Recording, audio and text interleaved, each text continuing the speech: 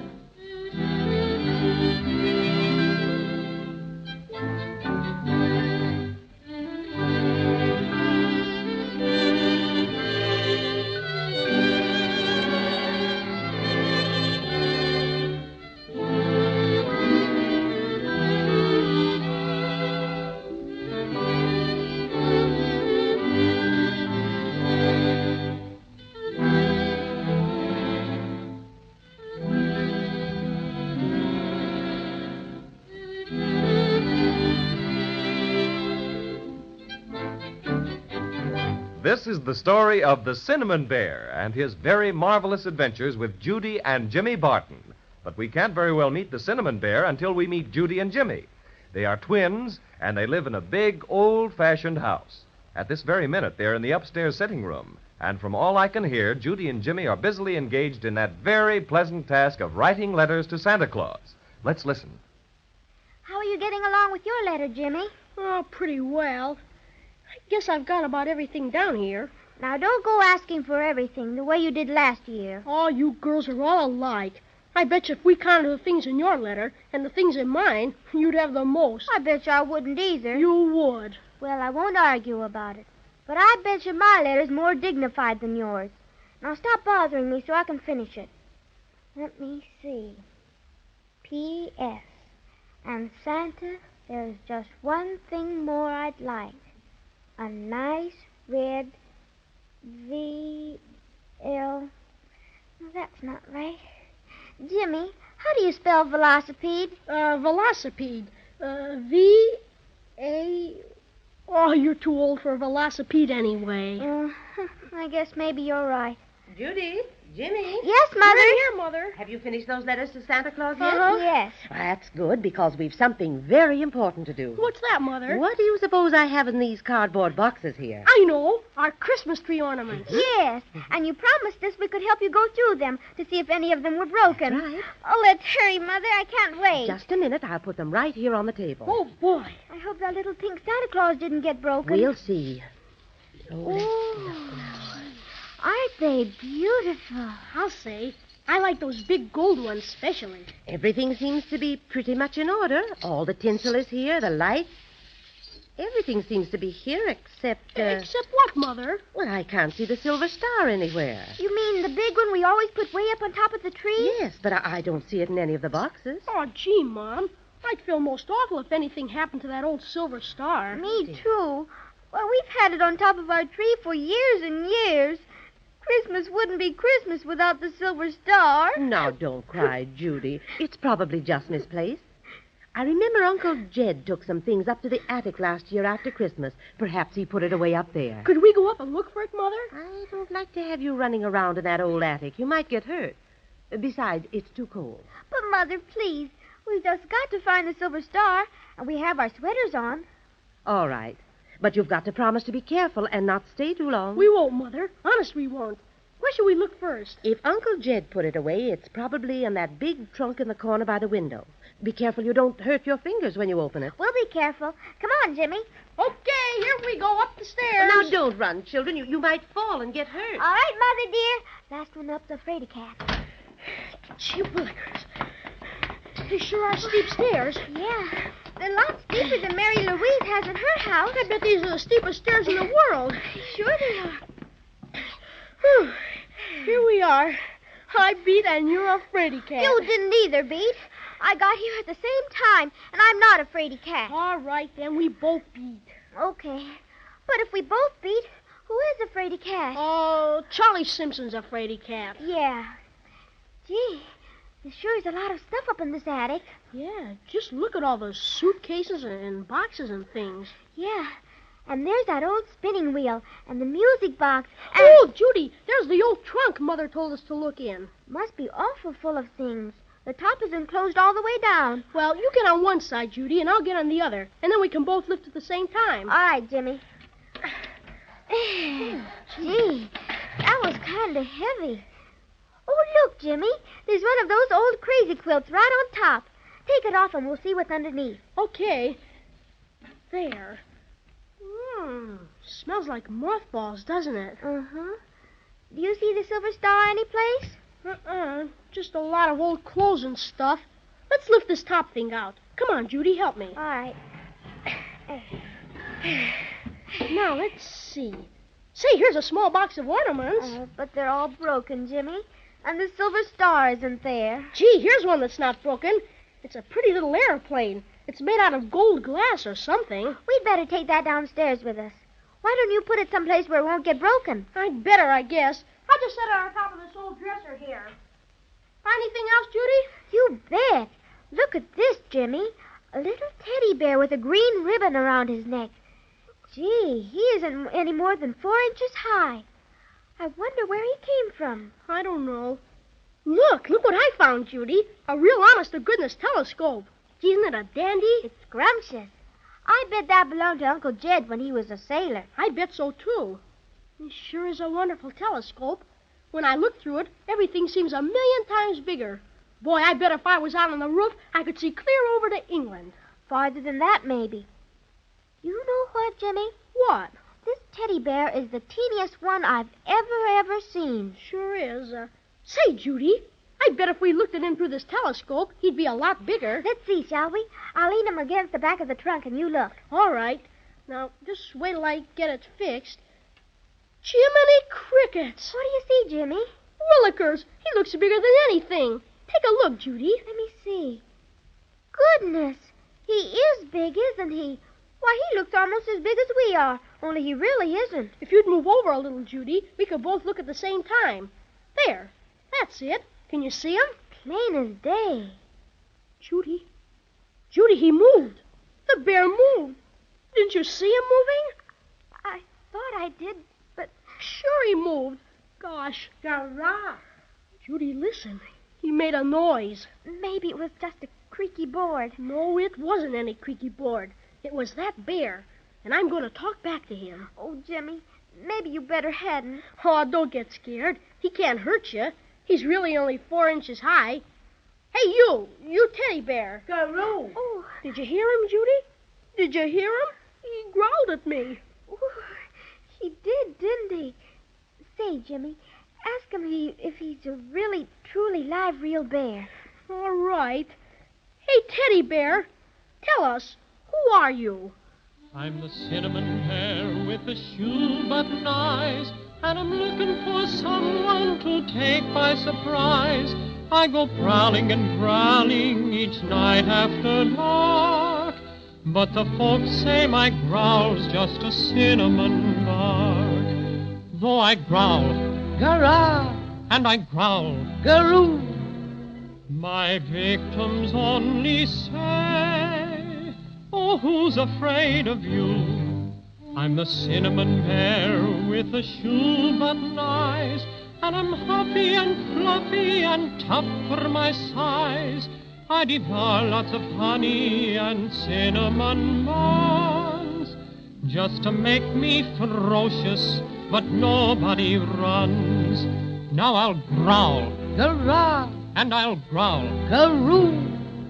and if you'll act afraid, I'm much obliged to you. Oh, that was wonderful, Cinnamon Bear. Garage. Jimmy, let's pretend we're really afraid, huh? It'll make him feel good. Oh, all right.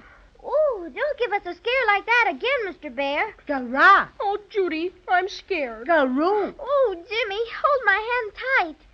Sure, and did I really frighten you? Terribly. You just about scared the daylights out of us. Well, I promise not to frighten you any more. That is, not until me ferocious nature gets the better of me again. Now, would you be kind enough to tell me your names? I always keep a record of the people I scare. I'm Jimmy. And I'm his sister, Judy. I'm much obliged to meet you, I'm sure. My name's Paddy O'Cinnamon. That sounds Irish. Sure, I'm slightly Irish. That's why I wear this green ribbon around me neck. But tell me, what are you two doing up here? Well, we lost the silver star that goes on top of the Christmas tree. Have you ever seen it, Cinnamon Bear? A silver star? Did it have 5 points? Well, I think so. Sure, I've seen it lots of times. Oh, show us where the silver star is, Cinnamon Bear. Oh, it's not here now. It's gone. Gone? Oh, dear. What shall we ever do now? Well, who took it? Why, the crazy quilt dragon, to be sure. Who is he? Oh, just a dragon. Not a very good one at that. He's terribly fond of shiny, bright things. Every day for the past month he's been running into the trunk to admire the silver star.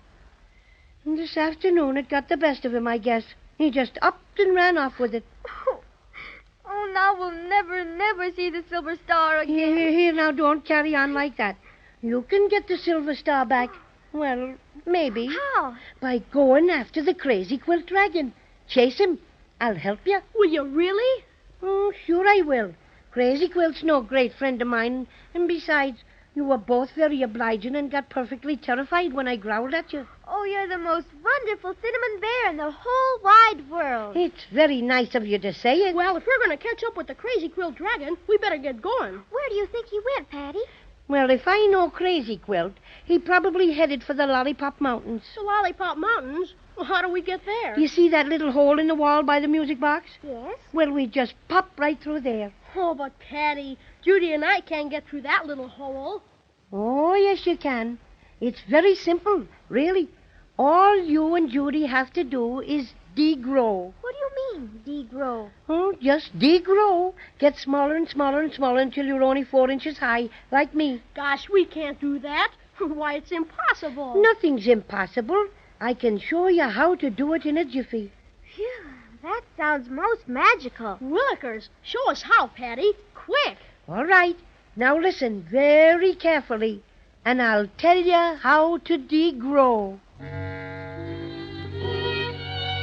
Well, if the Cinnamon Bear can show Judy and Jimmy how to degrow until they're only 4 inches high, then as Judy says, it really will be most magical.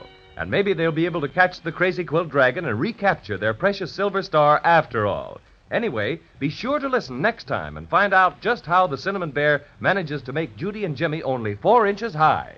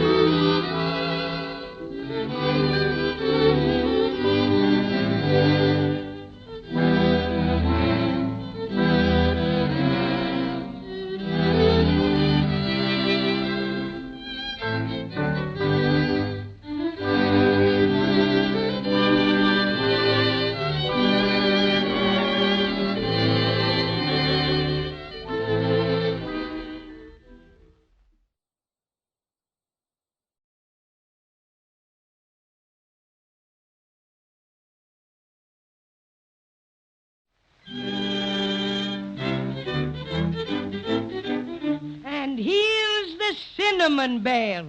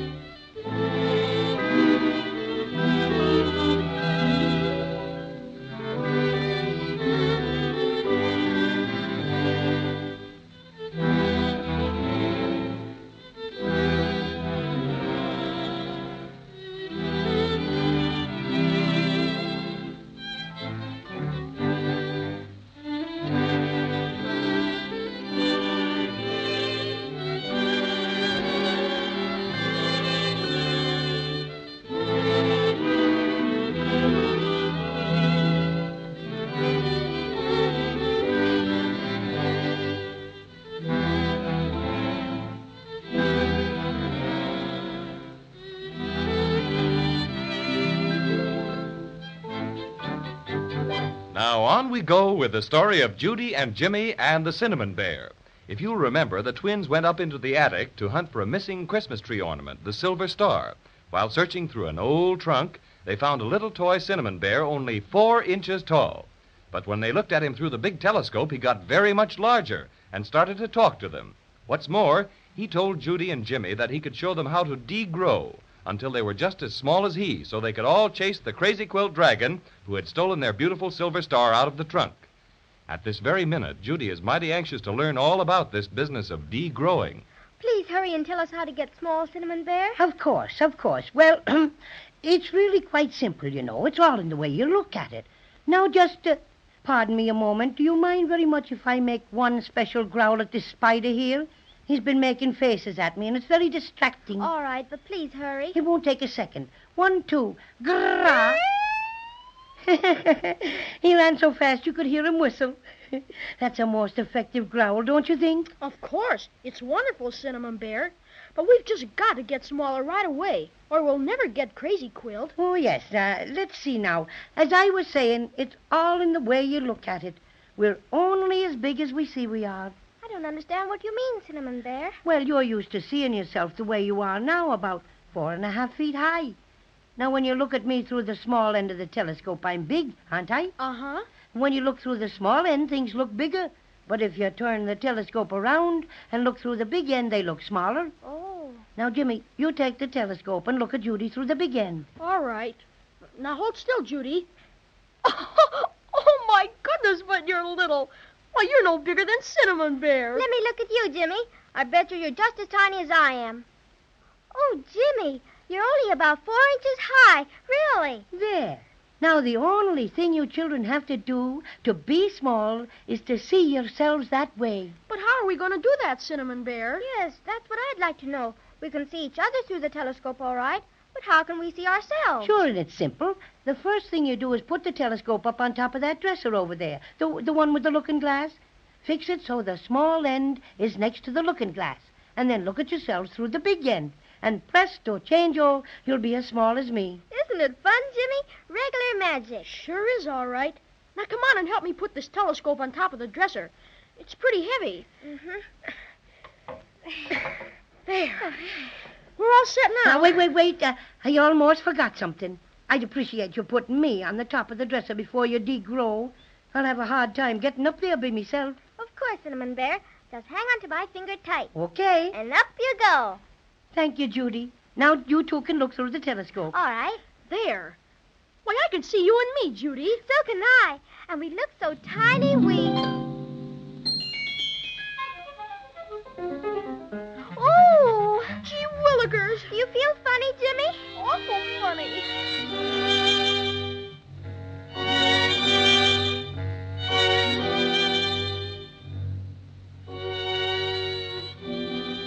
Phew. Here we are. Why, we're at the other end of the telescope. And look how big everything is. Why, look way over there, Judy. The trunk seems as big as a mountain. And just a minute ago, we were taller than it is. Well, how do you like being only 4 inches high? All right, I guess. Sure is funny, though. I wonder what Mother would say if she could see us now, Judy. She probably couldn't see us unless she looked awful hard. Oh, we better get started now if we want to catch the crazy quilt dragon. He's got a pretty big head start. Where do we go, Cinnamon Bear? Right through that hole in the wall. Why? Well, we were down on the floor a while ago. It was only a tiny little hole. Now it looks like a tunnel. That's exactly what it is, Judy. A tunnel. And it leads to Maybeland. Maybeland? But you said the crazy quilt dragon probably headed for the Lollipop Mountains. Sure, and the Lollipop Mountains are located in Maybeland. Come on, let's get started. Oh, dear. How are we ever going to get down off this big high dresser, Cinnamon Bear? In me aeroplane, to be sure. Why, look, Judy. Over on the other side of the dresser. It's that gold glass airplane I found in the trunk. Only now it's great big. But, Cinnamon Bear, we can't go anywhere in that. Why, it's only a Christmas tree ornament. That's where you're very mistaken, Jimmy. That happens to be me very own extra private airplane, and it flies beautifully. It does? It certainly does. Absolutely. And if you want to know what, I once made a transroute beer oceanic flight in it. Come along now. Why, look, Judy. It has a motor and everything. What does it run on, Cinnamon Bear? All the motors in Maybeland run on soda pop. Now, you and Judy climb in first. All right.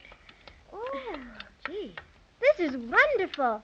When do we start? In a second, Judy. Can you jiggle that lever while I get the propeller going, Jimmy? Sure. This one? That's right. Oh, Jimmy, I'm so excited. Contact. Won't be a minute now, and we'll be off for Maybeland. Here we go.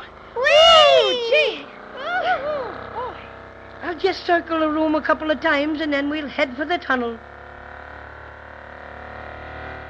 Oh, watch where you're flying, Cinnamon Bear. Just missed hitting the trunk. I'm sorry, Judy. Hold tight now. Here we go into the tunnel. It's awful dark in here. How can you see, Cinnamon Bear? My shoe-button eyes are especially good, you know. Anyway, it won't be dark for long. We're nearly through the tunnel already. Can't you see the light ahead? Sure enough. Why, look, we're outside. Oh, Jimmy, isn't it wonderful? Phew. Why, it's the most beautiful place I've ever seen. Is this what you call Maybeland? Indeed. Do lots of people live here? Scads and scads of them. All kinds of dolls and little animals and funny creatures you probably never even heard of. Are they all nice like you, Cinnamon Bear? Some are rather bad, they tell me, but of course I haven't met all the inhabitants of Maybeland. Be a long way. Oh, it's just like a dream. What is this place we're flying over now? Those are the Lollipop Mountains, Judy. All those different colors you see down there are lollipop trees. Look, is that the crazy quilt dragon? Where? Way over there, on top of that shiny cliff. Yes, sirree, it's Crazy Quilt, all right. And that's a cliff at the top of Looking Glass Valley. It's made entirely of looking glass. He probably picked the spot so he could bend over and admire his reflection. He's very vain. Let's hurry and catch him. We must be specially cautious. Mustn't let him know we're after him. We'd better circle over Looking Glass Valley, you know, just as if we were looking at the view, and then get around in back of him and take him by surprise. That's a fine idea. My, isn't it bright, Judy? Just like looking up above you, 'cause it reflects the sky and everything. Hello there! Did you hear somebody call? Yes, over there. Oh, me, it's that awful stork. Stork? Yes, Willie, and he's a terrible nuisance. Always going around in short pants and bragging about his wonderful travels. You know, he's a globetrotter and he writes books, but don't pay any attention to him. I say, hello there and cheerio. It seems sort of impolite not to say hello to him. Oh, very well, but I warn you, he's no good at all. No good at all. Hello, Willie. Greetings, my friends, greetings. Could you perchance accommodate a weary wayfarer in your airplane? I've wandered many a mile and I'm most fatigued. Of course not, silly. You're bigger than our airplane is, and you leave us alone. We're busy. Look, Jimmy, isn't he funny? He's wearing short pants like a mountain climber or something. And look at those horn-rimmed glasses. Look at that silly hat with a feather in it. He's the funniest stork I ever saw. Well, far be it from me to intrude where I'm obviously not welcome. Of course, I cannot always expect people to be magnanimous or sensible of the extreme honor I am conferring on them by Whatever offering in the to world ride is he with- talking about, Cinnamon Bear? Don't pay any attention to him. He thinks he should talk that way because he has a diploma and writes books. I'll overlook your insinuations, Paddy O'Cinnamon.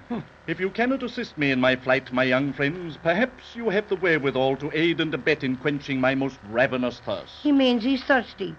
Will you please go away, Willie? We're in a very great hurry to catch the crazy quilt dragon who made off with a silver star that belongs to me friends. Oh, indeed, a daring fellow, that crazy quilt. Yes, and furthermore, the only liquid we have on board is the soda pop that runs the aeroplane. So scram. Oh, soda pop.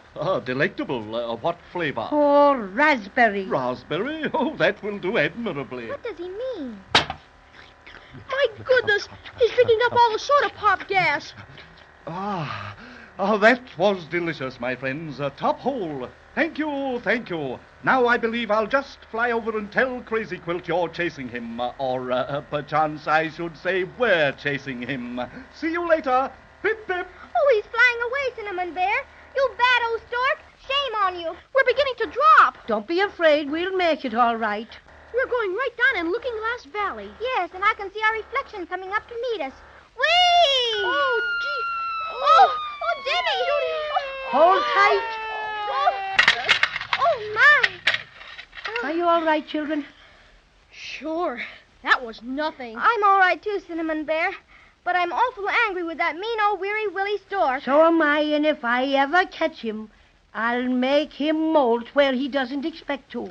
It sure puts us in a fix. How can we ever get out of this valley? The sides are all made of looking glass, and they're straight up and down. I don't want to frighten you, children, but this is really more serious than you think. Really. What do you mean, Cinnamon Bear? Will you promise me not to get scared? We promise. We're not afraid. Well, I know all about this Looking Glass Valley. I flew down here last year and explored it from one end to the other, and I found out... What? Unless you have an airplane or can fly... Yes? There is absolutely, positively no way to get out.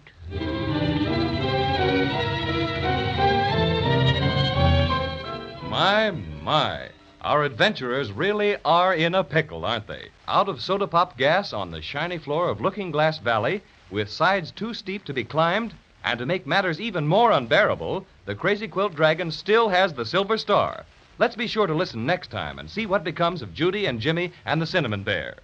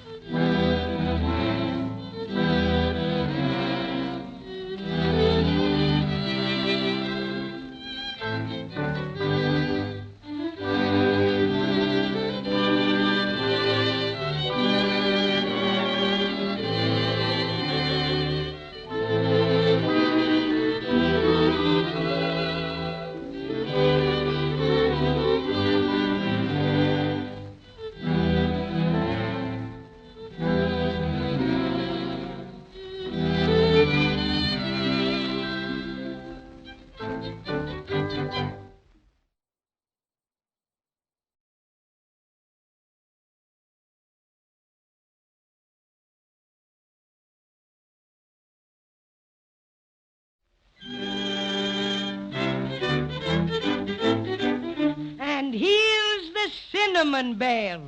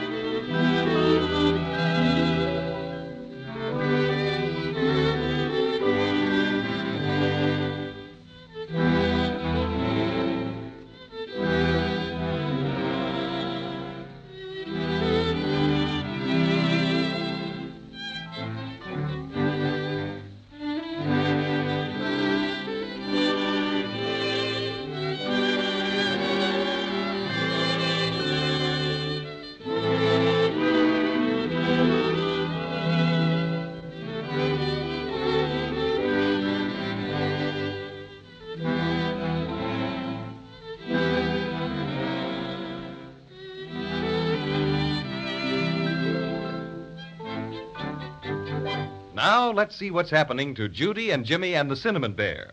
We left them at the bottom of Looking Glass Valley, where their airplane was forced down after Weary Willie, the stork, punched a hole in the fuel tank and gulped all the soda pop gas. If you remember, this made them very sad, especially because Weary Willie threatened to tell the Crazy Quilt Dragon that they were chasing him. And they were even sadder when Cinnamon Bear told them there was no way to get out of the valley. I just know we'll never get the silver star back from Crazy Quilt. And if we don't have it to put on top of our Christmas tree... Look, Cinnamon Bear, aren't there tools or something in the plane that we could use, to cut steps in the sides of the valley like the alpine mountain climbers do in ice? I thought of that, Jimmy, but this looking glass is very, very hard, and it won't crack no matter what. I guess there's only one thing for us to do, children. What's that? Wait until it rains. But I don't see what that will do to help us get out of here, Cinnamon Bear. That's just because you've never been in Maybeland before. You see, when it rains here, it rains soda pop. I see what you mean. Then we'd be able to fill up the airplane and fly out just the way we came in. Exactly. But when is it going to rain? Oh, me, oh, my. That's something I didn't think about. It might rain tomorrow, and again it might not rain until the next 4th of September. Well, we can't wait around for a soda pop rainstorm. I wish I knew something magic to say that would just scoot us right to the top of that cliff. Look, Cinnamon Bear, here comes Weary Willie, that bad old stork. So it is. And I must say he has a nerve coming back after drinking up all our soda pop gas. As soon as he gets close enough to hear me, I'm sure going to tell him a thing or two. Oh, don't do that, Jimmy. I have a better idea. He's an awfully conceited person, and if we flatter him a bit, maybe he'll feel ashamed of himself and help us get out of here. Hello, below! I'd like to punch him in the beak. Don't talk so loud, Jimmy. Remember what Cinnamon Bear said. Yeah, we must be very, very polite. I say, hello, below! I'm sorry we haven't any more soda pop, Weary Willie. Both for your sakes and ours. We're stuck here and we can't get out. By Jove, I'm deucedly unhappy to hear that, old man. In fact, I'm rather saddish to think that I was instrumental in causing your downfall. But I was confoundedly thirsty, and when I'm thirsty, it brings out all the primitive in me. I don't exactly know what you mean, Mr. Stork. But whatever it is, I hope you feel better now. Oh, I feel ripping, absolutely ripping. In fact, I feel so ripping that I should like nothing better at the moment than a good rousing game of ping-pong. Are any of you ping-pong-minded? No, we don't feel like it at all. Besides, we don't have anything to play it with. Oh, so we don't. It's just as well, too, because I'm a bit sloppish at ping-pong anyhow. For some reason, I always ping when I should pong and vice versa. Well, Mr. Stork, I suppose you did what you said you would and told that crazy quilt dragon that we were chasing him to get the silver star back. By Jove, I did. I've such a beastly rotten temper at times. I was provoked because you wouldn't give me a lift. I just went stork mad for a moment, but I'm terrifically sorry, really. You've no idea how sorry. Lot of good that does us now, Weary Willie. I have it. I'll fly you out of Looking Glass Valley. That'll be grand of you, won't it, children? You bet. Let's go. Very well, then. How will we manage it? Let me see now. Do you think we could all get on your back? Oh, of course. I've a strapping physique, Played rugby and all that. Oh, yes. I can carry all three of you without batting an eye. Well, let's hurry, please. By all means. Shan't delay a jot longer. Now, I'll kneel me down and you may all ascend. You go first, Judy. All right. I'm on. And now you, Jimmy. Okay. There, all set. Now me. All aboard, Paddy O'Cinnamon? All aboard, Willie. Then hold on tight. The hop up to the top of the cliff will be most grueling for me. I'll have to exert every last ounce of my marvelous strength. Are you ready, my friends? Ready. Then we're off. Pip, pip. Whee! Isn't this wonderful? Gee, we're climbing way up to the top. We've made it. Congratulations, Willie. Oh, don't mention it. It was nothing. Thank goodness we got out of that valley. Can you see the crazy quilt dragon anywhere, Judy or Jimmy? No, I can't. I guess he got tired of looking at himself in Looking Glass Valley and went someplace else. Oh, dear. Where do you suppose he went? Oh, according to my recollection of Crazy Quilt's habits, he's apt to be taking a siesta at this hour. What does he mean, Jimmy? I don't exactly know, but I'll bet Cinnamon Bear does. He means that about this time every day, Crazy Quilt generally takes a nap. Righto. And if I may enlarge upon my statement, he frequently takes his siesta in the vicinity of the Root Beer Ocean. Could you take us there, Willie? Oh, it would give me untold joy to do so, my friend. I feel it incumbent upon me to make amends for my caddish conduct this afternoon. How would you like to have me fly this time, fast or slow? Oh, fast, Mr. Stork. As fast as you can. We've just got to catch up with Crazy Quilt. Righto, here we go. Pip, pip.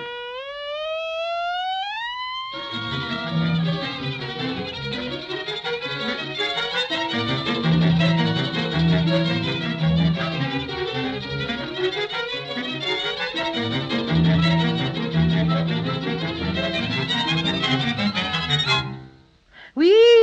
When you fly fast, you really fly fast, don't you, Willie? Oh, but definitely. Some call me the streamlined stork. And you sure brought us to the right spot, Mr. Stork. There's Crazy Quilt right over there. And he's sound asleep. And look, he's got the silver star right under his nose. Aha, the villain has been brought to bay. We'll just hand him the surprise of his life. Pardon me, my friends, but may I be of any further service? No, thank you, Willie. It's been most kind of you to carry us here. You were wonderful, Mr. Stork. Thanks a million. Oh, not at all. After my unmitigated thirst caused you to make a forced landing in an inaccessible locality, it was little enough for me to make amends in the small manner in which I have. And it was very big of you. And as a final favor, will you allow me the pleasure of sending you an autographed copy of my latest travel book? It's bound in purple alligator skin, printed on I'll vellum. be thrilled to death. Just send it to Paddy O'Cinnamon, General Delivery, Wintergreen Forest. Oh, but I didn't finish telling you Thanks about... a lot, Willie. You've been a brick. Oh, yes, so I have. Well, I must pop along now, my dear friends, and I wish you success in your endeavor. Goodbye. Pip, pip. So long, Willie. Well, that's over. He sure talks a blue streak.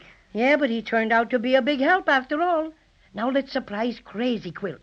I see he's still snoozing away over there. How'll we do it, Cinnamon Bear? Well, he's right near the cliff overlooking the root beer ocean. So the thing to do is to close in on him from three sides. Now, Jimmy, you take that side, Judy the other, and I'll walk straight at him. All right. Come on. Isn't it exciting, Jimmy? Not too loud or you'll wake him up. When we get near enough, one of you can snatch the silver star from under his nose. What's that? Oh, dear, it's one of those military-minded mosquitoes, and he's making right for Crazy Quilt.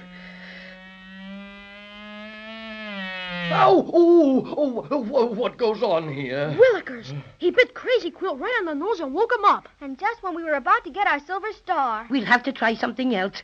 Hey, you, Crazy Quilt. I'm very busy right now, Cinnamon Bear. I'll speak to you some other time. He's trying to run away. Close in on him, children. Come on, let's go now. Hurry up. Get over this way, get over there. That's it. We got him backed up right on the edge of the cliff. Why, I don't understand. What does all this mean? You know what it means, Crazy Quilt. We've got you this time. Where's our silver star? Silver Star? What Silver Star? Don't try to quibble, Crazy Quilt. Hand it over gratefully and you can go your way. Oh, what a terrible mistake you've made. Why, I've never seen this Silver Star you're talking about. You must have the wrong party. You have too got it. I can see it even if you are trying to hide it. It's our silver star, and we've got to have it to put on top of the Christmas tree. You stole it out of that trunk, and you know it. What? Oh, come. You think I would do such a wicked thing as steal? Oh. You still insist that you didn't take it, Crazy Quilt? I repeat, I have not seen it. We'll have to scare him. Let's go. Well, scram, you bad dragon. Scat, skidoo. Oh, how funny. Garah. Boo. Boo. Oh, help. Oh, don't ever do that. He's slipping over the edge of the cliff. He fell into the ocean. Right into the root beer ocean. Quick, we'd better run down so we can head him off when he comes out of the water. Come on. Hurry up, Judy. I'm coming. We get him. He can't escape this time. There. He's just coming up on the beach. Oh, I'm so unhappy. Oh, such unkind people to say boo to a Crazy Quilt dragon. Don't you know you should never do that? Why shouldn't we? Well, I'll tell you. Don't ever say boo to a Crazy Quilt dragon in hopes he'll turn tail and run. There aren't many words that will make him go crazy, but boo is decidedly one. You can say cheese it or scat if you please, it will certainly bother him none. Now shoo or skidoo, sir, would not be taboo, sir, but booing is just never done. Don't ever say boo to a Crazy Quilt dragon, no, never, not even in fun. Remember, our crazy quilt's colors are fast and are guaranteed never to run. That was very pretty, Crazy Quilt, but you did run.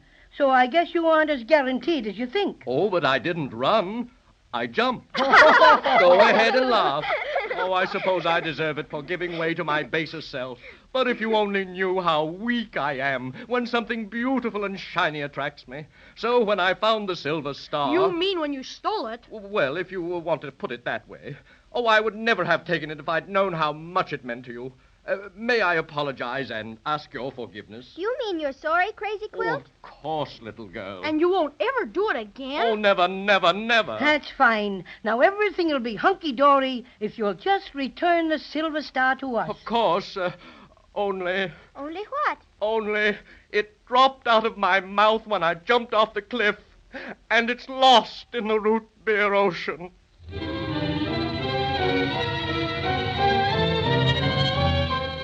Well, they've got the Crazy Quilt Dragon all right, but they haven't got the Silver Star. It looks like a lot of strange adventures are in store for Judy and Jimmy and the Cinnamon Bear before they retrieve their lost treasure.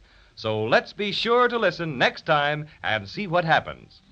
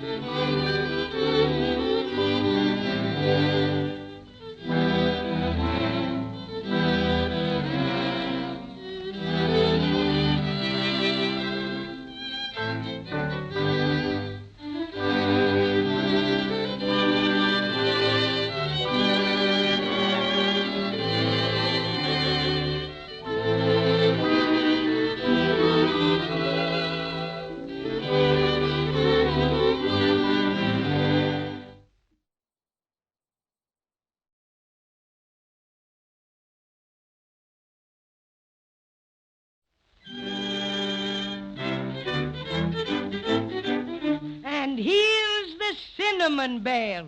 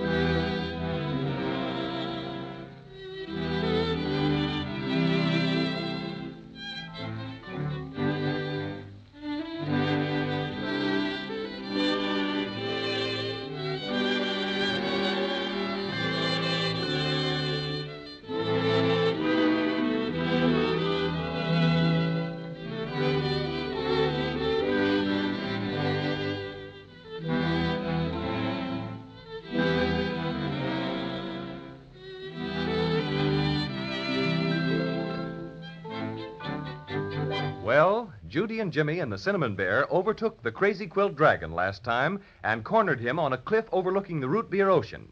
But no amount of persuasion could make him hand over the silver star, which he had stolen.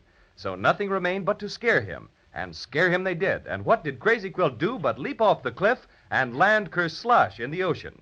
They rushed down to meet him as he came dripping through the root beer waves, only to discover that he had dropped the silver star when he jumped. It's lost again. Everyone is muchly disturbed, and Crazy Quilt is hanging his head. This is a pretty kettle of halibuts, if I do say so myself. You're a fine kind of a dragon. First you steal our silver star, and then you go and lose it. Oh, me. Nothing but shame do I get. Shame to the left of me. Shame to the right of me. You're extra bad, and you know it. Now, Jimmy, don't be so mean to Crazy Quilt. He said he was sorry. Ah, my gracious young lady. Do I detect a note of sympathy in your sweet voice? Can it be possible you feel sorry for me? Well, I didn't exactly say I was sorry for you.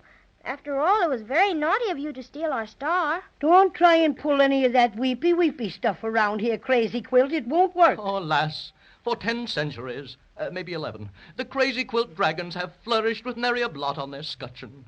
Oh, to think that I must be the one to bring shame to our illustrious name. Oh, there, Crazy Quilt. Don't feel so bad about it. I must redeem myself. There's no 3 ways about it. I must. Done enough already, you overstuffed villain. That's what I say. You'd better scram before I say boo. Oh, please, please. You know how that horrid word affects me. Don't be so impolite, Jimmy. Let's see what Crazy Quilt has to say for himself. Oh, thank you, my lovely one. Now, if you could all overlook my past offenses, I'd gladly help you look for the star. Applesauce with raisins in it. Don't let him fool you, children. I really have a good heart, you know. It's made out of red yarn, and it's big and true as true can be. Don't you think you could see your way clear to let me join up with your expedition? Huh? How's about it? I don't know what to say, Crazy Quilt. Well, I do. We don't trust you, Crazy Quilt, and that's that. Good for you, Jimmy. Oh, the shame of it all. Oh, agony. Listen, what's that noise, Cinnamon Bear? I wonder. Can you see anybody, Jimmy? No. Look, coming around that rock. Wow. Jiminy crickets. It's the Inkaboos. Run. Run for your lives, everybody. See you later. Wow. Oh, Crazy Quilt's jumped back into the ocean. Why, look. Those Inkaboos are as flat as can be. They look like paper dolls. Sure. Paper dolls made out of blotting paper with faces drawn on them. Aren't they funny? I don't know about that. They've got pens for spears.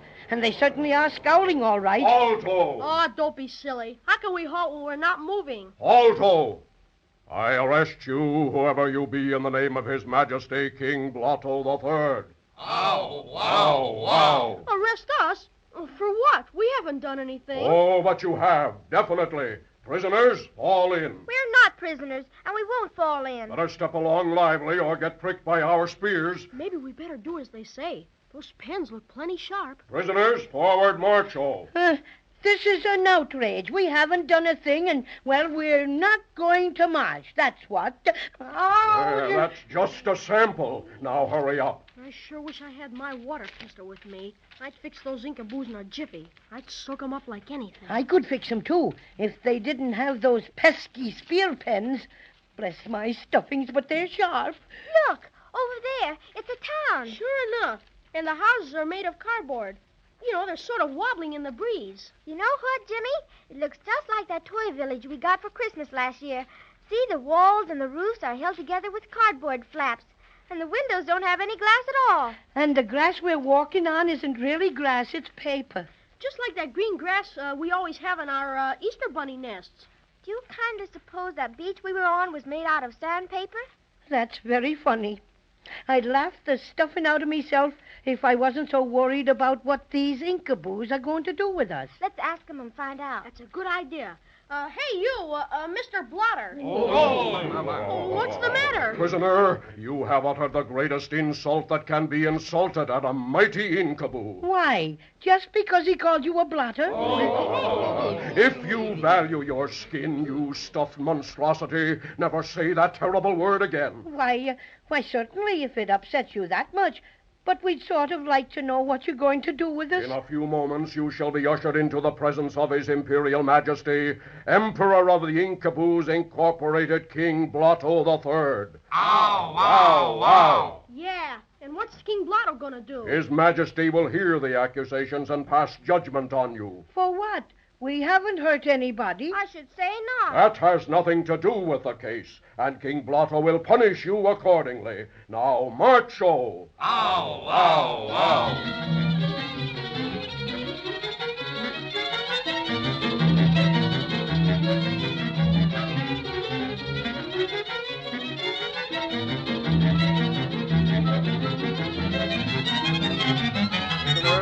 You are about to enter the royal audience chamber. Bow your heads and keep them there until His Majesty speaks. I'm afraid that's impossible for me. You see, my head is fastened on so it can move sideways, but not up and down. Oh, this will never do. Everyone must show His Majesty the utmost respect. I'll tell you what I'll do. I'll just turn me head clean around so it's facing backwards. How is that? A bit irregular, but it'll do. Guard, sound the royal fol-de-rol. Prisoners, forward marcho, and keep your heads bowed. Hope I don't stumble. Me too. With me head turned backwards, I haven't the slightest idea where I'm going. Prisoners, alto. Your most unusually high highness, we bow in your mighty presence. Hail King Blotto III. Ow, ow, ow. More respect, please. You're not half enthusiastic enough. Ow, ow, and double wow. That's better. You may raise your heads now, prisoners. Look, that's King Blotto sitting on an empty ink bottle. What a funny king. Isn't he, Cinnamon Bear? Wait till I get my head twisted around so I can see. Ho, ho, ho.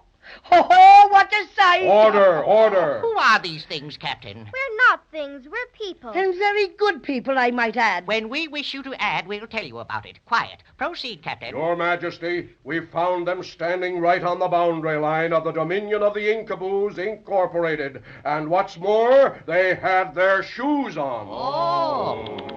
This is an offense, isn't it? By the way, what offense is it? A violation of Ordinance Number 23 Skidoo, which prohibits foreigners from standing on an Inkaboo boundary line with shoes on. Oh, yes, so it does. Well, how did we know it was against the law? Yeah, we didn't see any boundary line. Where is it? That's what I'd like to know. Where is it? It's a secret. Well, you can't very well arrest us for standing on something that we don't know where it is. Ignorance of the law is 9/10 of something. And besides, you should have taken your shoes off. Then we wouldn't have bothered you. Then that lets me out. I don't wear any shoes, so I couldn't very well take them off. What? Then you're doubly guilty because you didn't have any shoes to take off. But that's not fair. That law doesn't say anything like that. Oh, my, so it doesn't. Well, we'll fix that. Where's my royal secretary? Here, Your Majesty. Take an amendment. Quote, people who don't have shoes to take off when they stand on an Inkaboo boundary line are guilty of double treason and arsenic. I, King Blotto III, so will it. Unquote. Oh, yes, oh, yes, oh, yes. What do you intend to do with us now? Well, I don't quite know. Something too terrible, I fancy. That is, unless you want to try and win your freedom. Well, how can we do that? I'll tell you.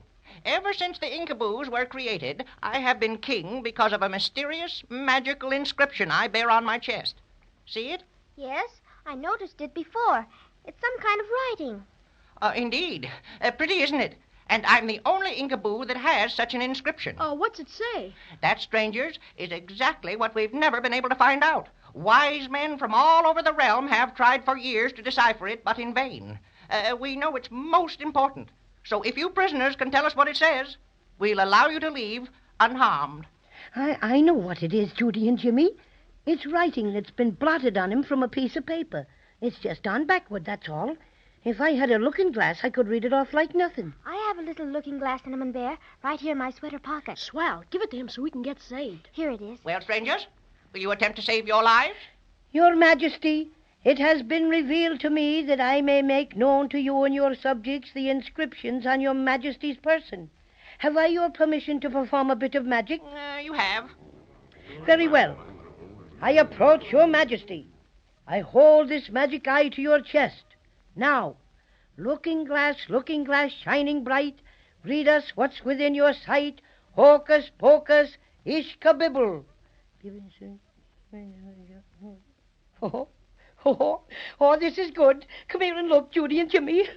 Why, how dare you laugh at my chest? I can't help it. Do you want to know what your mysterious inscription says? Certainly. Read on. Okay, you asked for it. Here goes. 1 pound hamburger, half a pound of Limburger cheese, 5 cents worth of onions. He must have been blotted on somebody's shopping list. I regret to inform your majesty that your magical inscription is just the makings of a Dutch lunch. Enough, enough. Your insults and laughter at our royal expense shall cost you dearly. What do you mean? Captain, summon the royal guard. Summon the royal executioner. Executioner? Conduct these insulters outside the gates. Yes, Your Majesty. And have them thrown into the immense inkwell.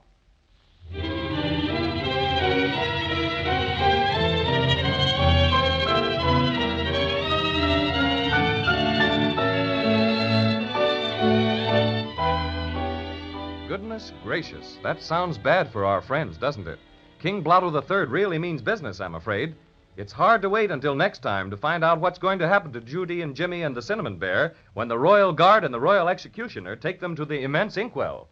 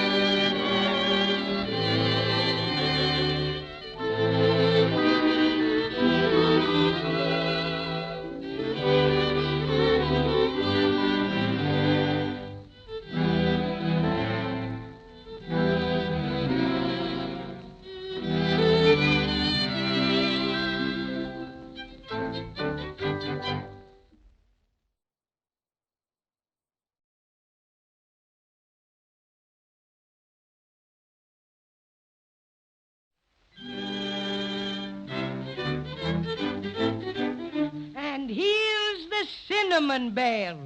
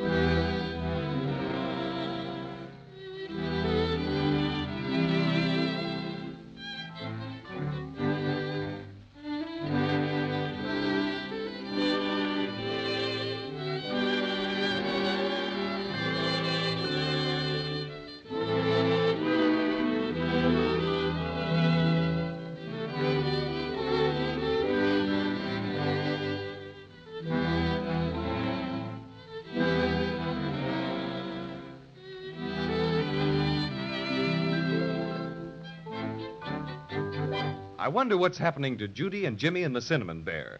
They lost the Silver Star again when the Crazy Quilt Dragon jumped into the root beer ocean, and as though that weren't bad enough, they were captured by the Inkaboos, strange people made out of blotting paper with their faces drawn on in ink.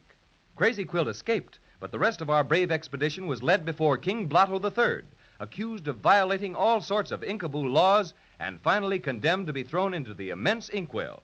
Now we find Judy and Jimmy and the Cinnamon Bear completely surrounded by Inkaboos, standing on the brink of the immense inkwell.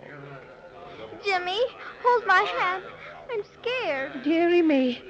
This inkwell really is immense and black as pitch. Willikers, it's almost a block across. Yes, and it's over 3,000 thingamajigs deep, and it's icy cold. Oh, my beautiful stuffing. This'll be the end of Paddy O'Cinnamon, sure. And we'll never get the Silver Star back.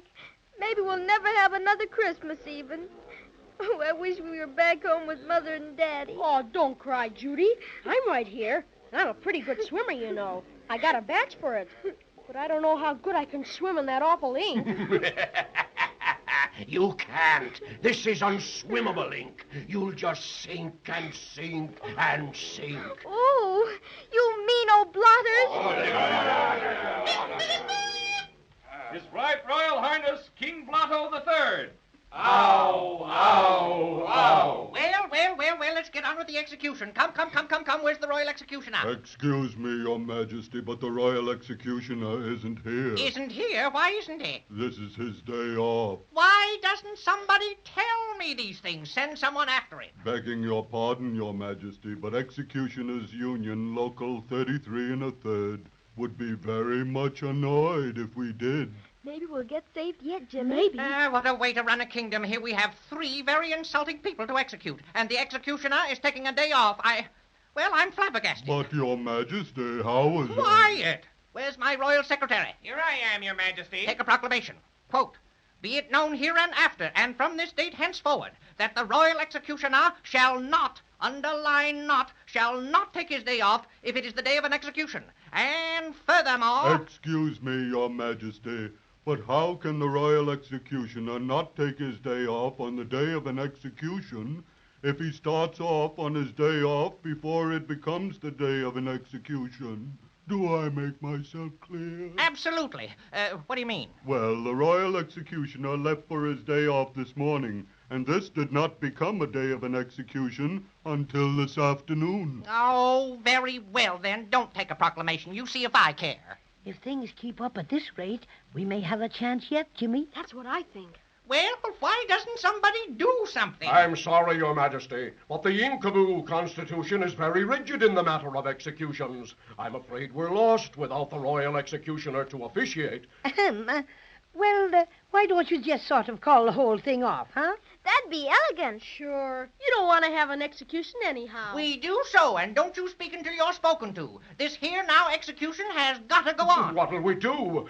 Possibly we could postpone the... Hooray! Hooray! Now, what's the matter with you? I've been trying for 10 years to remember what my official position is, and it just dawned on me sudden-like. Hooray! Hooray! Oh, cut the hooray business and tell us who you are, if it makes any difference. Oh, but it does, Your Majesty. I just happen to remember that I'm the Assistant Royal Executioner. So there. Oh, we're sunk children. They'll dunk us like donuts. Oh, I don't want to be pushed into that awful big old inkwell. Me neither. I'll fight him first. Come on, leave me. No, you don't. Hold him, men. Leave me alone. Ouch! Now, don't do that again, blotterface, or I'll scratch you to shreds. Did you hear that? This little runt says he'll scratch me to pieces. And he will, too. Gurrah! Gurrah! Oh, make that thing stop making that funny noise, will you? And for the love of ink, get on with the execution. Very well, Your Majesty. Gurrah! Just a minute. What's that person doing anyway? He's a cinnamon bear, and that's his growl. Yeah, and it scares people like everything. Fiddlesticks doesn't scare me at all, but I find it most annoying. Kindly desist, will you? And in the name of 10,000 pen wipers, please proceed with the execution. Of course, Your Majesty. Are the prisoners in line to be shoved off into the immense inkwell, Captain? Well, sort of, but they won't stand still. Here, you. All of you put your arms around each other so the executioner can push you in with one push. Oh, dear. There. All ready now. I'm awful scared, Cinnamon Bear. Just be calm like me, Judy. Something always happens. Sure, like in storybooks. The Marines will come, maybe. What is holding us up now? I'm rapidly losing my patience. Pardon, Your Majesty, but I temporarily forgot how the ceremony begins. Well, you'd better remember in a jiffy, or I'll have you dropped into the inkwell when the royal executioner gets back from his day off. Yes, Your Majesty. Oyez, oyez! In the name of His Majesty, King Blotto III, I, Assistant Executioner, do hereby prepare to shove these prisoners into the black depths of the immense inkwell. Well, go on. Your Majesty will please forgive me, but I can't just remember the exact wording of the execution. Absurd! Why, I'll have you... Please, couldn't I just skip over that part and shove 'em in right away? Your Majesty, unless the executioner proceeds according to custom, the execution may not be done. Oh, this is the last straw. Oh, dear, let me see. Maybe I can remember how it begins. One for the money. Two for the show. Oh, splendid. One for the money, two for the show, three... Jimmy and I know that one. You bet. It's one for the money, two for the show, three to make ready. No, don't, Jimmy. You're just helping him throw us in this awful inkwell. Jiminy Crickets, I forgot. Your Majesty, I remember it all now. May we proceed with the execution? By all means, and make it snappy. One for the money, two for the show, three to make ready. And ho, ho, ho! Who interrupts our magnificent ceremony of execution? Why, it's the Crazy Quilt Dragon. Where? I see him, and bless my stocking if he hasn't got reinforcements. Hooray, we're safe. Company, prepare to defend yourselves. Crazy Quilt's got a company of scissor soldiers. They'll cut the Inkaboo blotters to pieces. Swell. Let's try to get through and meet Crazy Quilt. We can't. We're completely surrounded by these awful Inkaboos. They're going to try and hold us. Up and at 'em, boys. Mow 'em down. Here we are, Crazy Quilt. Hold on, friends. We'll break through. Call for reinforcements. Bring out the artillery. That's the stuff, Crazy Quilt. Give him the works. Hurrah! Here he is. Here's Crazy Quilt. Oh, you got here just in the nick of time, Crazy. Oh, glad we did. But the fight's not over yet. The Inkaboo captain just called for the artillery. Oh, these scissor soldiers will fix them all right. I don't think so. Scissors can raise havoc with ordinary Inkaboo blotters, but they're not much good against the artillery. Just as soon as there's a big enough break in the line, we'll run for it. Gurrah! At 'em, boys! Here comes the Inkaboo artillery. Look, they're big fountain pens. Right, and they squirt ink. Gee, look what they're doing to the scissor soldiers. They're slipping and sliding all over the place. Oh, that's what I was afraid of. They can't cut a thing when they're wet. Oh, hooray! There's a break in the Inkaboo line. Come on, let's run for it. All right, but where we go? We can't just run and run. Of course not. The Inkaboos will catch us. Well, just keep running. I think I know a safe place. Where's that? The root beer ocean. We'll all jump in, and the Inkaboos won't dare follow us because they get soaked and fall to pieces. Wonderful, Crazy Quilt. Let's run even faster. Yes, but what about Cinnamon Bear? He can't jump in the root beer ocean. Mercy, no. It would be the end of me and my extra special stuffing. Don't worry about that. You can all climb on my back, and I'll swim you. Crazy Quilt, you're a lifesaver. Oh, not yet, I'm not. We've still got to make it to the beach. Let's go.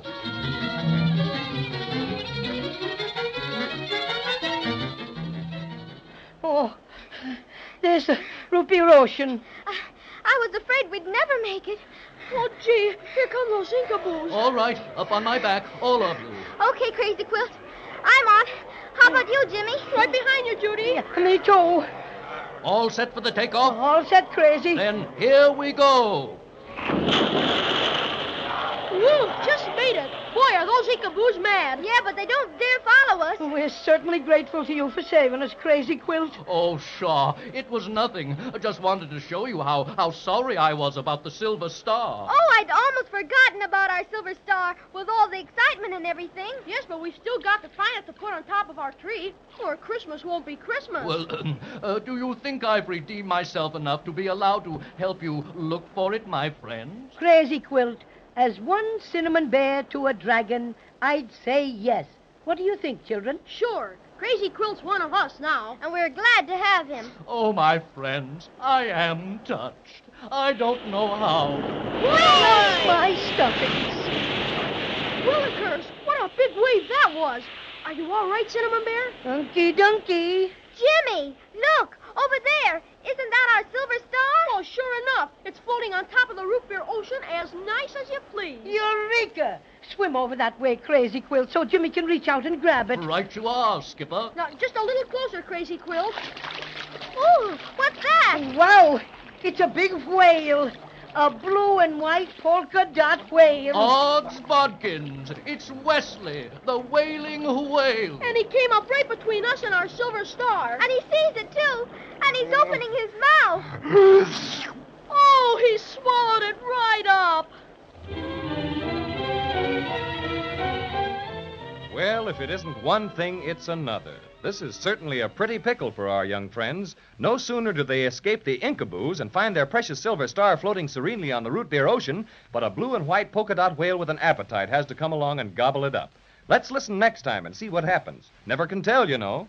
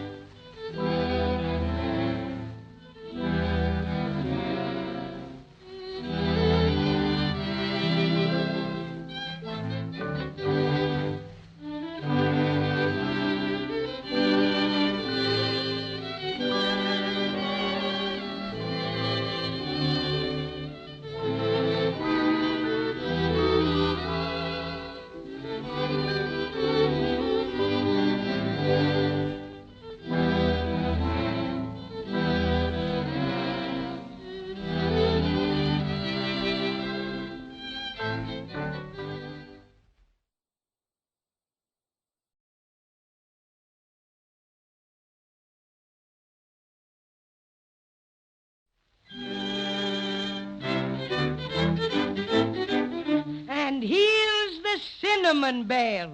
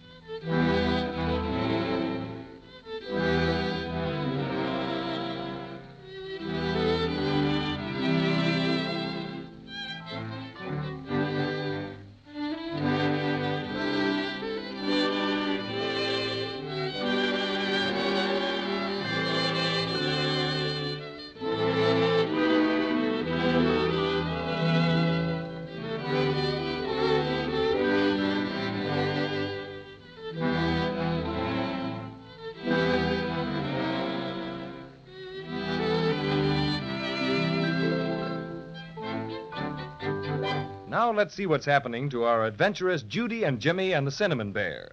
Last time we saw them, they had just barely escaped being thrown into the immense inkwell by the Inkaboos.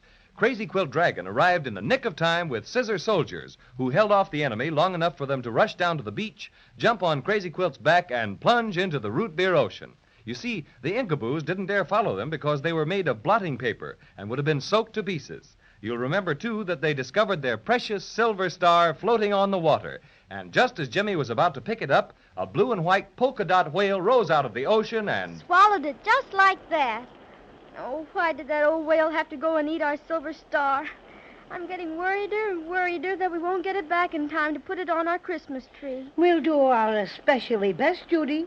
All we can do for now is to wait until he comes up again. Say, Crazy Quilt. Yes, Jimmy? Do you know this whale who swallowed our silver star?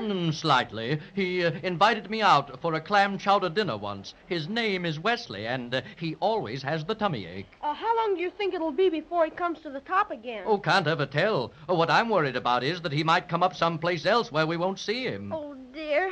Whatever will we do? We'll just have to be patient and wait and hope he shows up somewhere around here. Speaking of waiting, if we have to wait much longer, I'm vastly afraid you folks won't have any place to wait. Well, what do you mean, Crazy Quilt? Well, it's this way. I'm not really a watertight dragon, and in order to make any sort of extended sea cruise, I have to go on a special diet. It takes about 4 barrels of corks to put me in the pink. And you haven't eaten any corks lately? Not for some time, and if I stay in this root beer ocean very much longer, I'll get waterlogged, or maybe I should say root beer logged, and sink. Oh, my stuffings. Can't we go someplace where you can dry out? How about that big rock over there? An excellent thought, Jimmy. I'll just head in that direction. Be there in a Ahoy! Avast there, belay! What's the matter, Cinnamon Bear? There's the whale. He's coming up. Oh, look at him. He's coming Hello up. there, Wesley. Hello, Crazy Quilt. How are you, you old blue and white blubberer? Oh, there you go. Insulting me just because you know I'm a sick whale. Woe is me. Oh, I was only fooling. What's bothering you now? Hurry up and tell him about our star. In a minute, Judy. I said, what's bothering you now, Wesley? It's a pain I can't quite locate. Oh, dear, it just jumps all around. I've a pretty good idea what it might be, my drooping denizen of the deep. Oh, you have? Well, tell me like a good dragon. Remember about an hour ago you swallowed something floating around here? Oh, yes, of course. Just a tea-time snack, nothing heavy. Maybe so, but what you swallowed was a silver star that belongs to my young friends up here, Judy and Jimmy, and the fellow sitting behind them is Paddy O'Cinnamon. Hello, folks. Sorry to meet you when I'm feeling so miserable. No wonder you don't feel good after eating our silver star. Oh, what a pity. I don't know why I did it, really. I've no appetite at all, just nibble here and there. Oh, whoa, ho, ho. You're the funniest whale I ever heard of. Never saw anything like you. Of course you haven't. Oh. You've never seen a wailing whale until you've looked at me, oh. I've wailed in 11 seas, from Tokyo to Rio. I never smiled, I never laughed, I never grin or snickered. It takes too long to smile a smile, a frown is so much quicker. Waily, waily, groan and grumble, dearie, dreary, dear. Roar and rumble, moon and mumble, woe is me. I wail by day, I wail by night, in winter, spring, and autumn. I wail on top the ocean's waves, or on the ocean's bottom. I'm very fond of tummy aches. In fact, I like to be sick. I thrash the water till it's rough, then float till I get seasick. Waily, waily, groan and grumble, dearie, dreary, dear. Roar and rumble, moon and mumble, woe is me. Oh, woe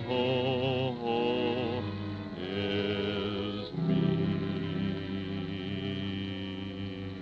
Very nice, very Mr. good, Whale. Wesley. Very nice. Very nice. Do you like my voice? I've had considerable comment on it. You ought to hear me cut loose with rocked in the cradle of the deep. Many... You're all right, Wesley, if I may presume to call you that. Well, that's quite all right. You know what? I think I'd sound much better if I didn't feel so bad. I should think you would feel bad. That silver star you ate was made of glass. Yes. What? Glass? Oh, dearie me. Oh, double dearie me. I'm certainly the most unfortunate whale that ever flipped a flipper. You didn't chew it up, did you? No, I didn't, but that doesn't help matters any. Glass. Oh, dear. Somebody get a doctor quick. I'm going. I know I'm going. Oh, of course you're not, Wesley. Just take a good deep breath and see what you can do about returning the star to its rightful owners. Oh, I'm so indisposed. I think I'm going to faint. What? No smelling salts? Oh, whoa. Oh, dear. There he goes. And the silver star inside him. What'll we do now? Wait until he comes up again. Maybe he'll feel better then. Not Wesley. He enjoys poor health. Oh, what do you say we climb up on that rock like we planned to do? Then Crazy Quilt can get dried out, and we can watch for Wesley to come up to the top again. Fine. Hold on tight, everybody. Up we go. Whee! Here we are. Now, if you'll all get off, I'll take myself a bit of a sunbath. Sure enough. Yeah, come on, Judy. I'll help you down. Thanks, Cinnamon Bear. Pardon me, my friends. I shall retire to a remote corner and stretch me out in the sun. See you later. Yeah, take a good rest, Crazy Quilt. Hello. Hello yourself. It's a sill, Judy. Howdy, folks. Welcome to our city. It isn't a city. It's just a wow. I know. Just a figure of speech. Welcome anyhow. I'm Samuel, the trained seal. Like the ones in the circus? Have you seen them? Amateurs, my boy. Just amateurs. You haven't seen a thing until you've seen me perform. Well, if you're so good, let's see you. Not now, Jimmy. Get him to dive down and wake up the wailing whale. Okay, here's trick number 1. Too late now, Judy. That pesky seal set on showing himself off. Oh, it's a thriller, folks. I toss this ball high into the air, turn a somersault, blow a whistle, and catch it on my nose. What, the whistle? No, the ball. Now get a load of this, folks. Here goes. Whee! Look at that, Jimmy. Excuse me, my friend, but you do the whole show, don't you? Applause and all. Oh, yes. Do that with my flippers. Just to get my timing right, you know. Must get used to public acclaim. I'd say it was pretty good, all right. Oh, pretty good. Nothing. You know, you've never seen a better juggling, balance, and musical act. Can you dive? Can a seal dive? I'm Olympic material, I am. Can I dive? Would you dive down and wake up the wailing whale then? He's got something that belongs to us, and we want him to hurry and give it back. I thought I sold Wesley hereabouts a while back. Sure, I'll dive down and wake him up. Oh, I'll give him a nip that will make him start, all right. Watch this form. Now, is this grace? Is this diving? Whoa! Back in a minute, folks.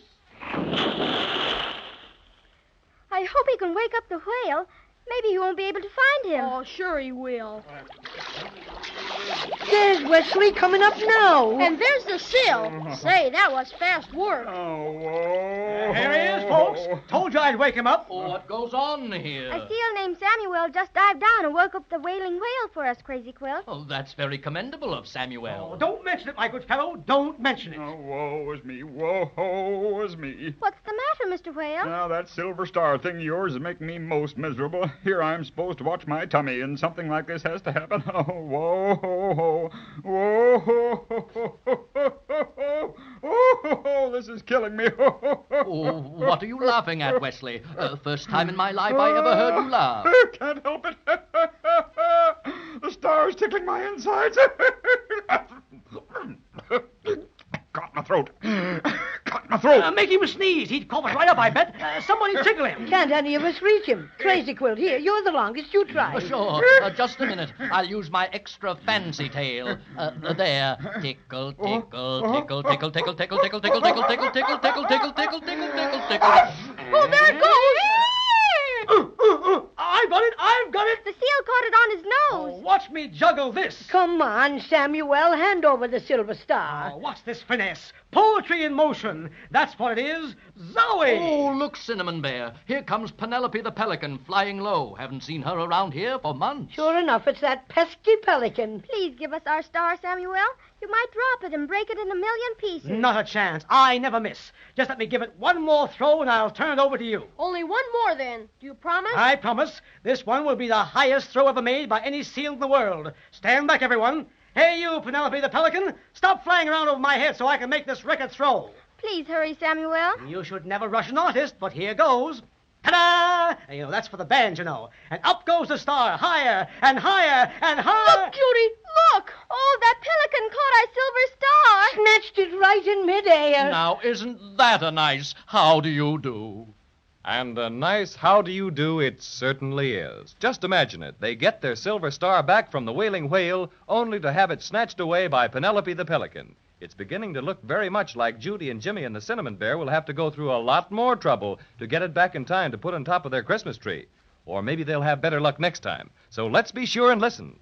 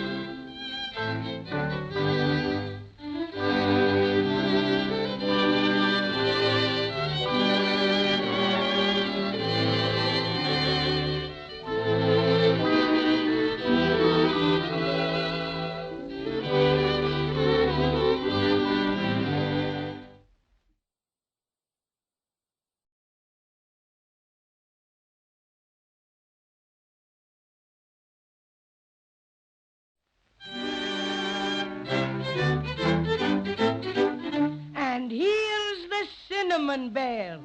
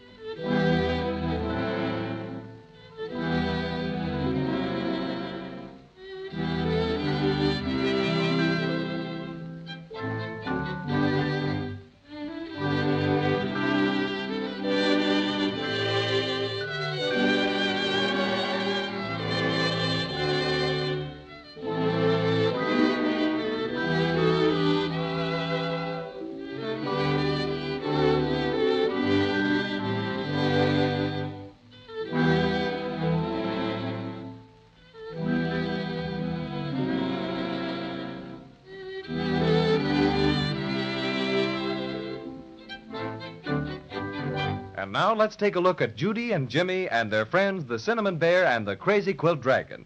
Things seem to be happening left and right. Wesley, the Wailing Whale, swallowed their silver star and finally got it off his chest when Crazy Quilt tickled him and made him cough it up. Samuel the Seal caught it and started to juggle it. Higher and higher he tossed the star, and then, alack, Penelope the Pelican snatched it in midair and off she flew. As Cinnamon Bear would say, this is a pretty kettle of halibuts. Oh, dear. Every time I think about our star, I want to cry. Seems like we just never will get it back. Don't you suppose we ought to just head out into the root beer ocean and keep looking, Cinnamon Bear? I don't think that would be so wise, Judy. Oh, I should say not. Not until I've eaten my 4 barrels of corks. 'Twould be a sad thing for us to get started and then have me get all soaked up with root beer. Oh, ho, ho, ho, ho. What's funny, Crazy Quilt? I was just thinking, maybe we could find us a root beer float. Oh, ho, ho. Oh, this is no time for bum jokes, Crazy. Oh, I thought it rather good myself. It's not. Now, Judy, I don't think it would do any good to head out into the root beer ocean. We haven't the extra slightest notion of which way the pelican was flying. Well, right now I don't care much about anything. I'm so hungry. Ah, food. Now that you mention it, Jimmy, I could trifle with a few dozen lollipops myself. And sure, and I haven't had any cinnamon buns for some time. If I want to keep extra special ferocious, I just must have my cinnamon buns. Suppose we all hop on Crazy Quilt's back and get back to land again. Capital. I'm all dried out now, and it isn't very far.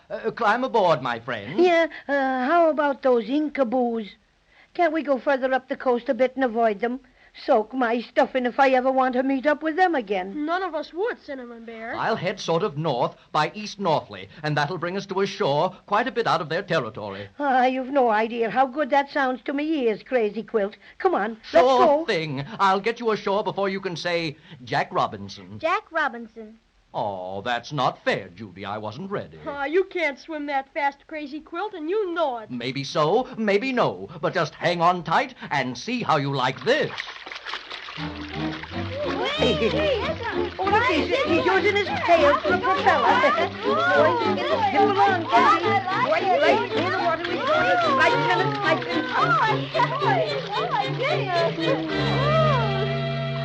That was a quickie, Crazy Quilt. I'll say it was. Oh, I was just poking along. Oh, you don't say so.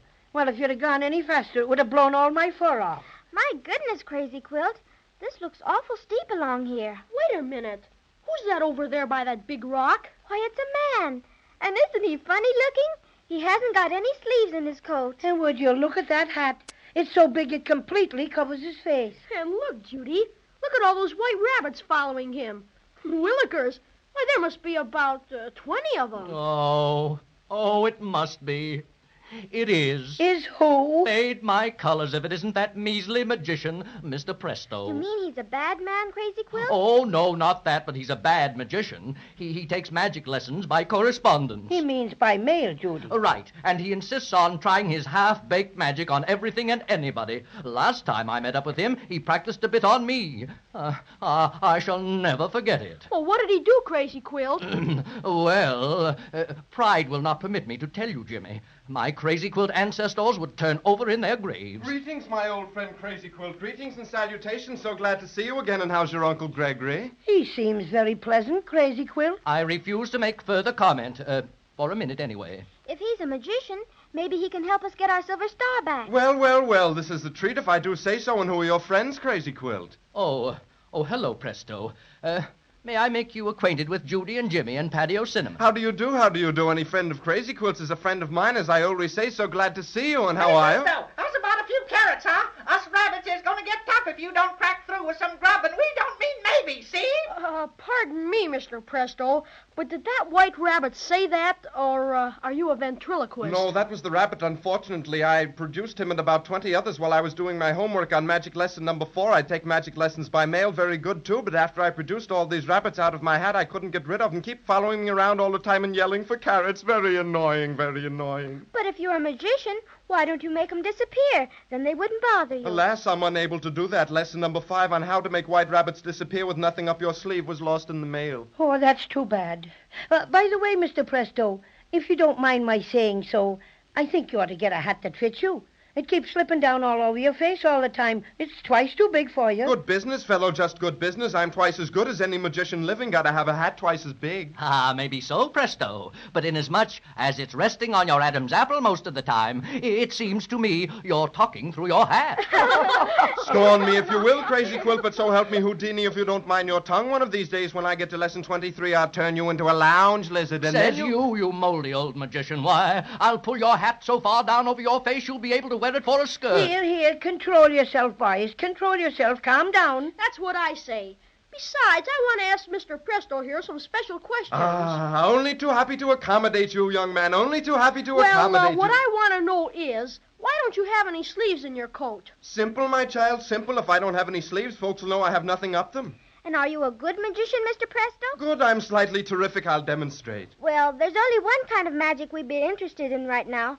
We're awful hungry. Can you get us something to eat? Food, simplest thing in the world. Learn that in lesson 15. That is the fundamental. So happens that the great Presto is a snozzaroo when it comes to producing eatables. Your orders, please, just name it. Cinnamon buns for me with currants and plain icing. Not that I think you can produce anything, Presto, but I could toy with about 3 Loganberry lollipops. Well, I want something that's regular food. You can make mine a ham and egg sandwich, and you don't have to toast it either. I think I'd like that too, Mr. Presto. All simple stuff. I'll start with the ham and egg sandwiches first. I place my hat on the ground, cover it with my kerchief, a few choice words, hocus pocus, ipso facto, abracadabra, and erasmatag. Remove the handkerchief from the hat and... You've got the makings all right, but I don't think I could eat a real live pig and a chicken. Up to your old stuff, eh, Presto? Am I mortified? So sorry. Million apologies. How about a few card tricks? I'm afraid you're a frost, Presto. Now, how about finding lost things? Are you any good at that? Right down my alley. Lesson 17. What have you lost? It's our silver star, Mr. Presto. It belongs on top our Christmas tree, and we just got to get it back. Silver star? Excuse me while I go into a quick trance. Oh, I'm getting it. Oh, it's traveling over water. Oh, a bird has it. A pelican has it. That's more like it. You're all right, Presto. You're all right. If you're so good at knowing where things are, perhaps your magic can bring back Penelope the pelican, back with the silver star. Simplicity itself. In a moment, you'll see her step out of my silk hat. Watch a wave of the wand this time. And behold the pelican. That's no pelican. It's a halibut. Such goings on. Nothing sacred anymore, not even us halibut. Pooey do, sir, and goodbye. Oh, please. Just a slight error someplace. Let me try again. Behold. Don't look now, Presto, but I think you've got something there. Why, it's a penguin. Yes, a penguin I am, and if I may say so, raspberries to all of you. Goodbye. Please, I beg of you, just one more chance. All right, but this is the last time. Behold! You did it! It's Penelope! Hooray! That this should happen to me. Penelope Pettit the Pelican, descended from a long line of respectable pelicans. You'll answer for this. I'll write a letter, that's what I'll do. You'll hear from me, sir. How dare you interrupt a blue-blooded pelican when she's flying along and minding her own business?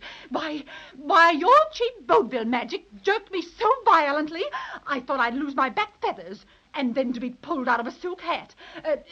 Let's see the label. Oh, cheap stuff, and second-hand at that. Where's our silver star you took away from the seal when he was juggling it? Oh, that thing. A pretty bauble, too. Well, I was flying over the island of Obi when this 10th-rate magician jerked the daylights out of me and I dropped it. Oh, dear. Did you see where it landed on the island? How could I? It all happened like a flash. And now, if you ruffians are quite finished, good day. And wait till my congressman hears about this, the very idea. Oh, whatever will we do now? We're farther away from the silver star than ever. Oh, don't cry, Judy. Be a regular twin, not a sniffly girl. All right, Jimmy. Well, Presto, what have you to say for yourself now? Nothing, absolutely nothing. I am abject. I am prostrate. I feel like a snake in the grass. What? Goodness, he is a snake in the grass. Well, sure enough. He turned right into one. And watch him wriggle away. And let's hope he stays that way for some time. He's nothing but a nuisance. So that's that. Well, let's not waste our time crying about what's happened. Let's start off and look for something to eat and a boat to get us over to the island of Obi. You're right, Cinnamon Bear. Let's see what's around the other side of this rock. Come on, Jimmy. Come on, Crazy Quilt. Okay, Judy. All right, Oh, but be careful. All right. Mind, Watch out of these rocks. They're Be awfully careful. slippery. Oh, what's this? Look, right up against the rock. Why, it's a chest. Yeah, it looks like a pirate chest that you read about. Why, so it does. And see what's written on it. Private property of Captain Taffy. Hands off. Let's open it. Maybe there's gold in it. Now, I'll take this side, and Jimmy, you take that other side over there, and we can... Gee willikers, listen! Wow! We're surrounded. Pirates, we're done for.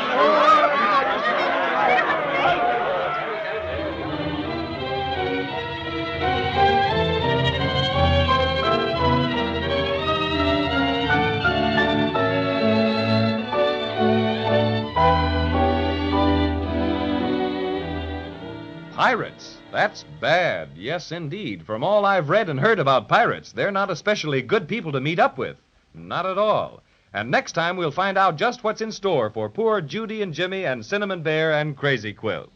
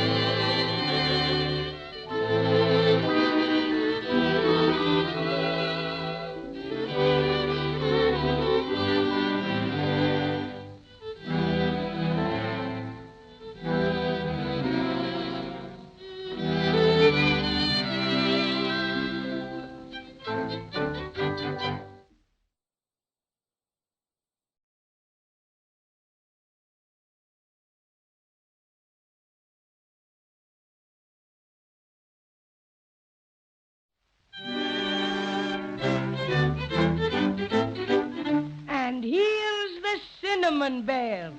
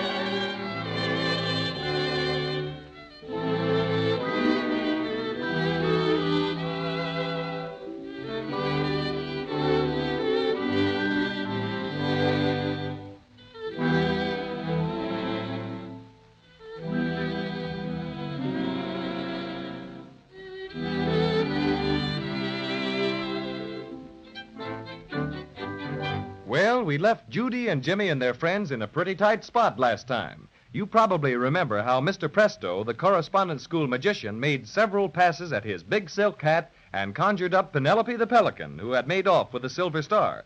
Unfortunately, however, when Mr. Presto exerted his magic power to pull Penelope back, he did it so violently that she dropped the star on the island of Obi. Then, to crown their misfortunes, they were about to open an interesting-looking chest, which they found on the beach, when all of a sudden they were surrounded by pirates. And I must say they looked most ferocious. Oh, Jimmy, I'm so scared. What do you suppose these pirates will do to us? Willikers, I don't know, Judy. Gee, we didn't even touch their chest. What right have you pirates to molest us? We were minding our own business. Hey, you'll find out soon enough, won't he, mateys? Hey, we can't take this dragon. He's too big for the rowboat. Maybe he'll be able to rescue us like he did before. I sure hope so. You two children in the bear, you follow us. Where do you want to take us? Wouldn't you like to know? I sure would, all right. And what's more, you can't take Judy and Paddy O'Cinnamon and me if you don't tell us. Well, well, well. Now, what would you do, huh? Well, why should I tell you if you won't tell me where you're taking us? Say, he'd make a good pirate, wouldn't he, matey? Well, my little landlubber, I'll tell you. We're taking you with us on board our ship. Me too? Oh, definitely you. Well, why me? Well, you're all far too curious for your own good. You'll know in good time. If you don't need me, I have a very pressing engagement. Oh, you can go whenever you like. The sooner the better. Scat! In spite of your undignified rejoinder, I take my leave. Goodbye, crazy quilt dragon. Goodbye. Goodbye, crazy quilt, old pal. Goodbye, my friend. Just wait until I find a few barrels of corks. Goodbye. Well, all ready? Forward. One-Eyed Joe and Black Ben, take the treasure chest. Aye, mate. Barnaby Bright, you and Cox and Charlie stand by to shove off the boat. Aye, aye. And the rest of you assist our friends into the boat. Aye, assist. I don't like the way they're laughing at all. It does have a very unpleasant ring to my ears. Jimmy, take my hand. All right. I won't let them hurt you, Judy, no matter what. Are we all ready? Aye. Then let's go. All hands to the oars. Aye. Shove off. There, we're off. Heave ho, my hearties. To the ship. Heave. Ho! Heave. Ho! Heave. Ho! Heave. Ho!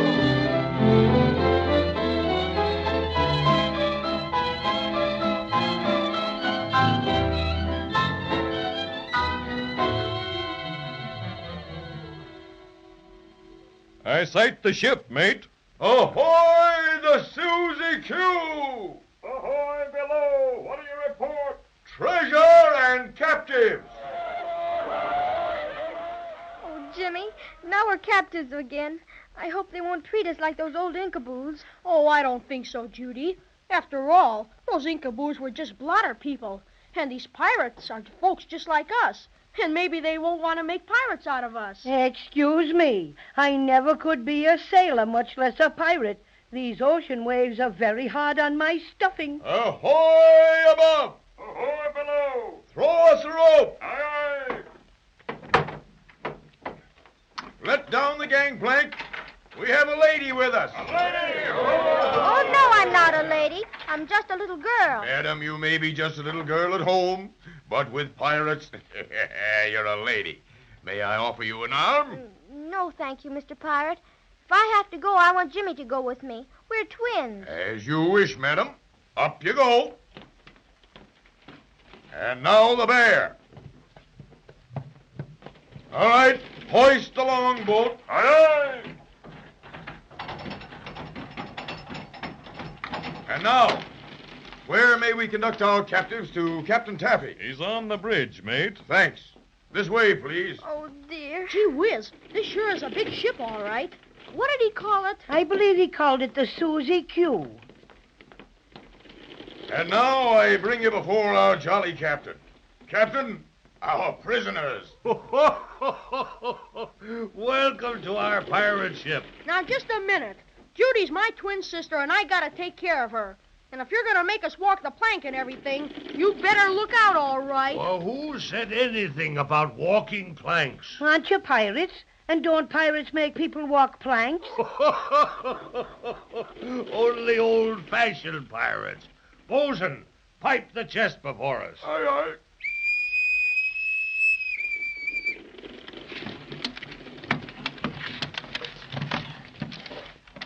Open her up. Oh! Why, it's all candy. Sure enough. Gee, toffee and caramel. Chocolate creams. Oh, my goodness. Cinnamon sticks, my favorite brand. You see, we're a new kind of pirates. What do you mean by that? We'll tell you all about ourselves in our song. Barnaby Bright, strike up our chanting. Aye, aye, sir. We're known as candy buccaneers and pirating's our pleasure. We never hunt for buried gold, 'cause candy is our treasure. The very thought of pirate loot is quite enough to bore us. But when we sight a candy bar, we shout and sing this chorus. Hey, hey, hey, hey. Candy ho, there's candy to the starboard. Sing yo ho ho and a bottle of pop. Hey, hey, hey. Candy ho, there's candy to the starboard. Sing yo ho ho and a bottle of pop. Walking planks and fighting duels may be quite fine and dandy, but if there's fighting to be done, we'd rather fight for candy. We're very fond of jelly beans, of lollipops and taffy, and when we capture chocolate fudge, we're positively daffy. Candy ho, there's candy to the starboard. Sing yo ho ho and a bottle of pop. Hey, hey, hey, hey. Candy ho, there's candy to the starboard. Sing yo ho ho and a bottle of pop. Isn't it marvelous, Jimmy? Oh, it sure My is. goodness, what a relief. Bless my stuffing. I've lived in and around the island of Maybe for some time, but I never heard of candy pirates. Well, we don't touch the mainland much, my friend. We mostly keep to the islands. Islands? Did you ever sail near the island of Obi? Often. In fact, quite often. Yes, it's one of our favorite anchorages. Do you think you might be going there pretty soon? Well, that depends. Well, we might just as well head in that direction as any. Have you some special reason in mind? We certainly have, Captain. Our silver star's on there. Silver Star? Oh, yes. You see, it belongs on our Christmas tree. Oh. Well, the Candy Pirates would be most happy to aid you in your search for the Silver Star. We'll hoist anchor and sail for the island immediately. That'll be fine. Do you think it'll take long? No, not very. How long does it generally take, pilot? Well, depends on the wind, Captain. It's pretty good today. Oh, not more than an hour or so. Good. Bosun, pipe up the anchor. Aye, aye, sir.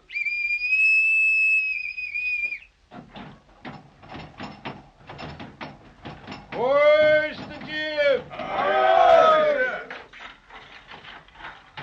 Up with the topsail.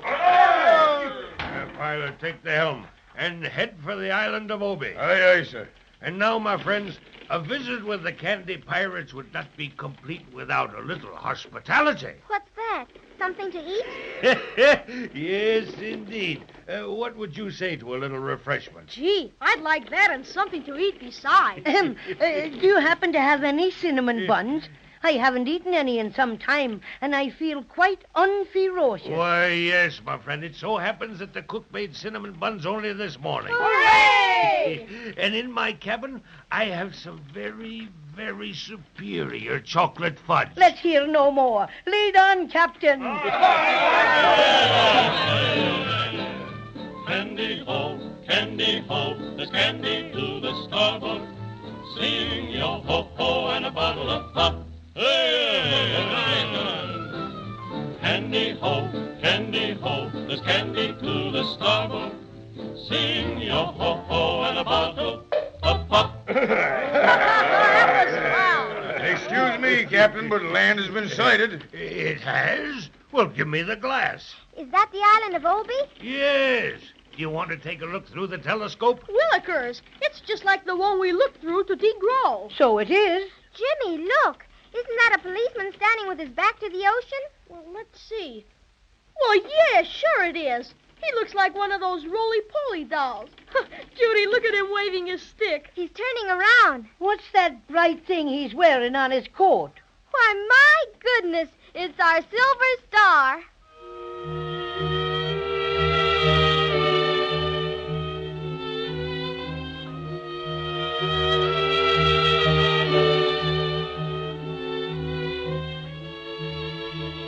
Well, at least our friends are on the trail of their silver star again, and let's hope that Captain Taffy and the Candy Pirates can get them ashore in time to overtake the roly-poly policeman. It'll be interesting to find out how he happened to get it, and especially if Judy and Jimmy will succeed in getting it back. But we'll have to wait till next time for that.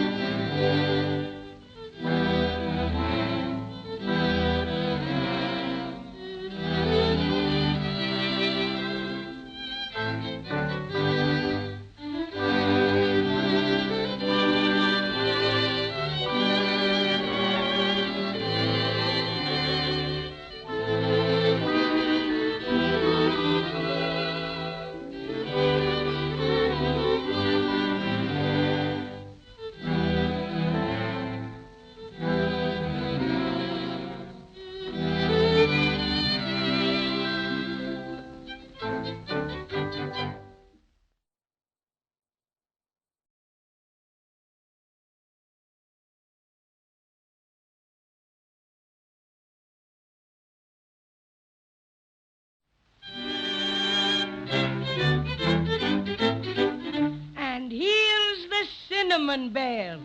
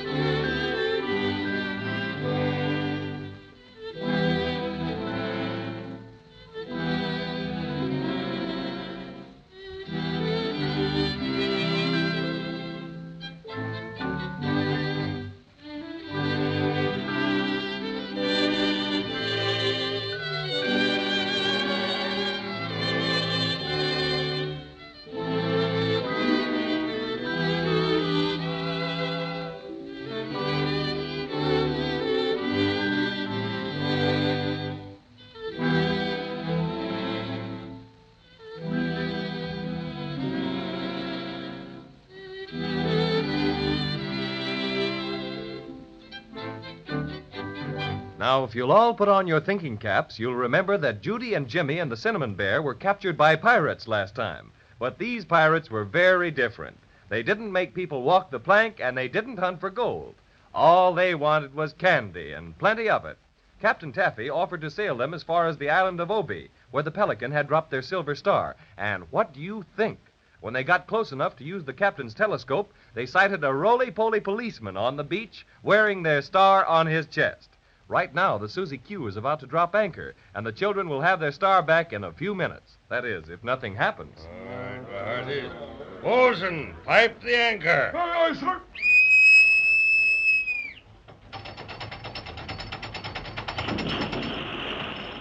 Well, my friend, it's been a pleasure to have your company aboard the good ship Susie Q. Gee, we sure had lots of fun, Captain Taffy. That's what I say, too. I never knew pirates could be so nice. Did you, Cinnamon Bear? Bless my stuffings, no. And we're much obliged to you, Captain. Don't mention it, matey. I sure would like to know what that roly-poly policeman is doing with our silver star on his chest. Well, we'll know pretty soon, Judy, because Captain Taffy's going to give us a boat so we can row ashore. I'm sorry the candy pirates can't go ashore with you, but confidentially, we're on our way to capture a big hoard of yummy marshmallows. I can taste them now. Sounds most enticing. But marshmallows always get stuck in me fur. Oh, what's this island like, Captain Taffy? Well, it's a very strange place. Most magical, in fact. Very large and inhabited by all manner of strange people and things. Gee, I hope we get a chance to see a few things. Are you pirates coming right back? Just as soon as we capture those yummy marshmallows. Won't take long, and you can give us a signal and we'll take you aboard again. But in case you need to leave the island in a hurry, you'll have the rowboat. We're sure awful grateful for everything you've done for us, Captain Not Taffy. at all, not at all. The pleasure's been on our side. Are you ready? Ready and raring to go, Captain. Very well. Bosun, pipe the boat. Aye,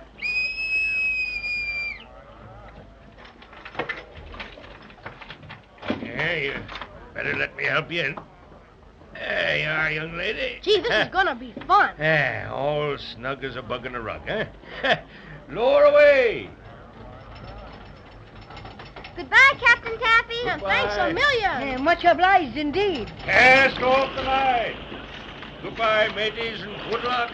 You take one oar, Cinnamon Bear, and I'll take the other. Barnaby Bright, strike up a bit of our chanty. All right, Cinnamon Bear, let's roll.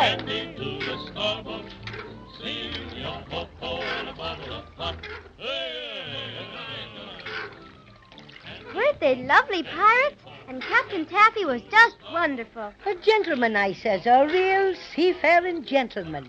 Oh, Jimmy, I can see the policeman ever so close now. Swell. I can't see because I've got my back to him. Are we heading in the right direction? Sure we are. I can see, Jimmy, and don't worry about it. I got complete control of the boat, haven't I? We're almost to the beach, Jimmy. Yell at him. All right. Wait till I turn around a little. Hey, policeman! I guess he doesn't hear you. Let me do the yelling. It takes a big voice like mine to do the trick. Hello, officer! Officer! And what do you want? What are you doing with our silver star? What? I'll handle him. Hey, you! What are you doing with that silver star? Sure, and I'm wearing it. What do you suppose I'd be doing with it? Yeah, but you got no right to wear it. Oh, haven't I now? And begorry, who has more right to wear a star than a policeman? But it's our star. You bet, and we're coming right in there to get it. Come on, Jimmy. Just one more pull on the oars will scoot us right up on the beach. What's the matter here? We're stuck. We don't move an inch, and neither does this wave that the boat is on. Try again. It's no use, folks. That's a magic wave. It'll keep anyone from landing in a boat. What do you mean, a magic wave? Just that, magic. That particular wave never rolls in. Just stays where it is all the time. You can jump down if you like. Oh, but it's too far. Most 5 times as high as us. Or dive in and swim under it. Oh, never. My precious stuffings. And in either case, your boat will drift out into the ocean. Grah. And you lose it. Grah. Am I mad? Just wait till I get my paws on you, Flatfoot. That's an insult, to be sure. I'm a roly-poly policeman, And roly-polies don't have feet to be flat. But what are you doing with our silver star? Yours, is it? And what would it be doing dropping out of the sky? Penelope, the pelican dropped it. She stole it from us. Sure, I didn't know that at all. What do you do, Mr. Policeman? Just stand there all the time? Not at all, son. I patrol. Oh, lollipops, how can you patrol without feet? Oh, with a roll this way and a roll that way. I can patrol about 3 feet on either side of me. Not much, maybe.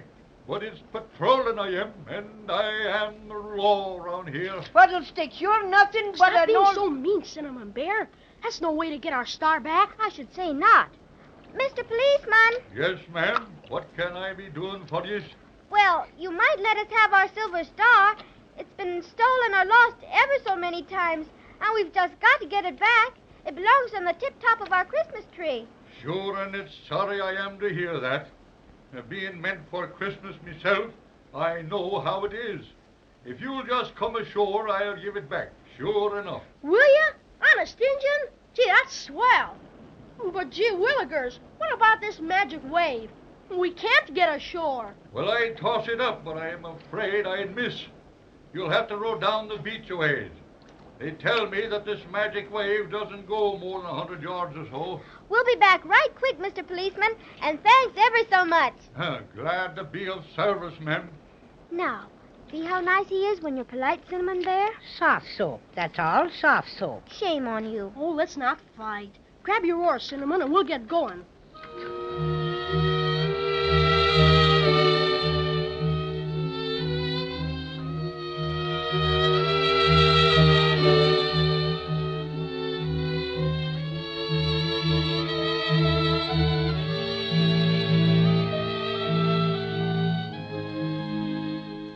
Sure made that in a hurry, didn't we? Do you think the boat will be safe there, Cinnamon Bear? Sure. I fixed it, didn't I? Come on, let's hurry and get back to the policeman. We'll hurry as fast as we can, Jimmy. The sand is awful hard to walk fast in. Yeah, my cinnamon paws sink down in it. You know what? I was just thinking about the crazy quilt dragon. I wonder what happened to him. I wonder. Too bad the pirates didn't take him on board. He sure turned out to be a good guy, saving us from those bad Inkaboos and everything. Huh. Maybe you think Crazy Quilt's a better friend than I am, huh? Oh, no, Cinnamon Bear. You're a really, truly friend. Do you think so? Look, we've almost reached the policeman. He's got his back to us. Hey, Mr. Policeman! Louder, Judy. Just a second till I get my breath.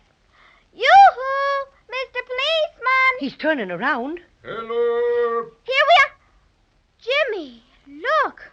He hasn't got the silver star on. Mr. Policeman! Mr. Policeman! Where's our star? Well, I guess your friend didn't find you yet. What friend? Well, the one I gave your star to. What do you mean? Did someone say you were to give it to him? He did that, and very polite he was, too. My goodness, who could that be? He swam through the magic wave shortly after you started down the beach. First, I wasn't going to give it to him, the star to him, but he told me you were coming right back for it. But he said he knew all about it. And what?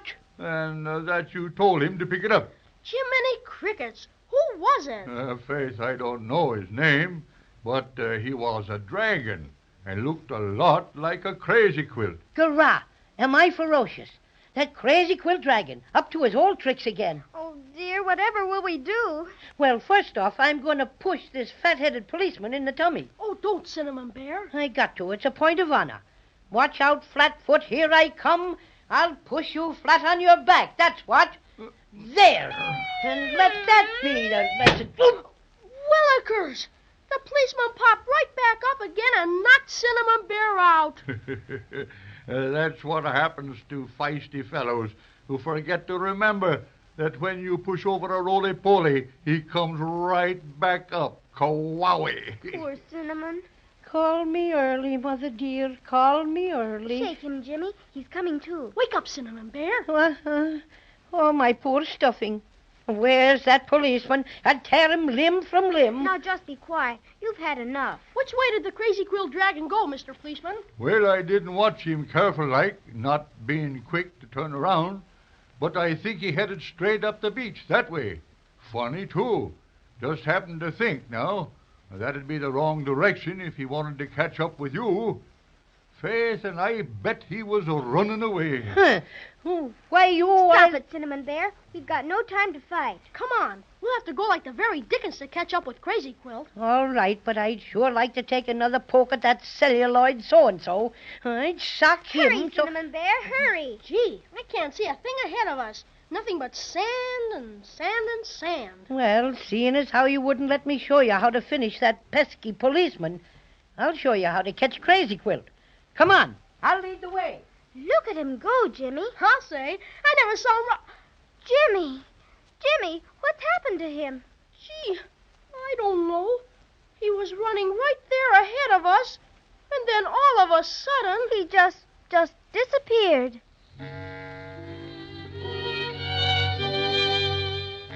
Well, what's all this? Everything looks just right for a merry chase after the Crazy Quilt Dragon and the Silver Star, and then Cinnamon Bear ups and vanishes into thin air.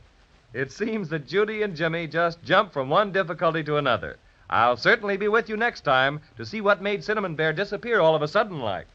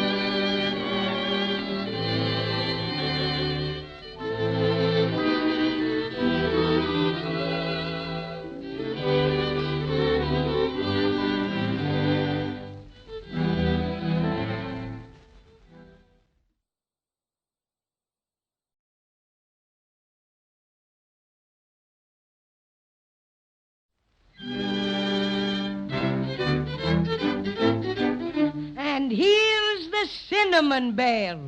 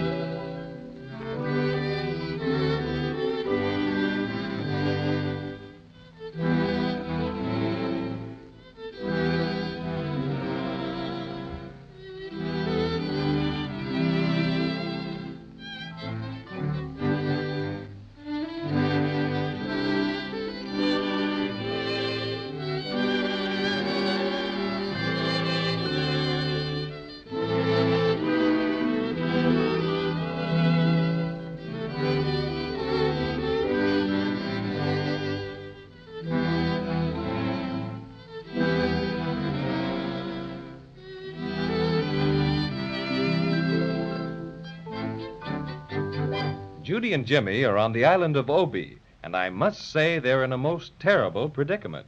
The roly-poly policeman was perfectly willing to give them their silver star, which he had pinned on his chest, but by the time they rowed down the shore to get around the magic wave which kept them from landing and walk back up the beach, what do you think had to happen?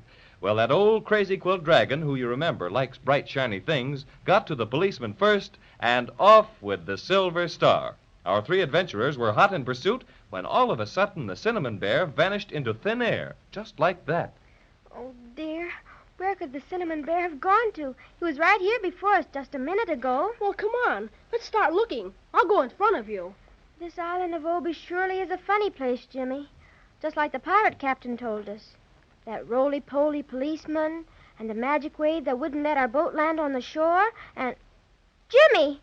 Jimmy, where are you? Oh, dear. Now he's disappeared. Just like Cinnamon Bear. Jimmy! Jimmy, don't leave me all alone. Come back. I guess I'll have to go on alone. Oh, dear. I wish I were home with Mother. Hey, Judy, here we are over we here. are. Judy! Why, Jimmy! Cinnamon Bear! We must have crossed some kind of a magical boundary, Judy. I could see you and hear you, but you couldn't see or hear me. I got so scared. Well, let's go on now. Sure. Hey, look ahead to your right a little. There's a house. Maybe somebody could tell us if Crazy Quilt Dragon's been here. Say, look, Judy. What's that sitting on that post in front of the house? I don't know, Jimmy. I do. It's an owl, and he's got his eyes open. I never heard of an owl with his eyes open in the daytime. It must be more magic, I guess. Look, he's got spectacles on. And he's holding a big dictionary under his wing. He's certainly like no owl I ever saw. There's a sign over him. Professor Whiz, the educated owl. Educated? That's why he has that big dictionary. How funny. Maybe he's seen Crazy Quilt. Excuse me, please, Professor Whiz, but we've seen your name on the sign and... Saw my name, you mean? To whom? Well, seen or saw, it doesn't make any... It makes a great deal of difference. We've seen is a very gross grammatical error. To whom? Why do you always say to whom? I thought owls always say to who. Uneducated owls, I regret to say, have fallen into that error. I, knowing my grammar, would not think of saying anything but to whom. Well, I don't care if you say to whom whatchamacallit. We're very anxious to get some information, Professor Whiz. Yes, we had something awful funny happen to us. We were just going along, and then all of a sudden the cinnamon bear here disappeared. Then I went ahead, and all of a sudden I saw him again. But Judy, that's my sister here, she couldn't see or hear either of us, though we could see and hear her. Do you know what makes that magic, Professor? Oh, indeed I do. That's a very small variety of magic brewed up by the Wintergreen Witch. Does she live in that little house? Yes, but she's not home at present. She left on her broomstick only this morning to attend the witches' convention. Well, why do you suppose she made it so he disappeared like that? I believe her intention was to keep her habitation invisible, while she herself might observe the action and appearance of all strangers in the vicinity. To whom? I guess she didn't like visitors then. Such English. She doesn't, not she don't. To whom? Do you live in the little house with her, Professor Whiz? Oh, no, I should say not. Occasionally I give her English lessons, but our association is strictly educational, I assure you. I have never been inside her house. To whom? It must be funny giving lessons to a witch. Not at all, my dear little girl. The Wintergreen Witch used only to speak the witch language, which is a very primitive tongue, very. When she came to live on the island of Obi, she found it very awkward not speaking the same language as other people. So I came to her assistance, and while I must admit she exhibits a deplorable tendency to split infinitives, her idiom is, in the main, correct.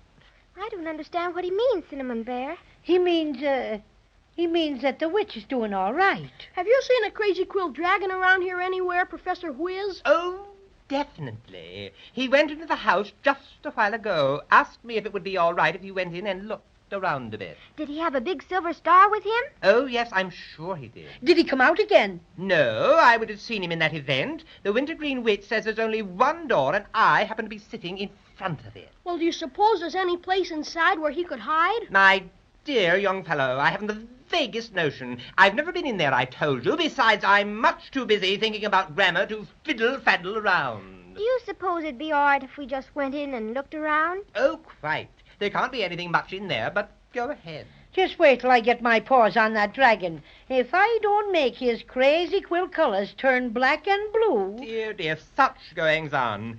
I could never remain in this vicinity to witness such banal vulgarities. So, if you will permit me to absent myself from your company, I shall wend my way in the direction of my humble domicile. Goodness, whatever does he mean? Oh, he means he's going to shove off.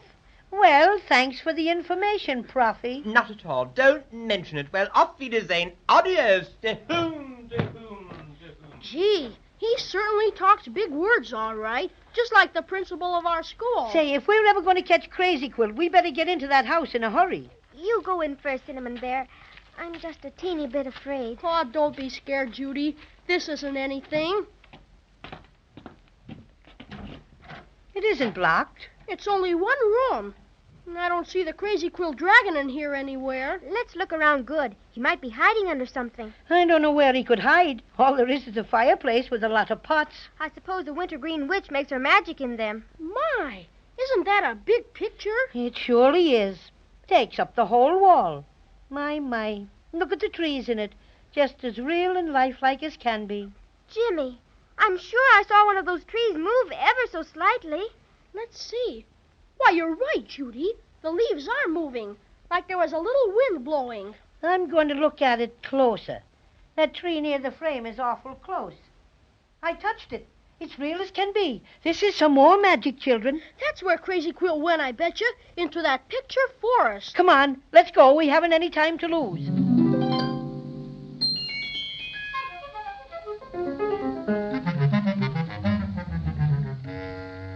Oh, boy, I'm in. And me. This is a really, truly, sure enough forest, all right.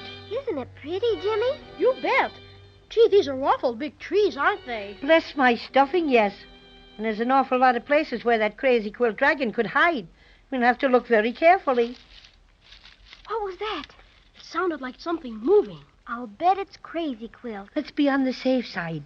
It might be Crazy Quilt, and then again it might be something awful dangerous. Tiptoe. All right, Paddy. But let's look. It stopped now. Meow. What was that? It was a funny little noise. Why, it's nothing but a kitten. Meow. Kitty, kitty, kitty. Come here, little kitty. Meow.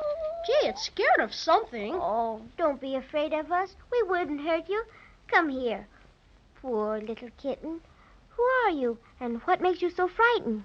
Fraidy cat, I'm just a fraidy cat, much more afraid than a kitten should be. Fraidy cat, no man or lady cat ever got frightened as easy as me. I'm afraid of my shadow, it makes me so sad. Oh, I would be a little bolder if I dared. I'm such a shy feline, I'd just make a beeline for the safest place to hide in when I'm scared. Fraidy cat, I'm just a fraidy cat, whining example of what not to be. Fraidy cat, just an old lady cat, sometimes I even get frightened of me. What are you scared of now, little kitty? I saw a great big giant a while ago. Oh, there couldn't be any giants here. Why, you could see them a way off if there were. But this is a magic forest, and you can't see it if you're outside of it. And this great big giant lives outside of it. And I'm so scared. Maybe she's seen the Crazy Quilt Dragon. Did you see the Crazy Quilt Dragon in here, Fraidy cat? No. Oh, is there a dragon in here, too? Oh, what will I do? Oh, sure. He's a very harmless dragon. His only fault is that he's too fond of shiny things. But it's a dragon, and I'm scared of dragons. Besides, I'm black and shiny. But he isn't a bit dangerous. Not like a giant, you know. Oh, now I'm scared again. Meow. You certainly are a fraidy cat, all right. Better let me get you out of that notion right now. You just got too much imagination, that's all. Oh, don't be scared now, Fraidy cat. Let me pet you a little. I like you. You're very nice to poor little me. Most everybody else talks loud and scares me. There now. Nothing's going to hurt you, little kitten. And you won't have to be a fraidy cat anymore. Try to be like me, fraidy cat. Now I'm just a cinnamon bear with shoe-button eyes. but I'm not afraid of anything, even if it's twice my size. Am I ferocious? Garrot. But I'm not a cinnamon bear. I'm just a little kitten. Oh, that's all right, but you should try. Try to be like me, little Kit Kat. Courageous, undaunted, a pillar of strength, a tower of... It's that big giant! Willikers, he's right. Look, Cinnamon Bear. Oh, wow, let me out of here. Gangway!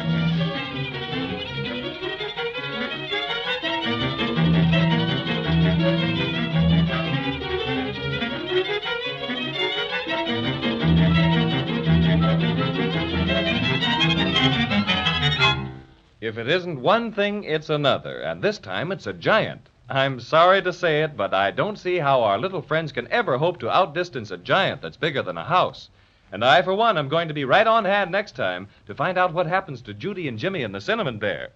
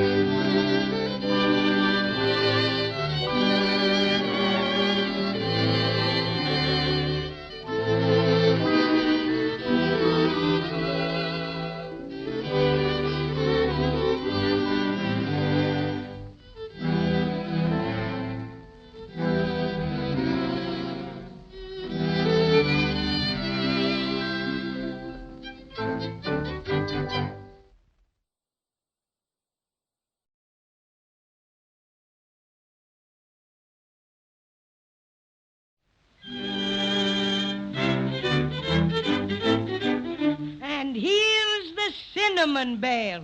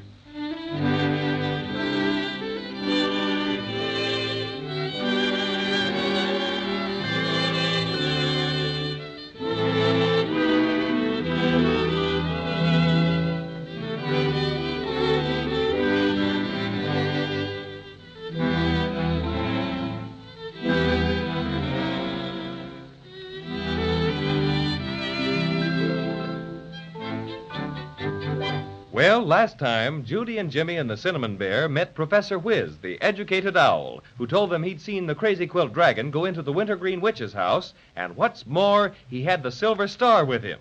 But when they entered the house, there wasn't a sign of Crazy Quilt. At one end of the room was a huge picture of a forest. At least they thought it was a picture until they discovered it was a real forest. So in they went and met Fraidy Cat, who was frightened to death of a giant. And right now, the giant is coming closer and closer. Gee, we're in for it all right. Come on, let's hurry. Do you think the giant can see us? I'm not sure. He's awful big. Maybe if we keep in the underbrush, he won't. I'm so scared. I'm so unlucky. Everything happens to me. We're all scared, little Fraidy Cat. But we're going to try to escape the giant just the same. We'll never be able to go faster than he does. He's coming closer and closer. Oh, dear, what'll we do? Oh, don't step on us, Mr. Giant, please. Look out. Of course I won't step on you. Where are you? We're right here under this big tree. You mean that little bush by my knee? Here, let me see. You're way down, aren't you? Yes, but please be careful. Don't hurt us. We haven't done anything to you. I wouldn't think of hurting anybody. I'm Fee-Fo, the gentle giant. I am. Whew, that's a big relief to us, I can tell you. Just a minute till I sit down. Then I'll be closer to you. Where are you now? Here we are. My goodness, but you're just awful big. He sure is all right. Well, he looks as high as the city hall, doesn't he, Judy? You don't know how glad I am to see someone who looks like me, even if you aren't the same size.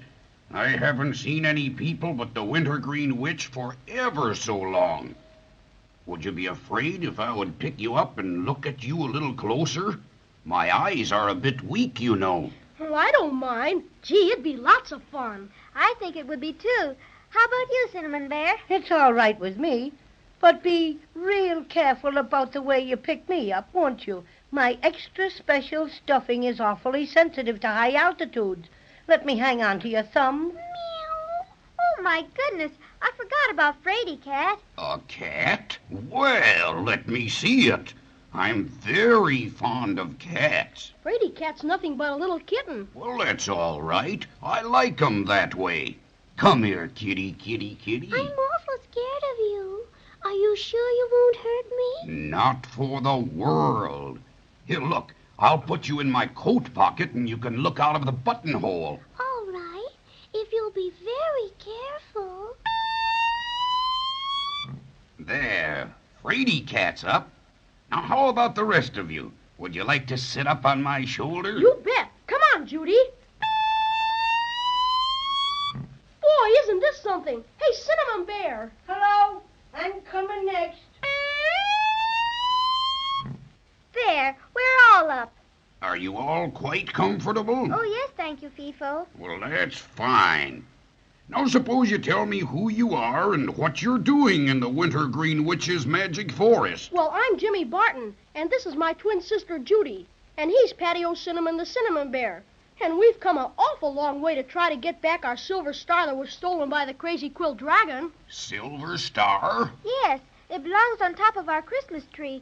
And Christmas won't be Christmas without it. Have you seen the Crazy Quilt Dragon by any chance, Fee-Fo? Well, no, I haven't, but that's not strange. Lots of things go on around my feet that I can't see. You know, maybe I'm wrong, but I think I see a cinnamon bun on a tree over there. Well, that's the cinnamon bun tree in the goody-goody grove. Oh, there's all kinds of good things to eat there. Chocolate eclair bushes, cream puff vines, and ice cream cone trees. Oh, just lots of things. Gee, I just remembered that I'm awful hungry. How about you, Judy? Me too, Jimmy. I would just love something to eat. Well, no sooner said than done. It's just a couple of steps over there. Here, hold tight while I get up. Here we are, and here we go. Here we are. I'd better put you on the ground again. You might fall off if I bent down to pick anything for you. Oh, boy, that's so well. You forgot all about me. Is there anything for me to eat? Well, I didn't mean to overlook you, little Fraidy Cat. Yeah, there's a milkweed tree that has very delicious milk. I'll pick a pot of that for you. Oh, thank you, Fifo. You're awfully good to me. And I was so scared when I first saw you. Well, you don't have to be scared of me anymore. In fact, if you'd keep me company, I'd be very grateful. You know, I get very lonesome sometimes. I'd like to stay with you. You wouldn't let anything hurt me, would you? I should say not. How's the milk? Very nice. Just the way I like Oh, it. that's fine. How about the rest of you? Oh, It's swell. just wonderful. Gee, this is the first time I ever got to eat all the cream puffs I wanted. Mother wouldn't let me have but one at home. She says they're too rich. Well, eat just as many as you want, when nothing in the goody-goody grove will make you sick. My goodness, Jimmy. You just ought to taste these chocolatey eclairs. They're so good. Yeah. You can't beat these cinnamon buns and this honey. Notice how sweet it makes my voice sound? Boy, that was swell. I guess I won't want any more cream puffs for a long time. Say, how'd you ever happen to be in the magic forest, Fifo? Well, I didn't used to be here at all. I used to live out on the island of Obi like everybody else. One day I was taking a nap on the beach, and the Wintergreen Witch made me real small and put me through the picture frame in her house, and then made me big again before I woke up. Now I can't get out because I'm too large. Isn't there any way for you to get out? The only way would be for the Wintergreen Witch to let me out, and she won't do it. Say, I don't want to rush you two, but remember, we're a long way from finding Crazy Quill and the Silver Star. I guess the best thing would be to look for him ourselves, since Fifo hasn't seen him. Yeah, he couldn't help us anyway, 'cause in one step he'd miss 1,000,000 Crazy Quill dragons. Thank you ever so much, Fifo, for the elegant lunch and for helping us. I should say so. Those cream puffs just fixed me up swell. I don't know what I would have done without my cinnamon buns. I wouldn't have been able to be ferocious at all. Now, before you go, there's something I want to give you. It's a whistle. Now, I can't use it because it's too small for me. I just wear it on my watch chain for a charm. Here, wait a minute till I wet my finger. I can't pick it off very good unless I do. There. Now, you just blow on it 3 times if you want me for anything, and I'll hear it and I'll come a-running. Like this? Is it magic? Yes. I used to dabble a bit in it before the witch put me in the magic forest. Well, you blow it if you need me, and I'll come in a jiffy. Well, thank you ever so much, Fifo. You bet. Gee, you've been swell to us. You've certainly changed our opinions of giants. If I've done that, I am very happy. All right, come on, Fraidy Cat. Back in my pocket you go. And goodbye to all of you. Remember, I'm here to help you if you want me. Goodbye, Fifo.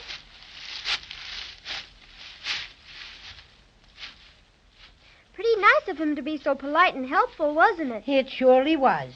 But then, I really wasn't afraid of him when I first saw him. Why, you old storyteller, you were too. Certainly you were. You were scared to death, and you know it. Well, if you won't believe me, I won't talk about it anymore. Which way shall we go? It's awful hard to know which way. We haven't any idea where the Crazy Quill Dragon might have gone. Well, he didn't know this forest any better than we did. So if we just follow our noses, we'll probably come as close to him of finding him as any other way we can do. Well, that's silly. Just like some people say, follow your nose. Well, not in Maybeland it isn't. Now, if you want to find somebody real bad, that's just what you do. Follow your nose, and eventually you find him. Is that some more magic? Well, I don't know if it's magic, but it generally works. Well, all right. I guess we'll try it. Say, which way are our noses pointed? That's silly, too. They're pointed straight ahead of us. Well, then, that's the way to go. Right through this underbrush and everything? Yes, we get through it as much as we can. All right. But I hope we don't get all scratched up. Want to take my hand, Judy? No, Jimmy. It's easier for me to go by myself because... Oh! What's happened? It's all dark. Dark nothing. It's pitch black. I I can't see you, Jimmy, or you, Cinnamon Bear. I can't see anything. Grab hold of my hand, Judy, and you take this one, Cinnamon. Let's just stand right here together until it gets light again. What do you suppose ever made it get dark so quick? Maybe it just decided to get nighttime in a hurry. No, Judy. I think it's magic. The Wintergreen Witch probably shut off the lights. Maybe the electric light company turned them off because she didn't pay her bill. Well, whatever it is, I don't like it one little bit. It's dark and scary and... Oh! What's the matter, Judy? What is it? Look, over there. Heavenly days.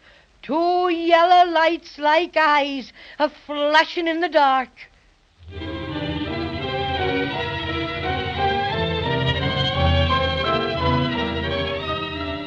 As Jimmy often says, gee willikers, what's going to happen next?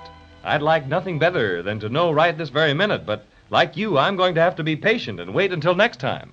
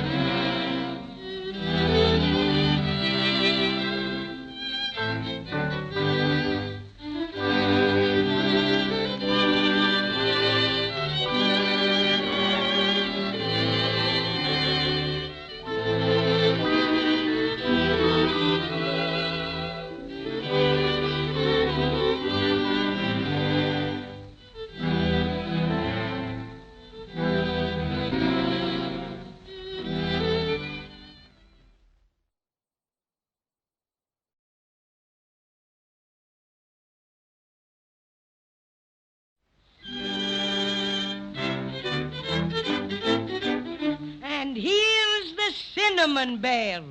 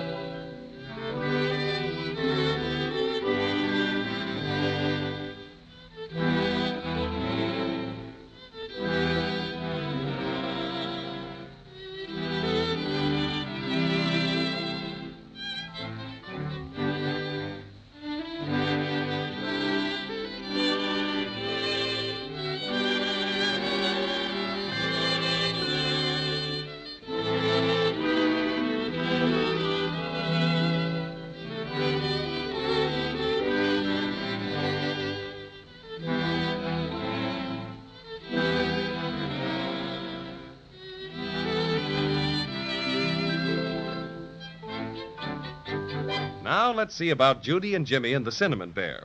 We left them in the magic forest, which they got into by walking through a big picture in the Wintergreen Witch's house. Remember how frightened they were when they met Fifo the Giant? And remember how nice he turned out to be and how he took them to the Goody-Goody Grove for an elegant banquet? But they still had to overtake the Crazy Quilt Dragon, who had stolen the Silver Star again. So they left Fifo and plunged into the forest. And then, all of a sudden, it got pitch dark, and they saw two yellow lights like eyes flashing in the inky blackness. Ooh, do you suppose it's the witch? Maybe it's some terrible monster. Oh, it's so dark, and those awful yellow eyes. Oh, don't be scared, Judy. I'll take care of you. What was that? Gee, I wish I knew. It's so creepy. It's some awful monster. That's his breathing. Look, it's getting light again. Sure enough. It must have been magic. And there's my monster. Why, it's the Crazy Quilt Dragon. Can you beat that? And here we were scared like everything. Looks like he's fainted or something. He's all in a heap. Yes, but his eyes are wide open. That's what we saw in the dark. Hey, Crazy Quilt, wake up and hear the birdies. Here, let me try. I'll tweak his nose for him. Whoa! Where am I? Never mind where you are. Where's our Silver Star? Up to your old tricks again, huh, Crazy Is Quilt? this a dream? Oh. Now, don't try and pull that stuff. Come on, talk fast. Where's the star? Star? Oh, I'm so bewildered, Oh, now it all comes back to me.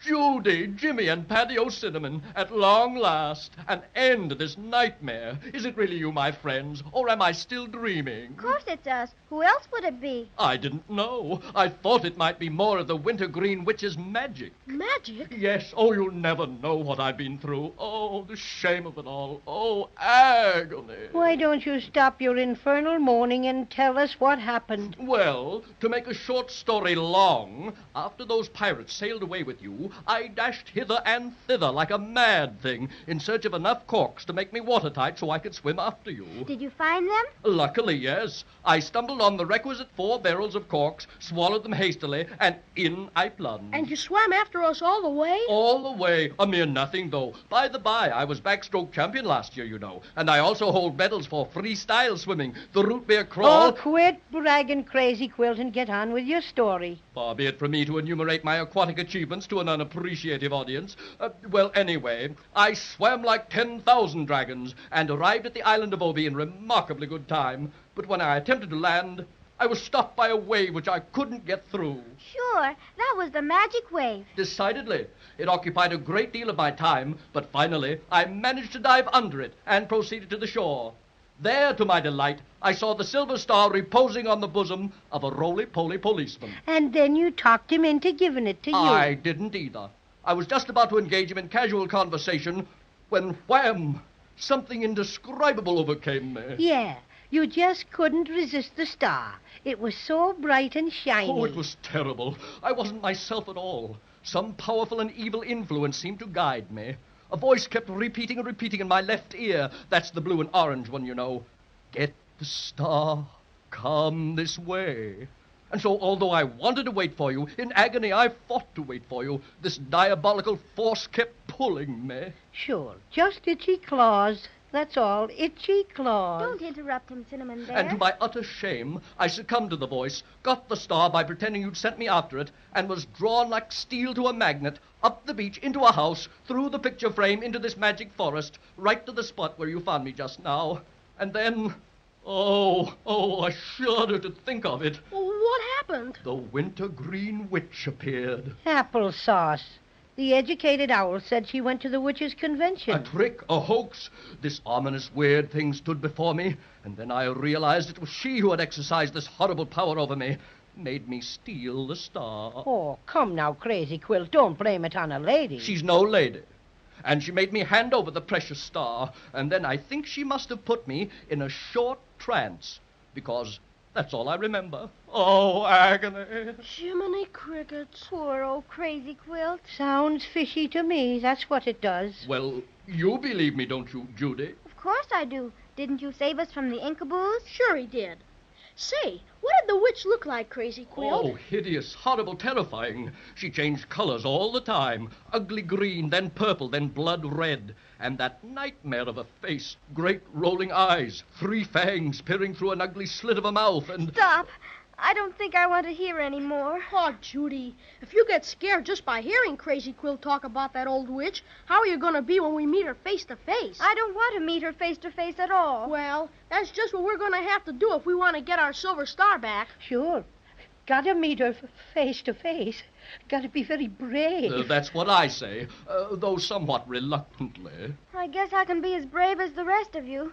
But how are we going to find our way back to the place where we came through the picture frame? Gee willikers, I hadn't thought about that. These woods all look the same. Do you know which way to go, Crazy Quilt? Oh, I'm dreadfully sorry, or maybe dreadfully happy, that I haven't the slightest idea which way to reach the Wintergreen Witch's house. Remember, I've been in a trance or something. Huh. I wish you'd go back into your trance and shut the door after you. Well, children, I guess there's nothing left to do but follow our noses. Hope we'll find the place where we came in. Come on, let's go. Looky! Look what just popped up on the other side of that bush. Why, it's a yellow rabbit, and he's grinning from ear to ear. Very friendly looking, too. Perhaps he can direct us. I shall accost him in my best Dragonian manner. Greetings, my little woodland wayfarer, my little relative of the blessed Easter bunnikin. Won't you join us?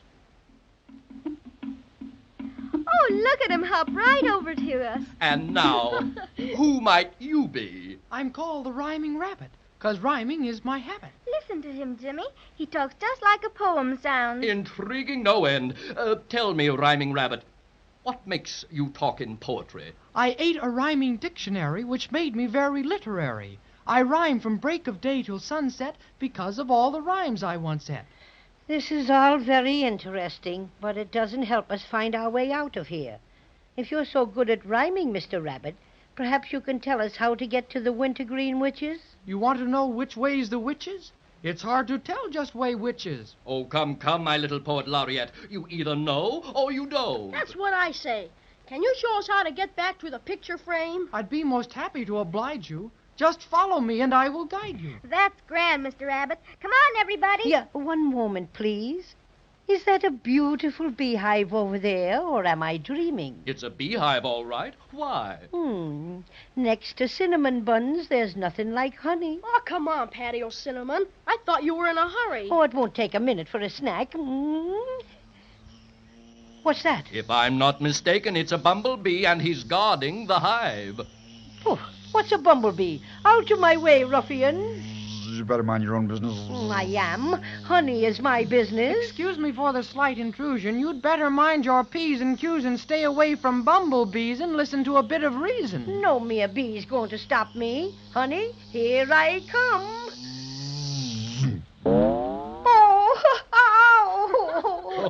He got me. That's right, laugh. Oh, somebody get me a mud puddle quick. And as for you, you rhyming rabbit, don't stand there grinning. I suppose you're going to say I told you so. Well, what do you got to say for yourself, Smarty? You should always let the bumblebee be. You'll never win his friendship, no siree. You may hobnob with a gadfly, though he's more or less a bad fly, but you'd better let the bumblebee be. You can dawdle with a doodlebug or flea. Ah, Katy-did is charming company. You can visit with a cricket or a cockroach in a thicket, but you'd better let the bumblebee be. Just take a bit of sound advice from me and keep away from his vicinity. You may think you'd have a keen time, but he'd sting you in the meantime, so you'd better let the bumblebee be. Ouch! You'd better let the bumblebee be. What a shame. That bumblebee stung the rabbit, and he wasn't doing a thing either. Water, water, pour on water. He got me where he hadn't oughter. Never trust a bumblebee, 'cause he'll sting you like he stung me. He's running away. It serves him right. He laughed when I got stung, didn't he? But he was going to show us how to get back through the picture frame. What to do now? What to do? I know. The whistle.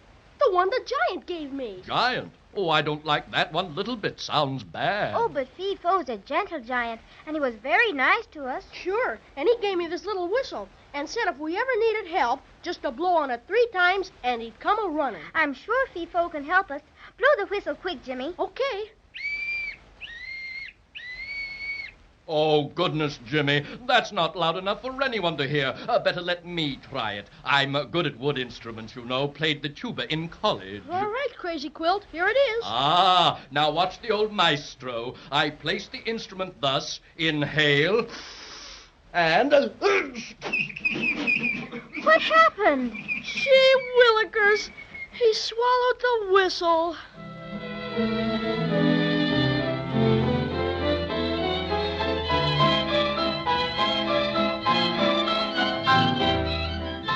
Out of the frying pan, into the fire. It seems that our friends will never quite get out of trouble. And what's more important, how will they ever get out of the magic forest now that Crazy Quilt has swallowed the whistle?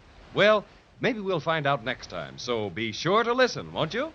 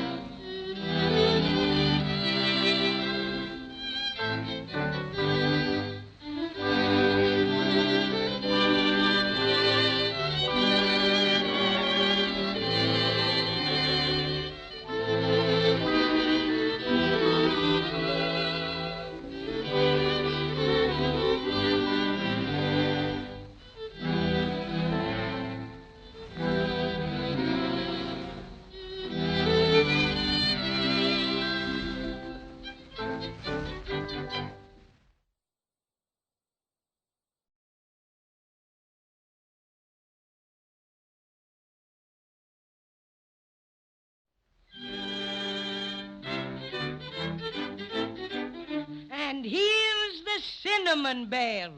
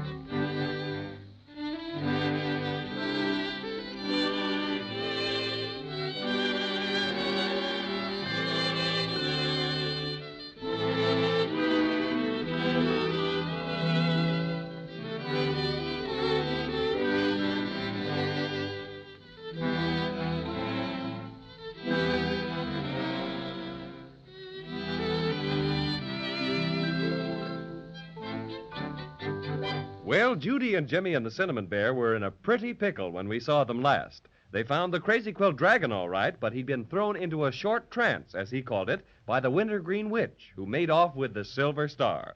So there was nothing to do but to try and find her. But what do you think? Nobody knew how to get out of the magic forest and back into the witch's house.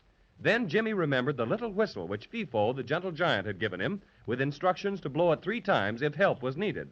But Jimmy couldn't blow it loud enough, so Crazy Quilt volunteered for the job and took such a deep breath that he swallowed it. And as Jimmy says, "This is the limit. What'd you have to go and swallow the whistle for?" Couldn't help it. Slip. Oh, dear. Now we'll just have to walk, and maybe we'll never be able to get out of this old forest. What's the matter, Crazy Quilt? He's got the hiccups. And every time he hiccups, it blows the whistle. Quick, Crazy Quilt, do it again. That's swell. You blew it 3 times. Good. Maybe Fifo will come to our rescue. Bless my stuffing, I can hear him now. That's enough, Crazy Quilt. Fifo heard you. Can't stop. It just keeps... Here I am, my little friends. Just as I said I'd be. But my gracious, you don't have to blow the whistle so many times. We're not doing it on purpose, Fifo. The Crazy Quilt Dragon's got it caught in his throat. And every time he hiccups... It whistles. Well. Ho, ho, ho, ho, ho. I'll fix that. Just a pat on the back. There it is. Oh, what an ordeal. Why does everything happen to me? Because you're always sticking your Crazy Quilt nose in somebody else's business, that's why. So this is the Crazy Quilt Dragon you were looking for. And did he give you back your silver star? No, he didn't, Fifo, because the Wintergreen Witch did something magic to him and made him bring it to her. Crazy Quilt says she's a terrible old witch. Does she scare you, Fifo? It all depends on what color she is. That's right. Didn't you say she changed colors, Crazy Quilt? Definitely. And you didn't believe me, Smarty. She changed from green to purple to red. Oh, that's bad. When she's all right, she stays green. But when she gets a notion to practice magic, she goes all sorts of colors. Well, no matter what color she gets, we've got to find her. Yes, and that's why we called for you, Fifo. We thought maybe you'd be real nice and take us back to the place where we came through the picture frame. We don't know which way to go. I'd be glad to, only I'm sorry to see you leave the magic forest. It's awful lonesome here. Maybe you can come back and see me again, huh? Willikers, I don't see how we can, Fifo, on account of we've got to get our star and get back home before Christmas. Oh, well, maybe someday you can. All right, everybody. I'll put the dragon on my left shoulder and the rest of you on my right. Up you go. We're way up in the air again. My, this is something new for me. My, you are a whopper of a giant, Fifo. Simply a whopper. Hold tight. Here we go. Here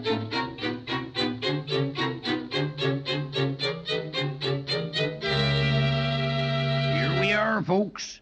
End of the trip. What? So soon? Sure. Fifo's no slowpoke. Only takes a few of his big steps to get you someplace in a hurry. All right, now. Down you go. Gee, we're right where we came in, too. I can see right through the trees into the Wintergreen Witch's house. Sure enough. There's the fireplace and all the pots in front of it. Well, my friends, I wish I were small enough to go through the picture frame with you, but that's impossible. So I'll just have to say goodbye and good luck. Goodbye, Fifo. We'll never forget you. You bet. And thanks a million. Goodbye. And I hope the witch stays green. Goodbye, Fifo. All right, now, steel yourselves, everybody, and through the picture frame. Okay, Cinnamon Bear. Here I go. And me. And reluctantly, I.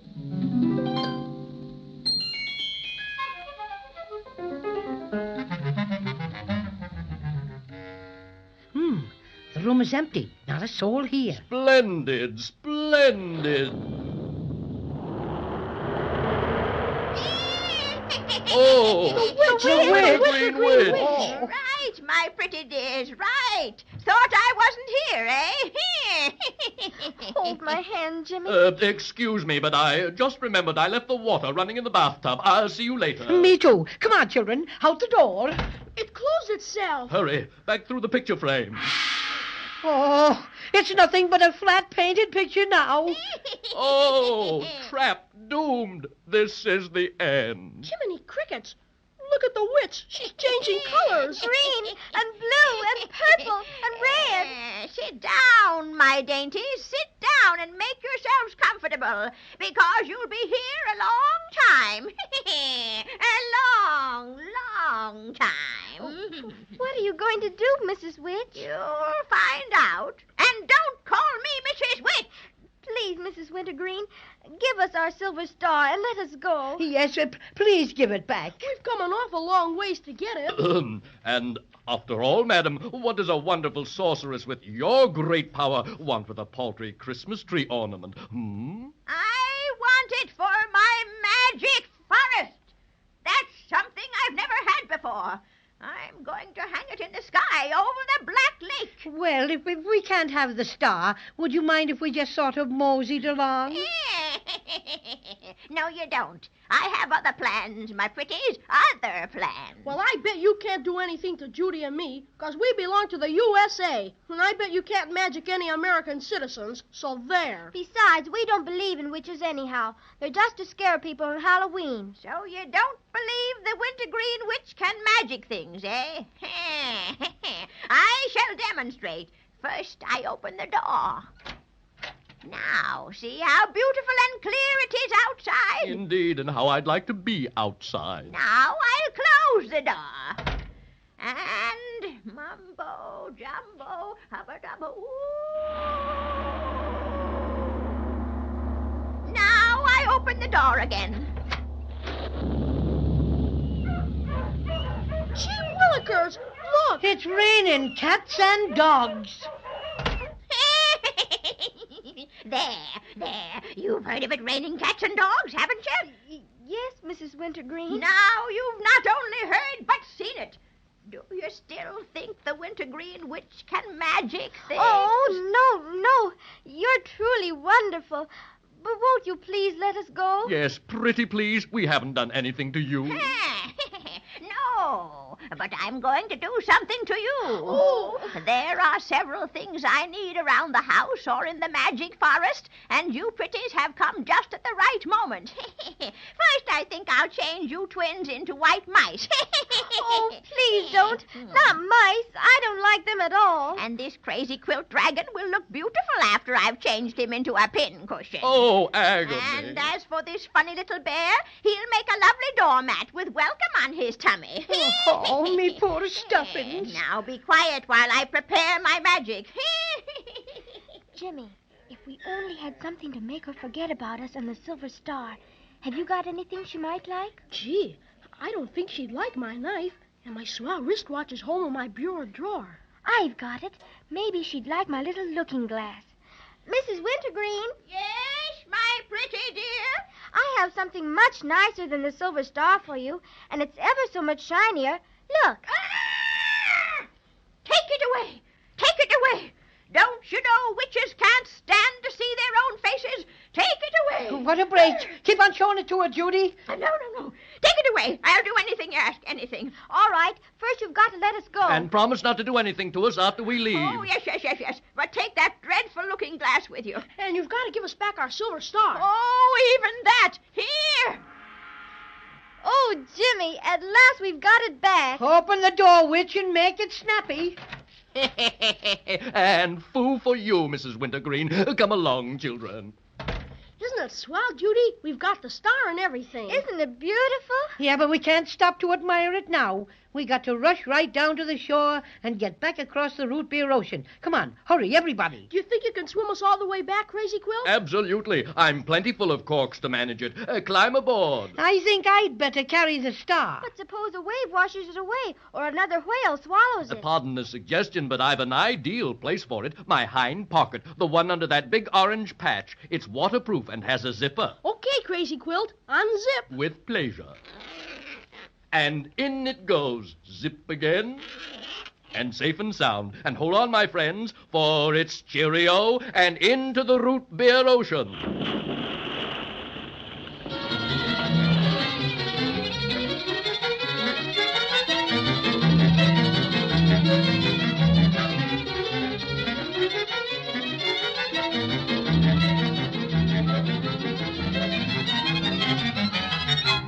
You sure made good time, Crazy Quilt.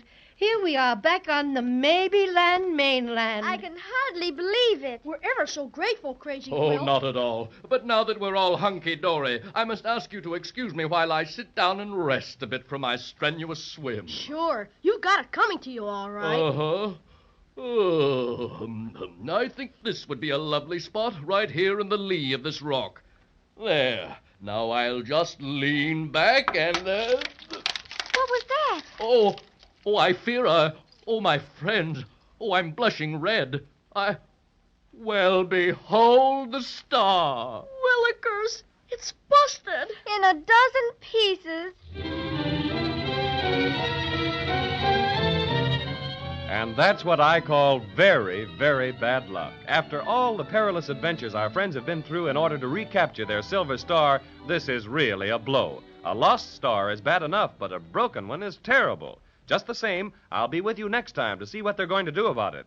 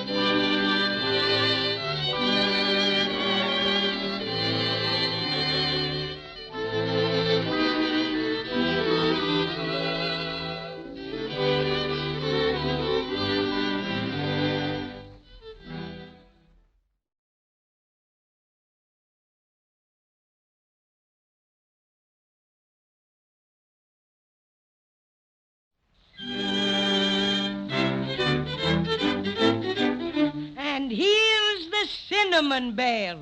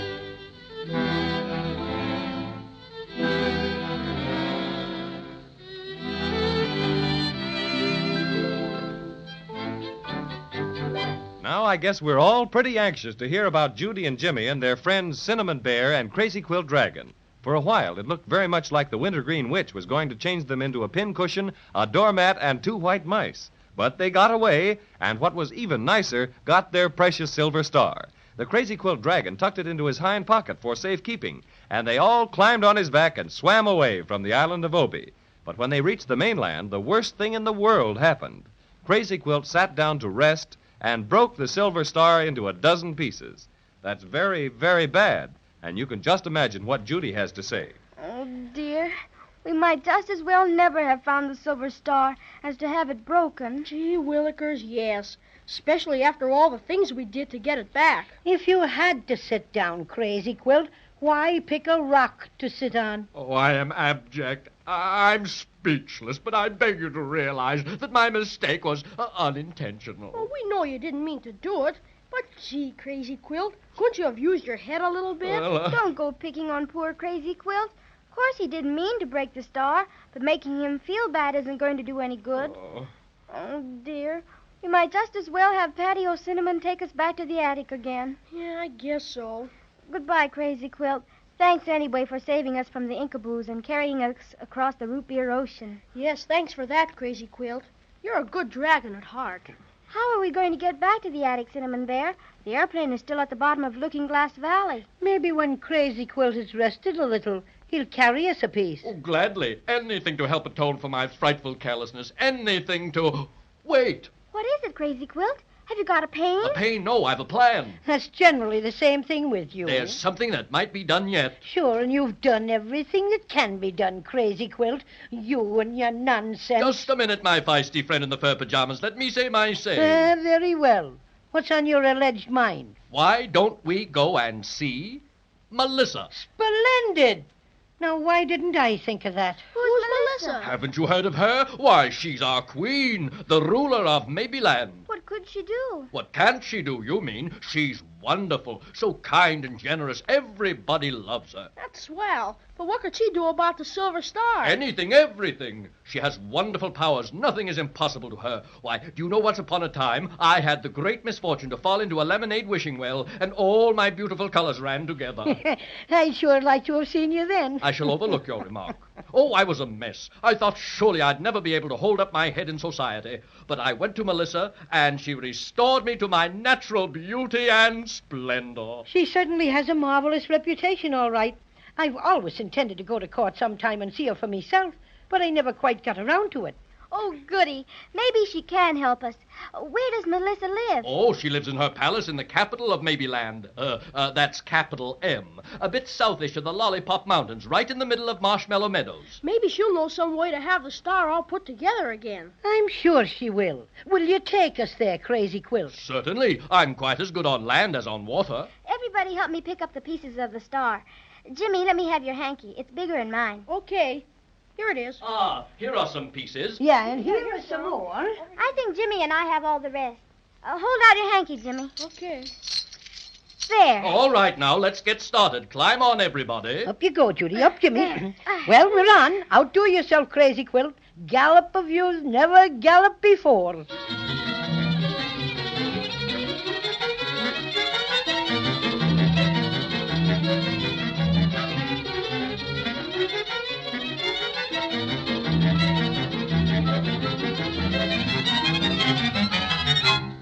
This is the anteroom to the Queen's audience chamber. We'll have to wait here until time for us to see the Grand Wunke. My goodness. How many more do we have to see before we get to see Melissa? Yes, I never saw so many, whatchamacallums? Secretaries. Yes, things like that. Oh, but you must remember, this is a royal court. You have to expect such things. After all, Melissa is the Queen, and she's much too busy to bother with people unless they have really important business with her. Who'd you say we had to see now? The Grand Wunke. He's sort of head of all the ceremonies and presents everybody to Melissa. I wish he'd hurry.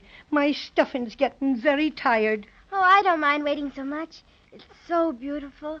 I like to look down that big staircase and see all the people passing up and down. Oh, here you are, here you are. So sorry to keep you waiting, but you know how it is, so much business. Dear, dear, dear, dear, dear. Oh, you're not in court costume. What's that? It's what you wear when you come to see Melissa. Well, never mind. It can't be helped now. I'll ask her to overlook the attire, inasmuch as you are unacquainted with court etiquette. What does he mean? He means that he's going to ask Melissa to skip it. Oh, dear, dear, dear, dear, dear, dear, dear. Now let's see how we'll rearrange this. You're the crazy quilt dragon, are you not? I'm sure I've seen you before. I'm very good at remembering places. I mean faces. That's my job. Now, where were we? Awfully nice of you to drop in and all that. Must come again sometime. I'm Judy. I'm Jimmy. And I'm the Cinnamon Bear. That's us, and we're very anxious to see Melissa. Is there anything special we have to do? Oh, dear, dear, dear, dear, dear, dear, dear, dear, yes. The bow, you know, the bow. So. I feel awfully silly doing that. You don't have to. Just be polite, and that's all that's necessary. And of course, I must announce you. Now let's see. What formation would look best? Let me see. The little girl first. Yes. Then I think the boy slightly behind her with the bear. Then the crazy quilt dragon bringing up the rear guard. Bringing up what? Does he have to carry something? No. He's to stand behind you. Well, why didn't you say that in the first place? I dislike hurrying you, Grand Wonky, but our time is short and our business very important. Now, you just sort of forget a few formalities and announce us to Her Majesty like a good Wonky. I think everything is in order. Do you mind if I adjust your green bow, little bear? I thank you to keep your hands off me bow, and my name is Paddy O'Cinnamon, if you please. Yes, of course. Now, I think we may enter now. It's about time. Ouvrez la porte! What's that mean, that ouvre, well, what you just said? Well, that's French for open the door. Well, why didn't you just say open the door instead of that French stuff? Because this happens to be a French door and won't open unless you speak French. So there. Ouvrez la porte! My, those hinges need oiling dreadfully. Must make a note about that. See about oil for hinges. Now, are we all hunky-bunky? Yes, Wonky. Dudley, the fanfare.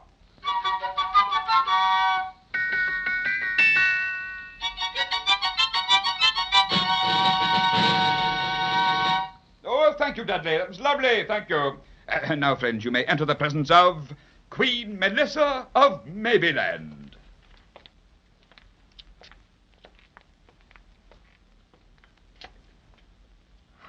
Ooh. Oh, my goodness. Isn't she beautiful, Jimmy? You bet. Why, she's nearly as pretty as Mother, I'd say. Look at her throne. It's all shiny. All gold, children. 18 carats, solid gold. It looks like there's something shiny all about her, too.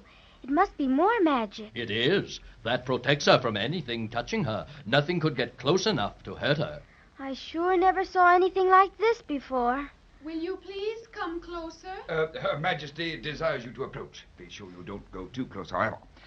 Your Majesty, may I present Miss Judy? How do you do? Fine, thanks, but we... Mr. Jimmy. I'm so happy to see you. And we're glad to see you. And this is... The crazy quilt dragon, of course. How are you? Oh, very well, Your Majesty. Thank you. And last but not least... Well, who is this fuzzy little person with the green ribbon round his neck? Who are you, little friend? I'm the cinnamon bear with the shoe-button eyes, and I'm helping these children recover a prize.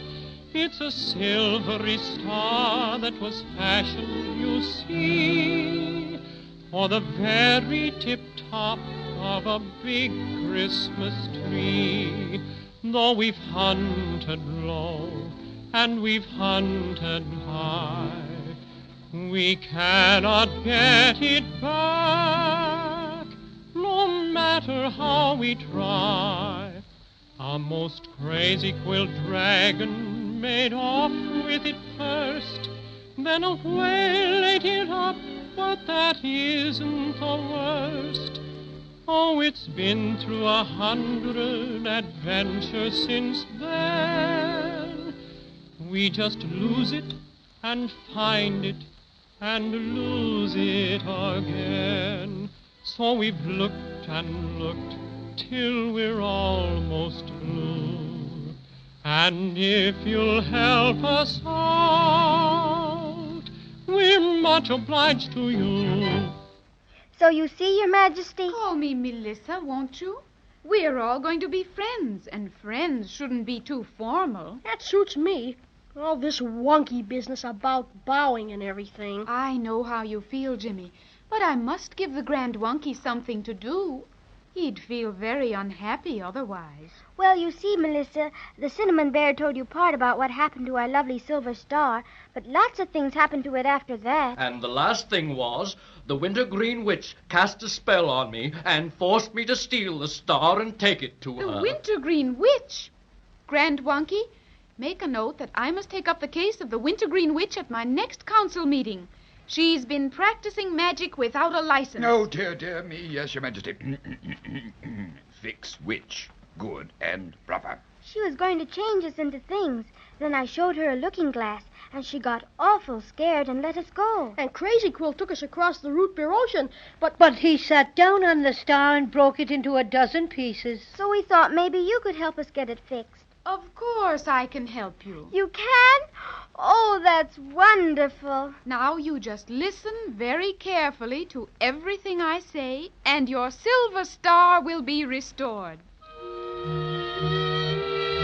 Well, that's quite the best news Judy and Jimmy have had since they started out on their adventurous trip through Maybeland. Let's be sure to listen next time and find out how Queen Melissa plans to get the broken Silver Star back into one piece.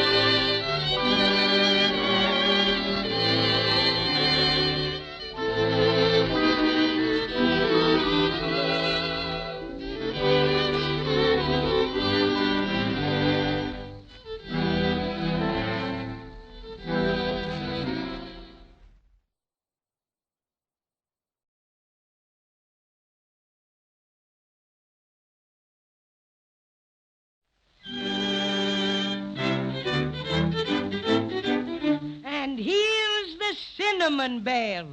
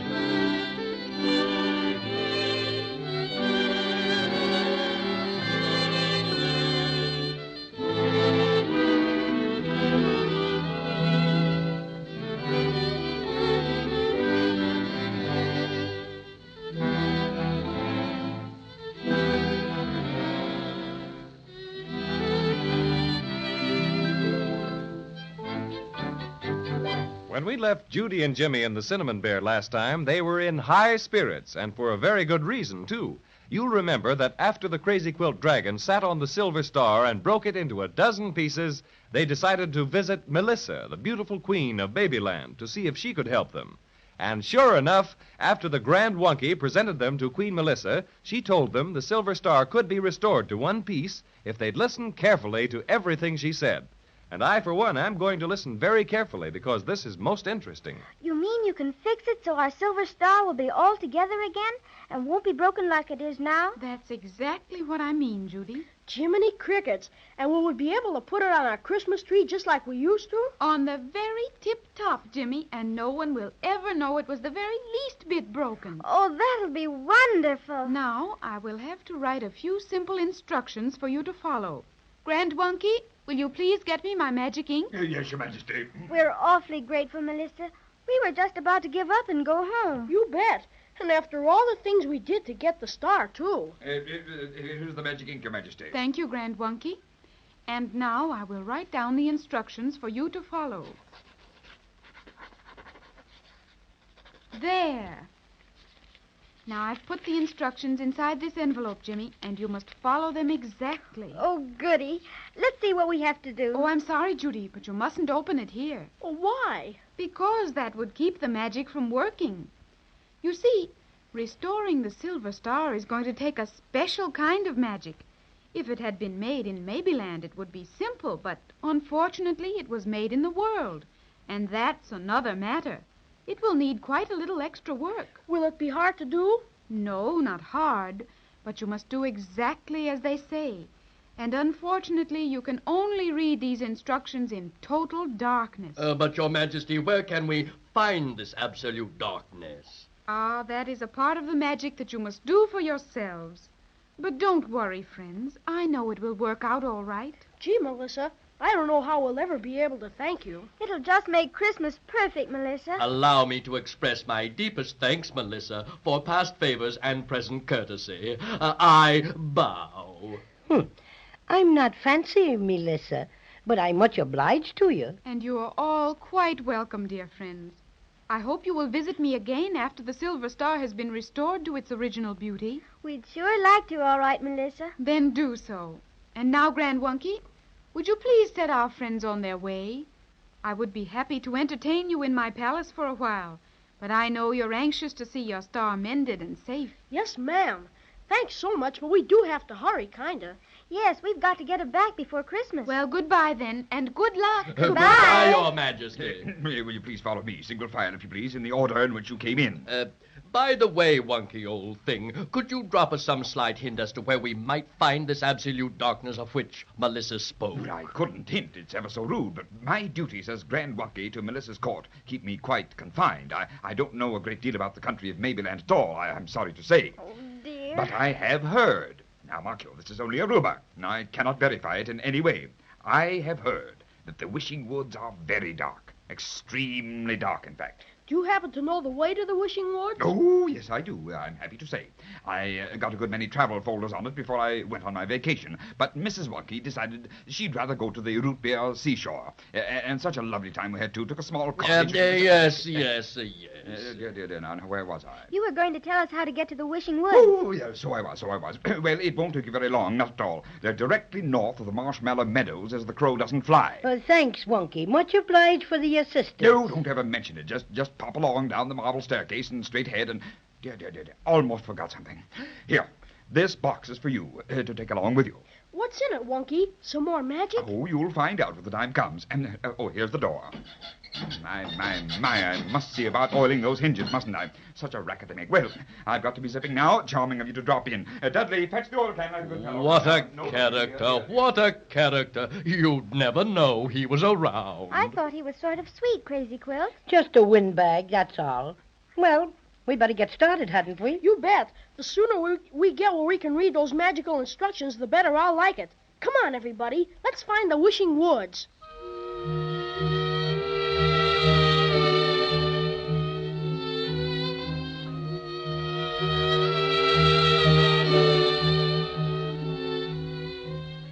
I wonder if this is the Wishing Wishing Woods. Oh, I'm sure it is. There's a sign over there that says Wishing Woods. Oh, I'm so glad.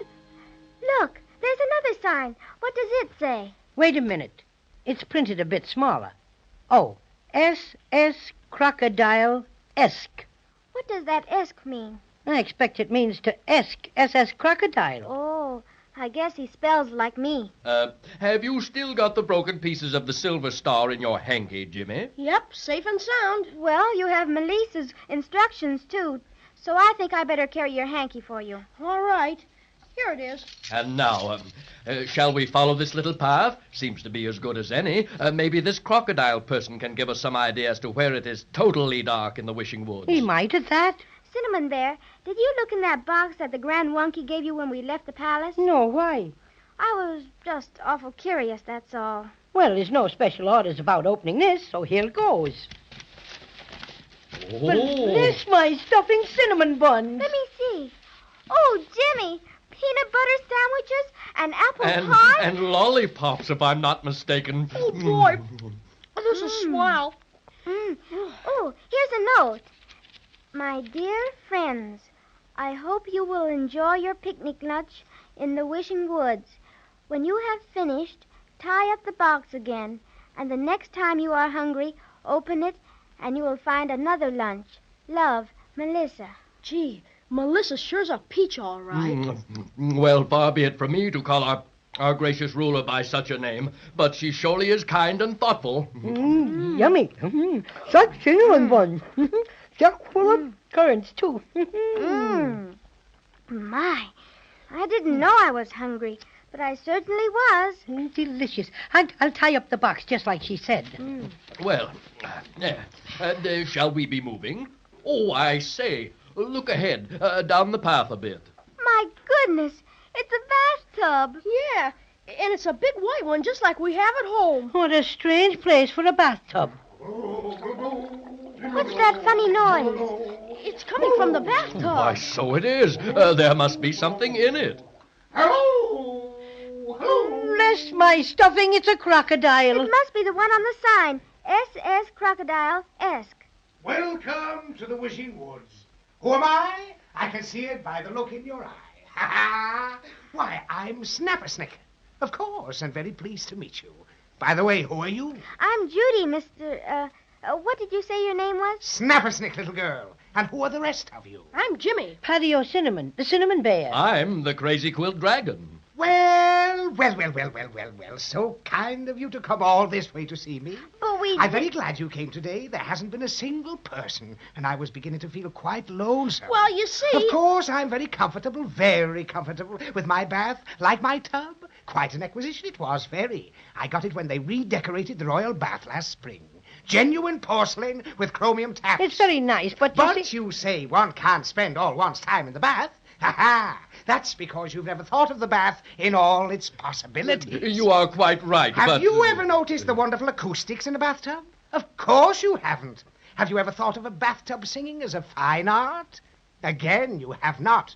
But Snappersnick has. Oh, yes, indeed. That is why I've remained a hermit, as it were, in the midst of the Wishing Woods, perfecting my art until it can be heard in all its glory by the listening world. The first bathtub singer to be heard on the air. What a sensation! The bathtub baritone, Snappersnick, the crooning crocodile. But we didn't... But you didn't come to talk. You came to hear me sing, isn't that right? Well, your wish is granted. I'll sing without delay. Hey, I didn't come to see you. Oh, you didn't? Why didn't you say so? Sure, and you didn't give us a chance. These young people are on a very important mission. Oh, indeed. And where did you come from? Just now we came from the Queen of Maybeland. Oh, dear, dear Melissa. And how is she? Always so kind to me, Melissa is so kind. Lovely girl, don't you think? She's awful nice, all right. She's going to help us fix our silver star. What silver star? Ours. It belongs on top of our Christmas tree. First it got lost. Lost? Oh, and don't I know how you must feel. Don't I, though? Last spring, I lost my voice. Congratulations. What do you mean, congratulations? For days I was petrified. And then my beautiful voice came back, twice as lovely as ever before. However, it's too bad you weren't here to notice the improvement. I'll demonstrate by singing my favorite number. That's why crocodiles were born, in the key of Q. But we haven't time to listen. Besides, the star isn't lost anymore. We found it, and it got broken into a dozen pieces. And Melissa gave us some wonderful instructions so we can get it all back together again. But they aren't to be read except in total darkness. Oh, most intriguing. May I take a squint? Of course. They're right here in this envelope. My, would you mind holding it a little closer? Broke my bifocals last week. Can't see worth anything. There. You sure ought to be able to see now, Mr. Crocodile. Ah, much better. Much better. Hey, don't do that. Well, I never. Our magic instructions. He swallowed them.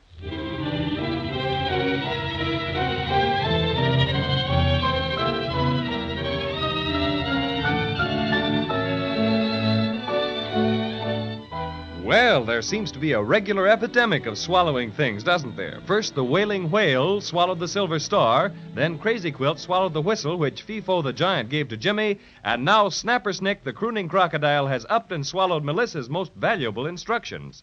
Looks mighty bad, all right, but let's be on hand next time and see what happens.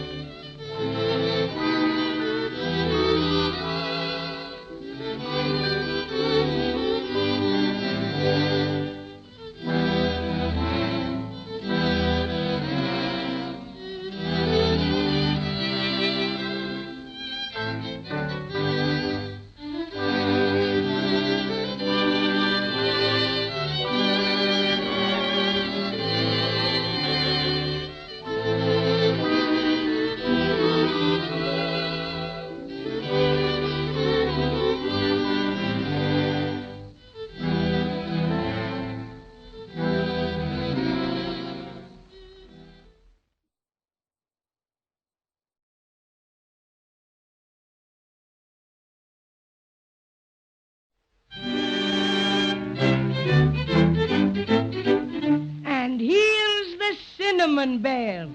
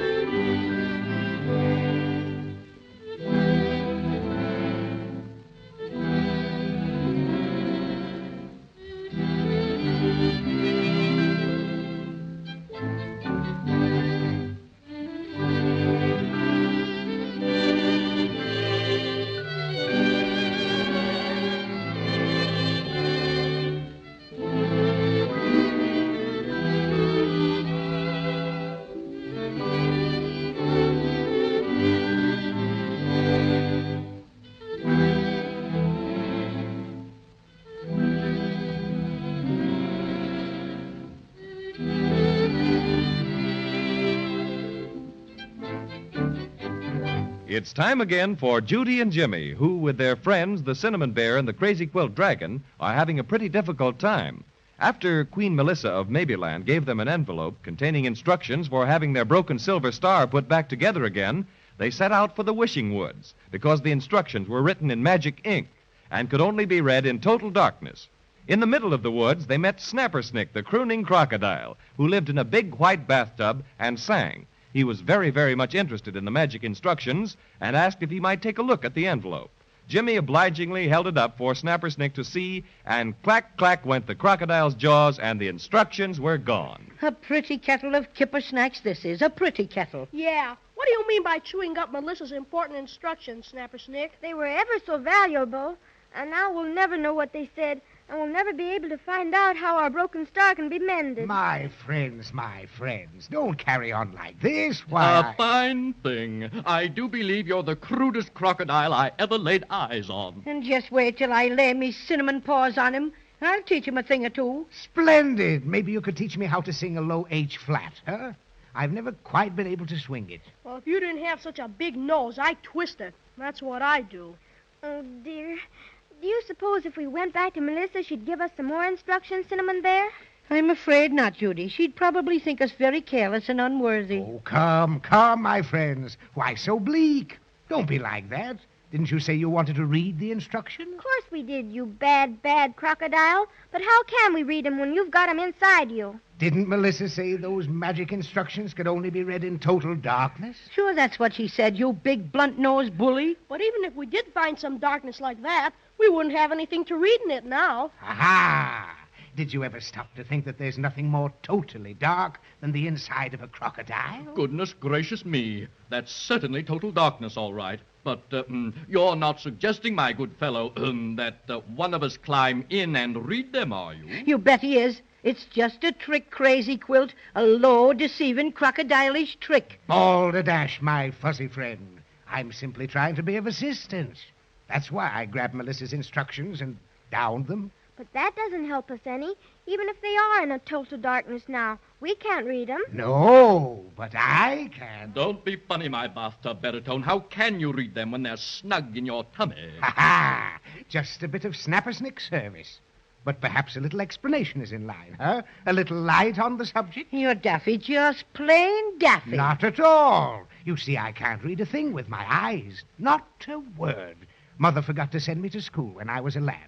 Consequently, when I want to know something that's in print, the only thing I can do is swallow it, wait till it's digested, and then I know what it says. You mean you just eat anything that's written, and you know what it is without looking at it? Exactly. And a voracious reader I was in my day, too. Used to digest 3 or 4 mystery stories a day. Got them from a circulating library. But finally they took my card away because I never returned the books. Oh, my goodness. You seem to have too literary an appetite, I suppose. Well, I couldn't return them, you see. Most annoying, too. Why, I haven't read any good books in ages. Have to content myself with old newspapers and magazines. Then you can read Melissa's instructions. Absolutely. Read anything I eat. In some ways, an advantage. I eat all my singing lessons, and the music, too. Incidentally, I have quite a repertoire of songs on tap. How would you like to hear me sing On the Road to Maybeland? If you don't mind, we'd much rather hear you read those instructions. Yes, please do, Mr. Snick. How long does it take you to digest something so you could read it? Well, that depends on what it is. Took me all last summer to digest half of Anthony Crocodile. Then I gave it up. Little too much of a meal. But these instructions are nothing. Should be digested by now. Hurry up and read them, Snick. We've got to get going. Very well. Must close my eyes first so I can concentrate. There. Mm-hmm. Ah. My. Tell us quick. What do they say? Most interesting. Quote, Then Christopher Crocodile stared deep into Cynthia Crocodile's blue eyes and then... Oh, pardon me. Got mixed up with the short story I ate out of Crocodile Confessions this morning. Oh, quit fiddling around and read the instructions, will you? Right away. Here we are.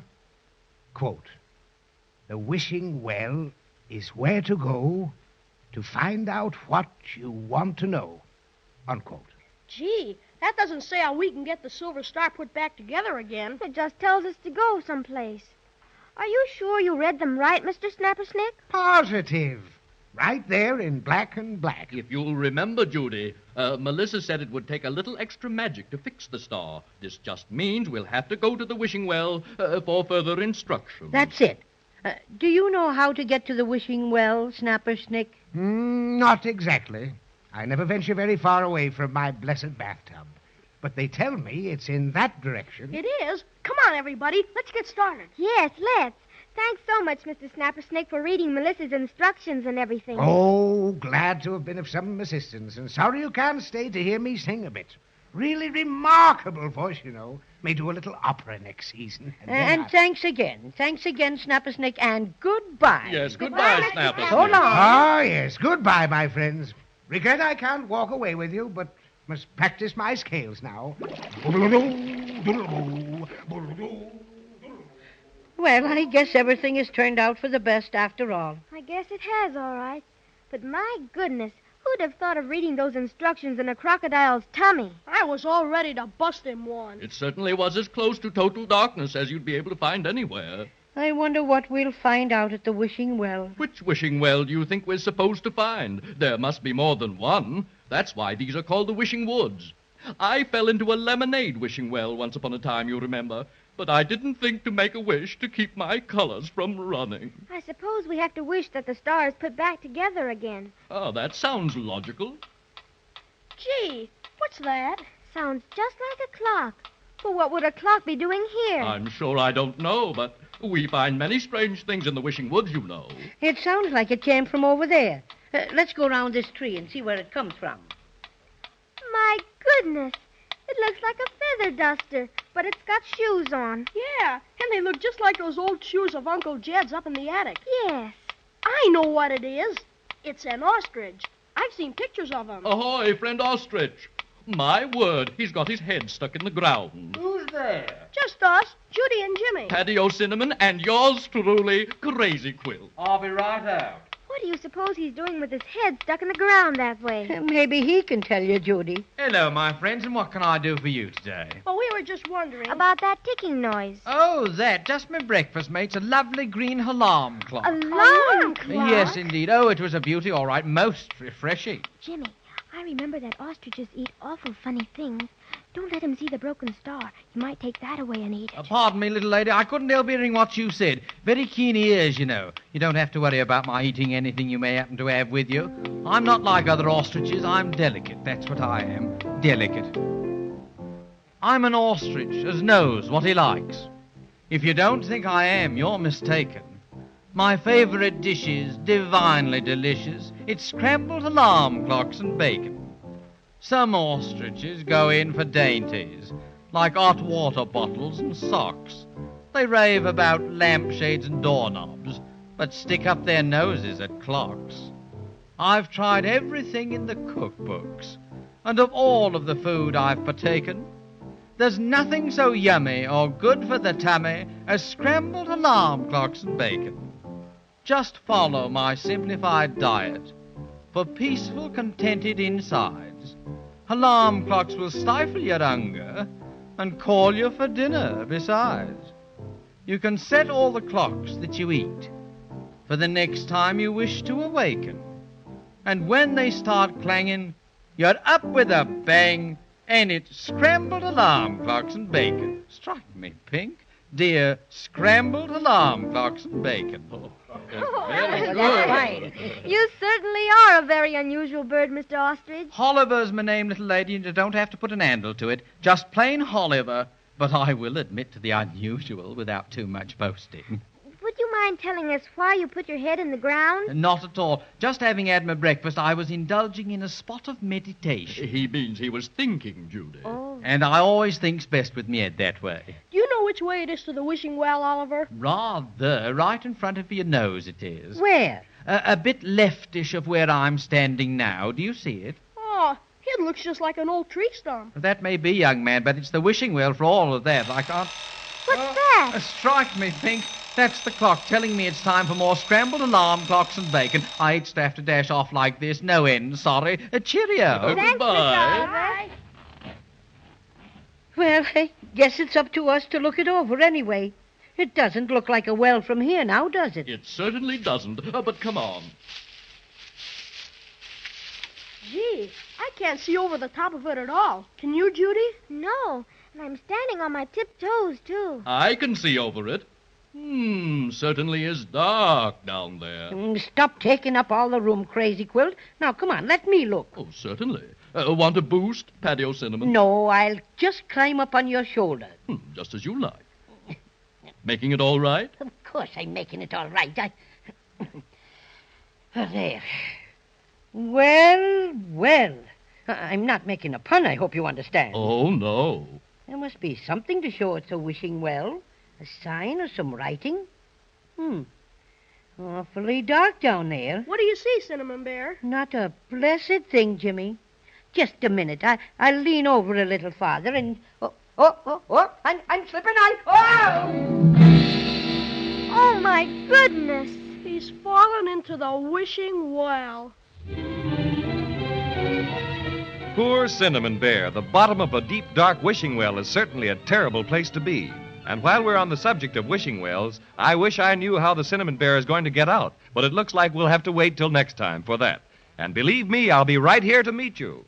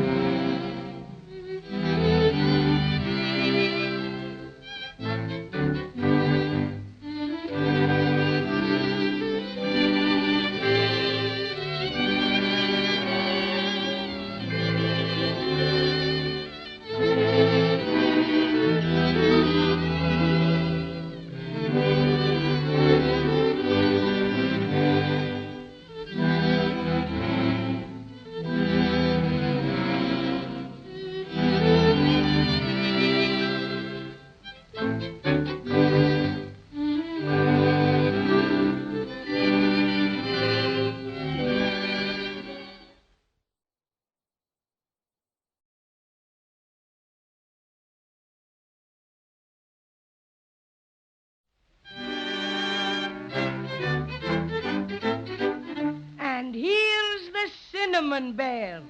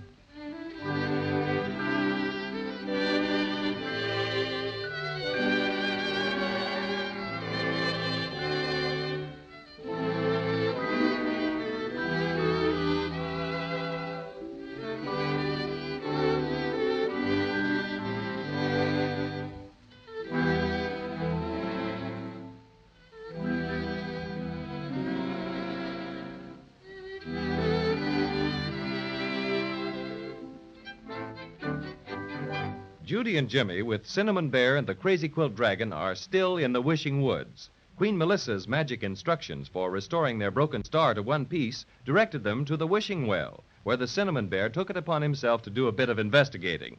However, he carried his investigation too far. As a matter of fact, he carried it clear to the bottom of the well.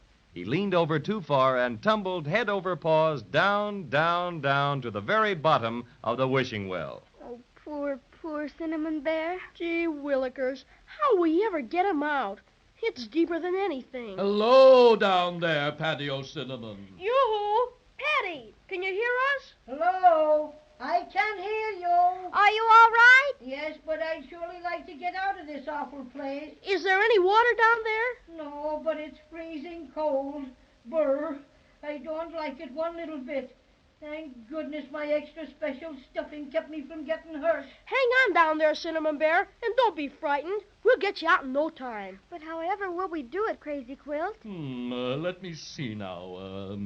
If we only had a rope. But there wouldn't be any ropes around here. Quite true. But we might look around for a tree branch to put down the well. He could scramble up on that. All right, let's look. How about this, Crazy Quilt? Oh, it's too big for any of us to lift. Well, here's one that's small enough. Oh, no, that's dead. It would snap right under him. I don't see anything else we could use. Do you, Jimmy? No, not a thing. Say, I've got an idea. What? This is a wishing well, isn't it?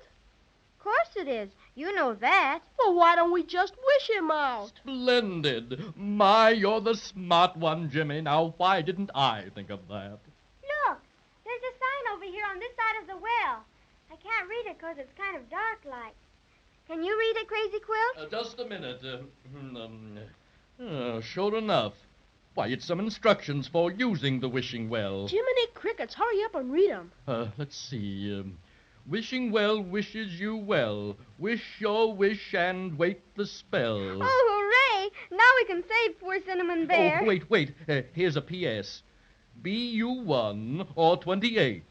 A single wish is all you rate. Oh, gracious me, this is dreadful. Why, Crazy Quilt? Well, Melissa's instructions said the wishing well is where to go to find out what you want to know. And we wanted to know how to get the broken silver star back together again, didn't we? Sure we did. I'm positive Melissa meant for us to use the wish for that purpose. And the sign says we can only have one wish. So if we use it to pull Cinnamon Bear out of the well, we won't be able to get the star fixed. That's what it amounts to, Jimmy. Well, I don't care. We've just got to get dear Paddy O'Cinnamon out of that black old well. Of course, I'll feel awful about not getting our beautiful silver star mended. But Cinnamon Bear's our friend, and we can't leave him there. So we'll just hurry up and wish him out. That's your privilege, Judy, but it seems to me that his carelessness doesn't deserve such loyalty. And remember, Christmas is getting closer and closer and closer. So if you expect... Oh, dear. I don't know what to say. But poor Paddy, I've just got to help him. Wishing well, I wish the Cinnamon Bear to be up here with us, right this very minute. Oh, wow. Am I glad to be out of that. Excuse me just a moment while I shake out my extra special stuffing a bit. We're so glad to see you again, Cinnamon Bear. You bet. For a while, you had us pretty worried. I hope you're satisfied, Paddy O'Cinnamon, now that you've ruined the children's chances for getting their silver star fixed. What do you mean? Say that again, you miserable excuse for a bed quilt. Gladly, you cheap imitation fur coat. Oh, what's that? Hold your tongue there, or I'll growl my most ferocious growl at you. Ferocious growl, indeed. You do better to hang your stuffed head in shame. Judy and Jimmy have used up the only wish they can have just to fish you out of the well. Is this true? Well, just sort of. It doesn't matter, Cinnamon Bear. You couldn't help it. Oh, Judy. Jimmy, I'm so terribly sorry. I don't know what to say. Now everything's going to be all right. And we'll get the silver star all fixed when we go back to Melissa and explain how we used up our wish. Sure we will. Melissa's awful nice. She'll help us out again. And speaking of helping us out, what do you say we help us out of the wishing woods? That's the first sensible thing you've said in 5 minutes, Crazy Quilt. Oh, look. There's a sort of a path over there. It's not a very good one, but at least we can try it. Might as well. Even if it doesn't take us out of the woods, maybe it will lead us to somebody who can tell us the way. Spoken like a true pioneer, Jimmy. Onward! It It's an awful narrow path, Crazy Quilt. I think we'd all better go single file. Oh, but definitely, Judy. I'm not at all anxious to have my beautiful patches torn by this underbrush. Hey, I think I can see out of the woods. Already? Why, this is the best luck we've had in ever so long. The trees aren't so thick now. And I think there's a clear place ahead. Oh, that will be a relief indeed. What's the matter, Crazy? Have you been scared because it was so dark? One more word out of you, Fuzzy Pants, and I'm very liable to forego my usual composure and paddle your cinnamon trousers for you. Oh, yes? I don't think we can get out this way. Why not, Jimmy? Well, there's nothing out here but mud. As far as I can see either way, mud. Let me look. Jumping jellyfish. It's mud for a fact. Bless my crazy quilt aunt if it isn't. A regular river of mud. Probably runs the whole length of the woods. It doesn't look very wide. No, but it's too wide to jump across, and I couldn't swim in that stuff. Ugh, it's thick and oozy, and no telling how deep. I'll have to draw the line there. Oh, I see a sign over there, Cinnamon Bear. What does it say? Private. No muddling. Oh, my goodness. I wonder what that could be. Oh, say! Which one of you threw that mud at me? Right in me eye. Don't look at me. Though I might have the inclination, I'd hardly lower myself to mudslinging. Jimmy and I wouldn't do it, Cinnamon Bear. Well, who did it then? I'd like to know. Yeah. Oh, my gracious.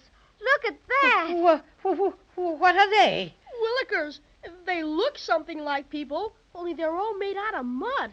And they're 3 times bigger than we are. Yeah. There's only 2 of them, thank goodness. But, oh, they're awful looking. Let me handle them. This takes diplomacy. Greetings, fellow travelers. Who might you be? Yeah. We're the Muddlers. Here's how. Whoa! Oh, you ruffians. Throw mud at Crazy Quilt, will you? Yeah. And here's for the rest of you. Oh, Jimmy! Dear. Don't let them do it. You bet I won't. Hey, you let my sister alone, you dirt and water bums. Let him have it. He insulted us. Right, Captain McMud. Ha-ha, miss me. What's wrong, Mudley? Losing your grip? Sorry, Captain. Better luck this time. Yeah. Here's mud in your eye. Missed again. Oh, Jimmy, I'm afraid. They're so big and ugly. Wait a bit, dirty face. What prompts all this vicious mudslinging? I've never been so Oh, my beautiful color. We need target practice, don't we, Captain McMud? We'll teach you to come around our sacred mud baths. Oh, got me again. Just wait till I get my paws on you. How you doing, Mudley? Fair to muddling, Captain. Got that fuzzy beast square on the schnozola. He certainly did. I'm a cinnamon mess. If your mother could only see you now. I think we'll have to run for it. These muddlers are nasty creatures. Come on, children, back into the woods. No, you don't. They're trying to get away, Mudley. Head them off. Okay, Captain. Shall I yell for the rest of the mud guards? No, we can handle them. Maybe they'd let us go if we gave them something. We haven't got anything to give them. How about your little looking glass, Judy? Yes, I'll try that. Would you muddlers let us alone if I gave you this pretty looking glass? No, we don't want you to give us nothing. But here's something for you. Oh, dear, got me again. Yeah. Poor Crazy Quilt. You're keeping those awful muddlers from hitting us. Oh, that's all right. That's all right. Glad to help. Well, Paddy O'Cinnamon, what are you doing for the cause? Hiding behind me? Not a bit of it. I'm thinking I am. Strategist, that's me. Indeed. And what piece of strategy have you cooked up? Well, it's coming. I'll tell you when I got it straight. Well, if it's going to do us any good, you'd better get it soon. Ouch! I got it. So I noticed, right on the nose. Oh, no, not that. I mean the idea. Judy, try the magic lunchbox. See if they'll let us go if you give it to them. I'll try, Paddy. Please, Mr. Muddlers. Look what I've got for you. Yeah? Well, what is it? It's a specially magical box with all sorts of goodies in it. Cookies and Ready. sandwiches and... Sandwiches! Oh! Hey, get out! What's the matter? Wouldn't you like that? No! We never eat anything but mud pies. Oh, dear. Whatever can we do now? Come on, Mudley. I'm fed up throwing mud. Let's give 'em the wikes. You mean push 'em in the mud river? Yeah, shove 'em in. Let 'em soak a while. Then we'll come back and make mud statues out of 'em. No, don't! Jimmy, they're coming after us! right, everybody. We can't. They've got us. Oh, we're in for it now. Yeah, you mean you're in it now. Help yourselves, friends. We'll be back after you're all soaked up. Are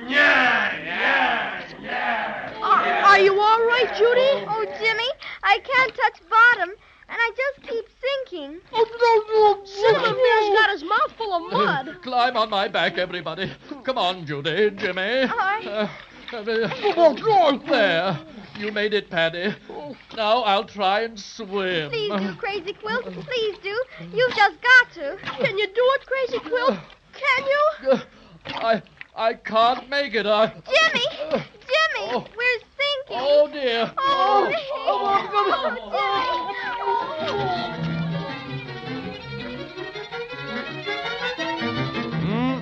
This looks mighty serious, doesn't it? That mud is awfully thick and black, and goodness knows how deep it is. Will Crazy Quilt be able to get them out? Well, let's just hope they can keep their heads up until next time so we can find out what happens.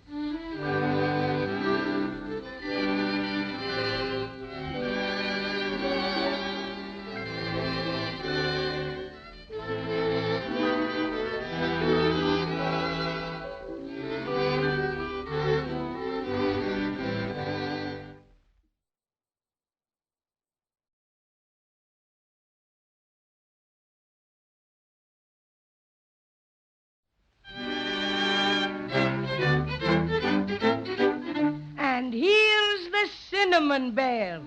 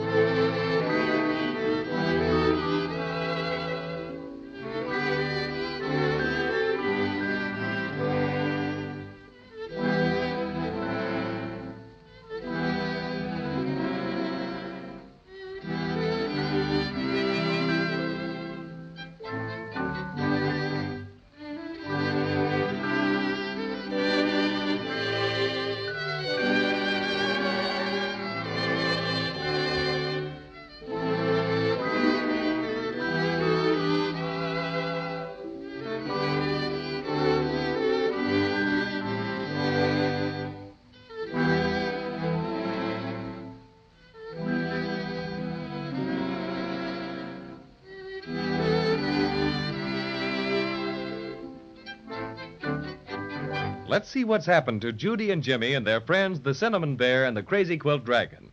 After they got Paddy O'Cinnamon out of the wishing well, they tried to get out of the wishing woods, but they were stopped by a great river of mud and attacked by muddlers, huge, ugly creatures made entirely of mud. In spite of everything our friends could do, the muddlers shoved them into the black, oozy mud.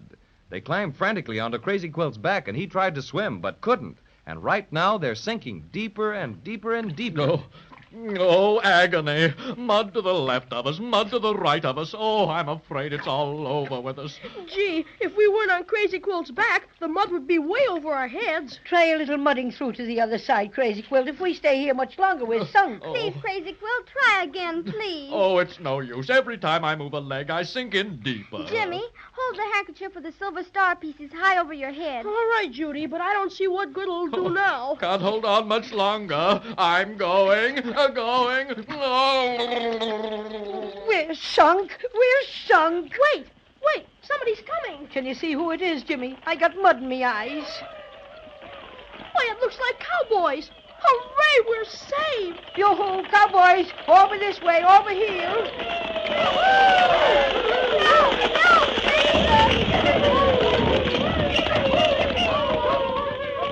Take it easy, strangers. We're a-coming. All right, boys, throw 'em some ropes. I'll take the children. You lasso the bear, Lefty.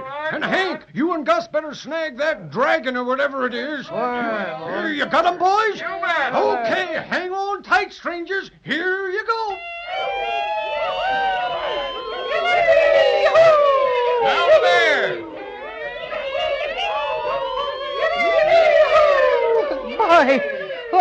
Oh, boy, am I glad to be out of that mess. How's that dragon critter coming along? Right now.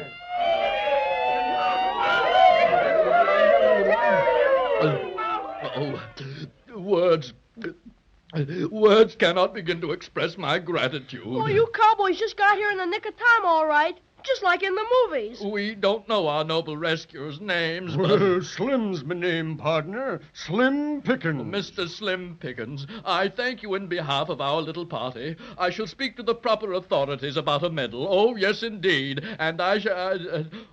Oh, tragedy. Look at me. I'm smeared with mud from my Crazy Quilt head to my Crazy Quilt tail. Me too. My beautiful fur is ruined. Well, don't worry, strangers. Won't be a minute afore that's gone. What do you mean? Oh, my goodness.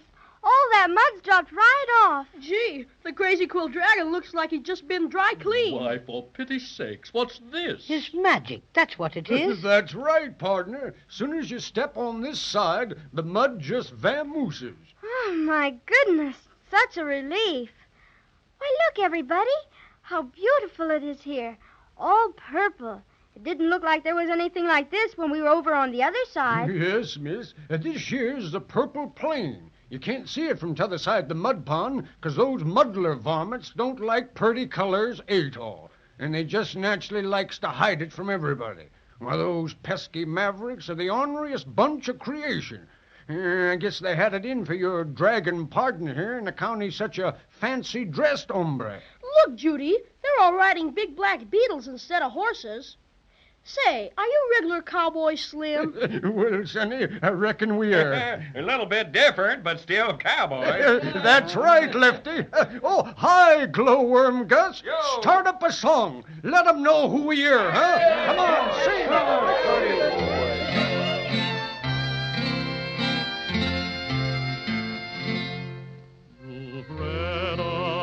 Cowboys of every description.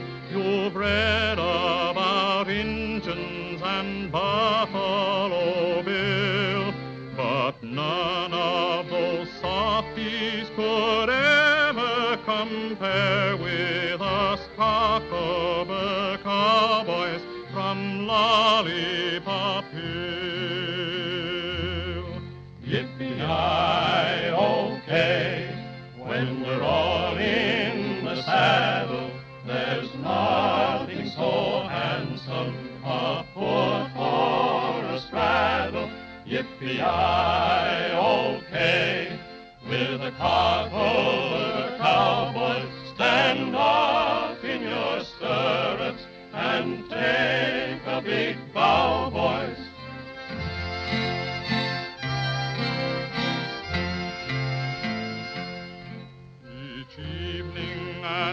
sundown we round up the glowworms who light up the streets and the houses at night. The glowworms eat sunflower seeds in the daytime, which makes them especially brilliant and bright. Yippee-yi-o-kay, in the long little glowworms, you've got to get going and not be such slow ones. Yippee-yi-o-kay, shake a leg now and get up, or the little toy town will never get lit up.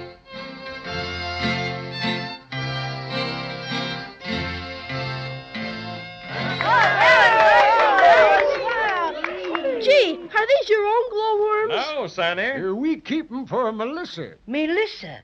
Do you know Melissa? Well, we sure do. Don't we, boys?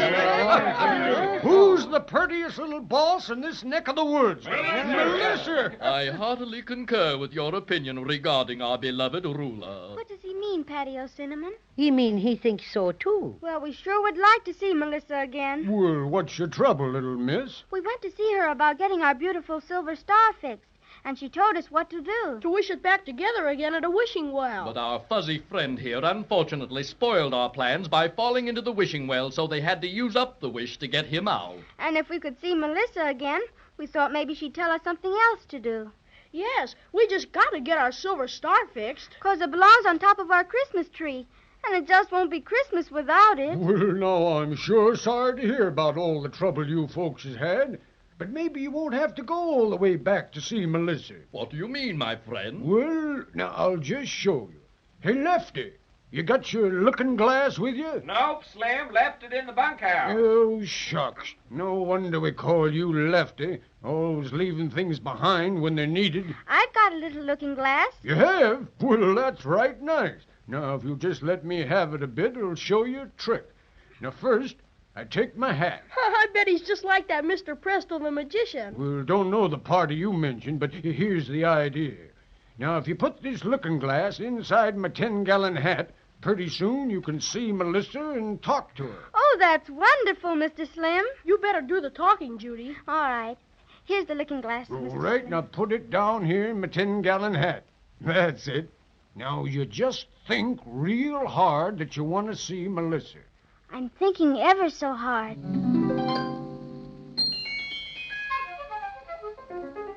I see her. I see her in the looking glass. Oh, Melissa, we've had such a time. She doesn't answer me. Well, you can't hear her say anything, little miss, but she can hear you. Now, you go along and tell her your trouble. All right. Melissa, dear, we did just what you told us and went to the wishing well. But poor Paddy O'Cinnamon fell in when he was looking down inside it. And we had to use up the only wish we could have to get him out. So we couldn't wish our star back together again. Would you please tell us what we can do now to get it mended? She's smiling. She heard you all right, little miss. Oh, she's writing something on a piece of paper. Now she's holding it up for me to see.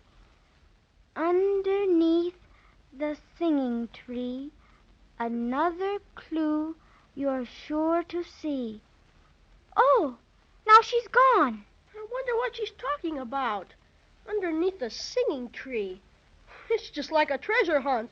You go one place to find out another place to go. Well, Melissa knows what she's talking about, so you better do as she says. What is the singing tree? Do you know, Mr. Slim? Well, it seems to me I have. I've heard tell about it. Supposed to be in the Golden Grove. Where's that? Well, that's straight across the Purple Plain. If you look real hard, you can see it glistening over yonder, way over. I see it, a regular sparkle. So do I, distinctly. Well, we're mighty sorry we can't take you clear across the Purple Plain, but we got a job to do, you know. I got to round up them glowworms. Well, thanks, goodbye. Sure nice of you all to right. help us. Well, come on, boys. I got to get moving. Well, so long, partners, and I hope you get your star right pronto. All right, boys, let's ride. Yippee, yippee, look at them ride. What a sight. My. They may be a bit wild and woolish, but I like them, definitely. So do I.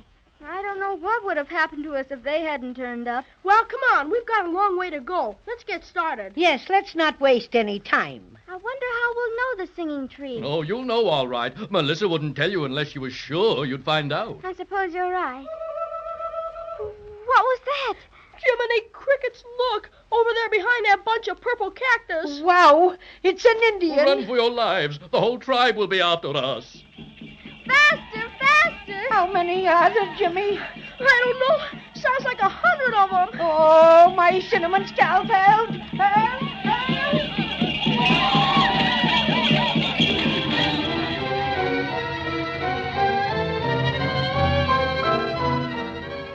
Indians, that's bad, very bad. In Maybeland, you never can tell what will happen next, but Indians it is. And next time we'll find out just what will happen to Judy and Jimmy and their friends.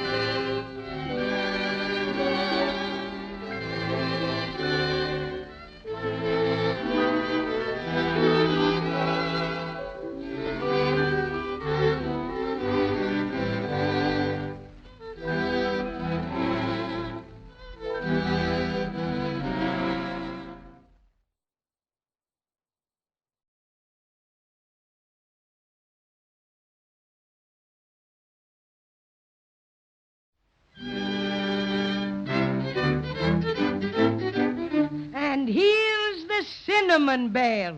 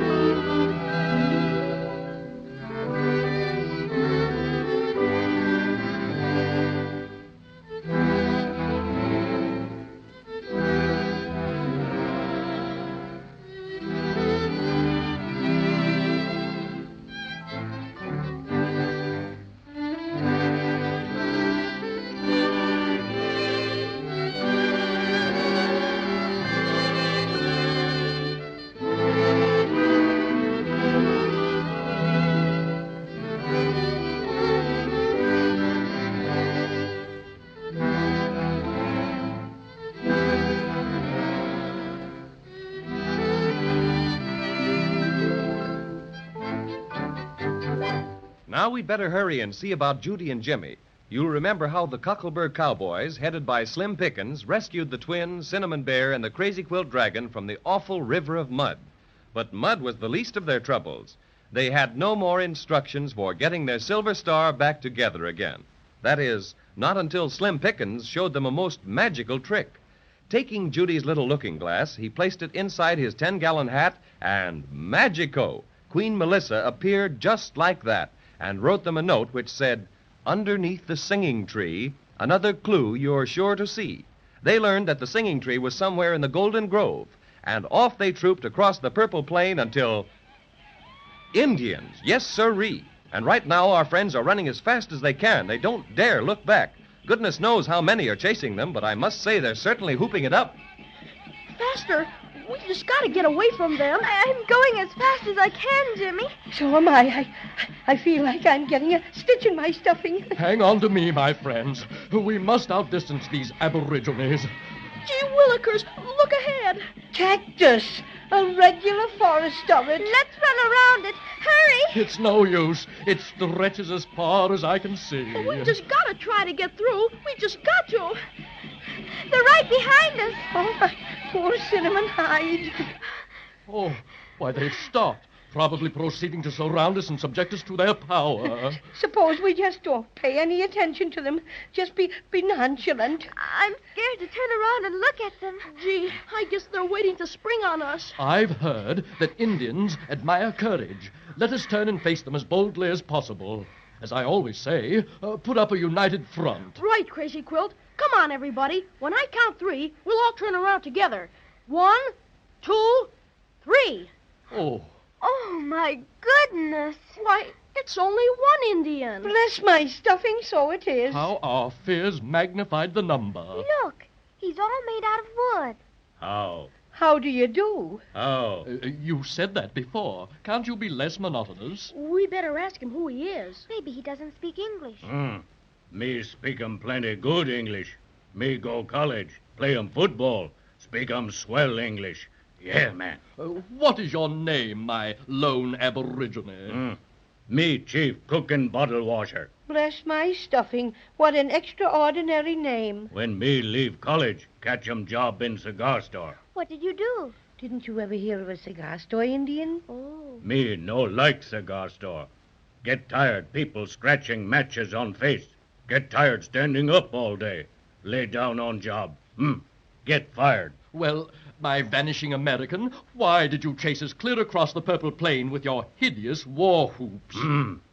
Me like beautiful overcoat. Overcoat? Oh, what do you mean? Your overcoat. Blue, green, red. What? Me love Indian princess. Many happy returns. Catch 'em coat, go see many happy returns. Knock 'em cold. Oh, well, I'm sensible of your admiration for my lovely colors, my petrified Hiawatha. But this is not an overcoat that I wear. It is my own hide. Want 'em just same. Make trade. You give 'em coat, me give you head start. Bless my stuffing. That's hardly a trade, friend Indian. I should say not. Poor Crazy Quilt. I'm sorry, but I could scarcely bring myself to part with my pelt. After all, a Crazy Quilt dragon without his outside would be nothing. Gotta have 'em. No give, scalp 'em all over. Yeah, man. Oh, please, Mr. Indian, don't take Crazy Quilt's beautiful coat away from him. Wait, I'll give you this wonderful magic lunchbox instead.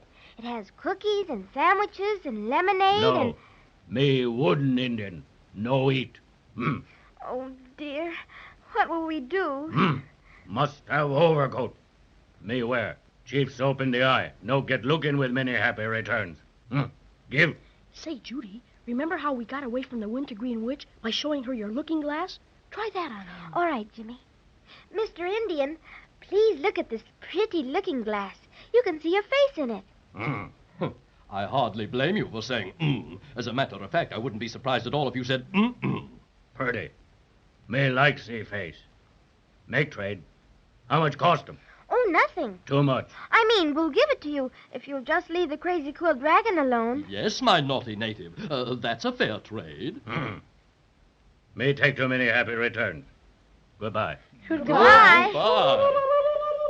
Oh, I was scared for a minute that you'd be a skinned dragon, Crazy Quilt. As a matter of fact, so was I. I'm very grateful to you, Judy, for saving my hide. Oh, that's all right, dear Crazy Quilt.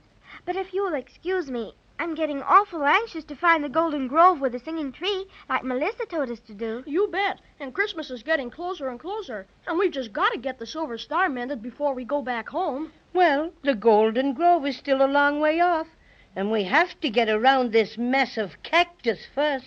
I wish we had the airplane which we left at the bottom of Looking Glass Valley. Well, if we did have it, it wouldn't do us any good, 'cause it'd be too small for Crazy Quilt to get into. And anyway, it had holes in the tank where the stork poked his bill through it. And we didn't have any more soda pop to run it besides. Oh, dear.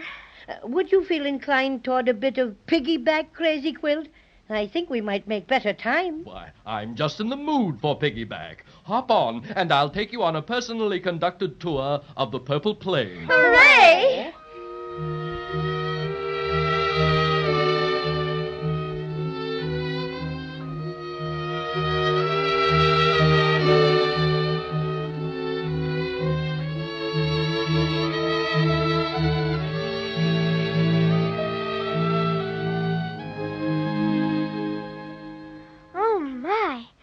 We'd never get here. Boy, this is sure something. It's the Golden Grove, or I'm a cinnamon so-and-so. Couldn't be anything else. Why, these trees are every one just as gold as can be. I never saw anything like it. My goodness, I touched that one, and it felt just like a real honest-to-goodness tree. Gee, isn't it funny? They're all just about the same size and shape and everything. They're laid out like an orchard, aren't they? Stretching as far as I can see. Even the grass and the moss are a sort of greenish gold. Well, it's certainly awful pretty. But how are we going to know which one of these trees is the singing tree? They all look alike. Oh, what's that? The Wintergreen Witch. Judy, the looking glass. Quick, show her the looking glass. Oh, Jimmy, I can't. I just gave it to the Indian. Oh, Willikers, I forgot. Oh, my poor stuffing. What's that? No looking glass? It's very kind of you to tell me that you no longer have that dreadful looking glass with you. Oh, dear. That was the only thing that bothered me. Now, my pretties, it's Wintergreen's turn. Oh, why do you have to disturb us? We promised to leave the island of Obi, and we did. We haven't done anything to hurt you. Oh, you haven't, eh? Well, it happens that you've caused me a great deal of trouble. A great deal too much trouble indeed. What did we do? Do? I'll tell you what you did. Didn't you go to see Melissa? Sure we did. And you had the colossal impudence to tell her about meeting me. And what does she do? Just banishes me from the island of Obi, that's all. I remember Melissa's remark about your practicing unlicensed magic. But surely you realize that you were breaking the law and should be punished. Oh, indeed. And who is Melissa to make laws for Wintergreen the Witch? That empty-headed little minx? Before she became ruler of Maybeland, I was the ruler of the island of Obi. And now she takes away my magic forest. All my fine captives gone. Just turns me out of my home, that's all. Oh, goody. I bet Fee-Fo the gentle giant got out of your magic forest. Yes, he did. And it's all due to you. Melissa just this minute pronounced judgment on me and magic-coded me off the island. But I'll fool her. I'm a better magic maker than she is anyway. You'll see. What are you going to do? You'll see, I said. I'll make Melissa sorry that she ever commanded me to leave the island of Obi, never to return. I can't understand why Melissa let such a dangerous creature run loose in Maybeland. I'm going to make life pretty miserable for Melissa and the people of Maybeland, and I think I'll begin with you. With us? You mean, cruel, ugly old witch. You just better not. What can you do to stop me now? First of all, give me your silver star. But it's all broken. Broken in a dozen pieces. What do you want with a broken star? I'll make 1,000 stars out of it. Hand it over. I will not, you old buzzard. I said hand it over. Oh, gee willikers. Here it is. Now, please, will you let us go? No, my pretties. You're not going to have the chance to interfere with me again, no indeed. Oh, come now. None of us has any intention of interfering with you, my good woman. Don't call me a good woman. A good witch, then. Don't call me good. I'm wicked, I am. I'm Wintergreen the Witch, and you dare to call me good. Well, I'm sure I didn't know. You talk too much, crazy quilt dragon. But you won't much longer. Oh, dear. I'm so scared, Jimmy. Oh, don't be scared. dear, Judy. Yes, maybe she's joking. Somehow, I don't just think she is. Oh, dear. I wish Melissa could see this mean old witch trying to make trouble for us again. Melissa! Melissa can't save you now. I bet she could if she knew you were making magic when she told you not to. Perhaps if she knew it. But she doesn't know it, and I'm going to make certain this time you won't do any more talking. I'm going to change you all into... Into what? I'm going to change you into bullfrogs. Bullfrogs? And you'll be able to do is croak. That's all. Croak. And the sooner you croak, my pretties, the better I like it.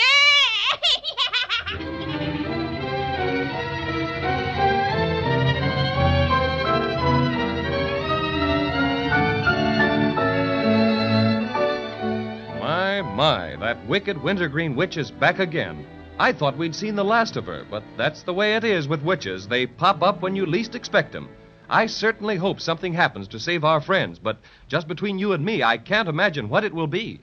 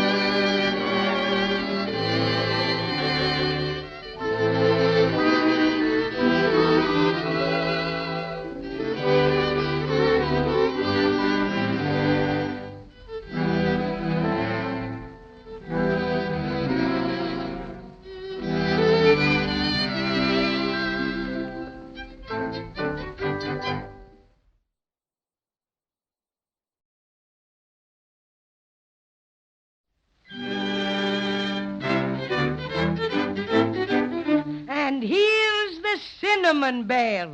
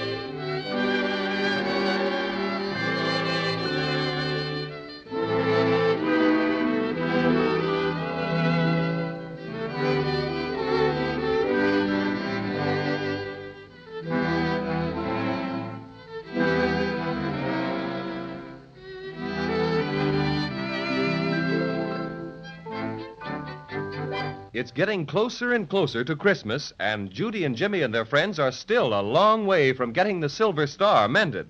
Queen Melissa's last instructions directed them to the Golden Grove, where they were supposed to find a most valuable clue underneath the singing tree. No sooner had they entered the grove and started to look for the tree than right out of nowhere jumped that wicked old Wintergreen Witch. If only Judy hadn't given her looking-glass to the wooden Indian, chief cook and bottle washer, she might have held it in front of the witch's face and scared her, like she did on the island of Obi. But when Wintergreen learned that Judy no longer had the dreadful looking-glass, she right then and there decided to change the twins and Cinnamon Bear and the Crazy Quilt Dragon into bullfrogs. And it looks like nothing in the world or Maybeland can stop her. She just laughs and laughs and laughs. I'll teach you to tattle on the Wintergreen Witch. I'll teach you to trifle with my reputation. Please, Mrs. Witch. I told you once never to call me Mrs. Witch. Please don't turn us into bullfrogs. I never was very fond of bullfrogs. I dare say they're all right in their way, but... Keep still, all of you. Bullfrogs I want you to me, and bullfrogs you shall be. I'll begin my incantation. Oh, dear. Oh, Jumbo, abracadabra. Ooh. Mumbo, Jumbo, abracadabra. Ooh. Mumbo, Jumbo. Gee, we're not bullfrogs yet, Judy. I guess maybe she has to say some more things first. Well, I don't feel in the least like a bullfrog yet. Oh, I know what's the matter. Definitely. What is it, Crazy Quilt? The witch can't change anybody into anything. Melissa has not only banished her from the island of Obi, but has taken away her magical powers. Oh, she's tearing her hair out. Let her tear it. So, you would turn perfectly respectable citizens of Maybeland and the USA into bullfrogs, would you? Garah. And so, my hideous hag, you would cast your weird spells on us, would you? Ha ha. Well, where is your black art now, may I ask? It seems that I can't do as I wished and change your babbling mouths to those of croaking bullfrogs. Let it be so. Melissa has done me one more bad turn, which I won't forget. But I still have what's left of your silver star. Oh, my word, so she has. You give it back, you nasty old witch. Try and make me. My power may be gone, but I can still run faster than the wind. I'll take your star and throw it where you'll never see it again. Oh, dear. I'll run to the other side of the Golden Grove. It's the northern boundary of Maybeland, and there on the other side is a great abyss which separates it from the snow country. I'll throw your silver star down in that bottomless abyss. No, you won't. I can run, too. Catch her, Jimmy. You bet. Try and catch me. I'll do my best, you woe-begone witch. I'm not exactly built for speed, but I'll stay with you. Gee willikers, she fell down. Now she's picking herself up again. My goodness, she fell down again. Bless my stuffing, what goes on here? One moment, my good woman, 1 moment, prithee. Who's that? Jumpin' gee willikers, it's the Grand Wunky. I wonder what he's doing here. Well, hello, friend Wunky. What is the meaning of your welcome presence in these Oh, parts? hello. Greetings from Melissa and all that. Just a moment, please. I'm here in my official capacity right now. Wintergreen.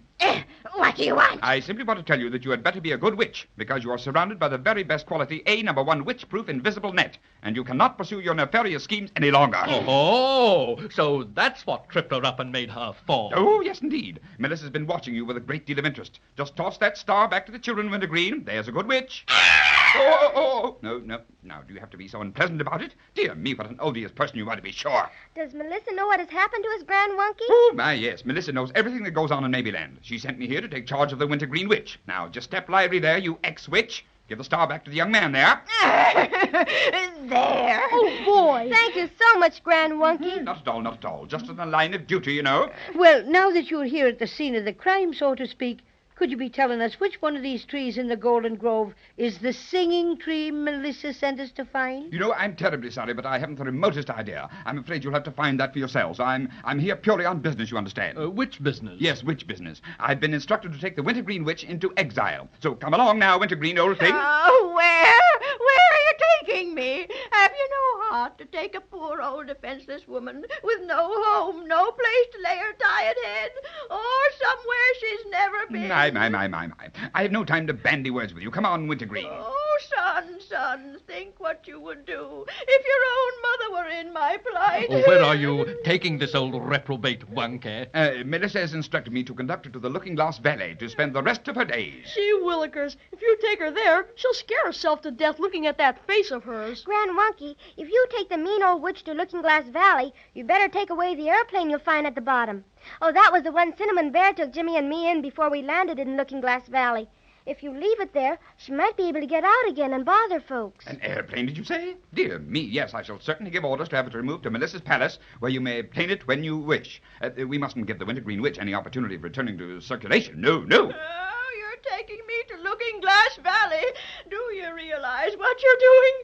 Condemning me to spend the rest of my life in stark, staring madness, looking at my reflection. Poor Wintergreen. You've been mean to us, but I'm sorry for you there. Can't you close your eyes if you don't want to look at yourself? No, I can't. Witches can't sleep. Can't even close their eyelids, 'cause they haven't any. Well. Come along, Wintergreen. Melissa's orders must be carried out to the letter, you know. Step lively now. Goodbye, Grand Wunky. Thanks for everything. And convey our best to dear Melissa. And that goes for me, too. Yes. Goodbye, all. Shake a limb there, Wintergreen. Oh, come. Don't loiter, and please don't hobble like that. My. Such welcome and dignity. Yes. Oh, dear. It's too bad the Grand Wunky didn't know which is the singing tree. Oh, all the trees look alike. I don't see how we'll ever find it. Thousands of them, thousands and thousands. I'm afraid I'm getting a bit sleepish. Oh, so am I. You know, I think I could do with about 39 winks. I think we all need a little nap. Maybe we could look if we weren't so tired. Oh, I'm going to lie right down here under this big tree. Can I lean on you, Crazy Quilt? Oh, yes, go right ahead. Make yourself at home. How about you, Judy? Want to use me for a pillow, too? Uh-huh. Oh, Cinnamon Bear's gone to sleep already. He's Crazy Quilt. I think I hear music. Didn't.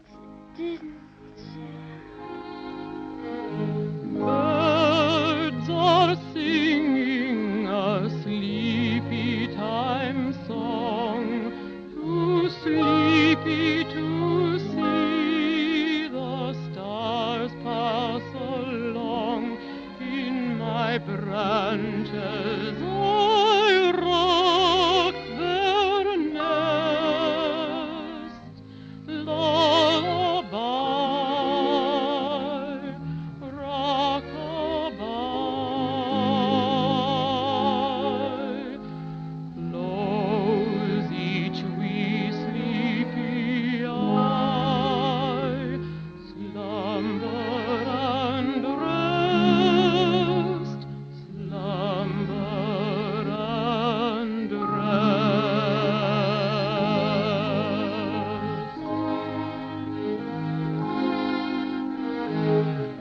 Here's the dream that I bring to you, a dream you may dream the whole night through, a bright adventure and golden quest. Lullaby, rock-a-bye. Close each wee sleepy eye. Slumber and rest. Slumber and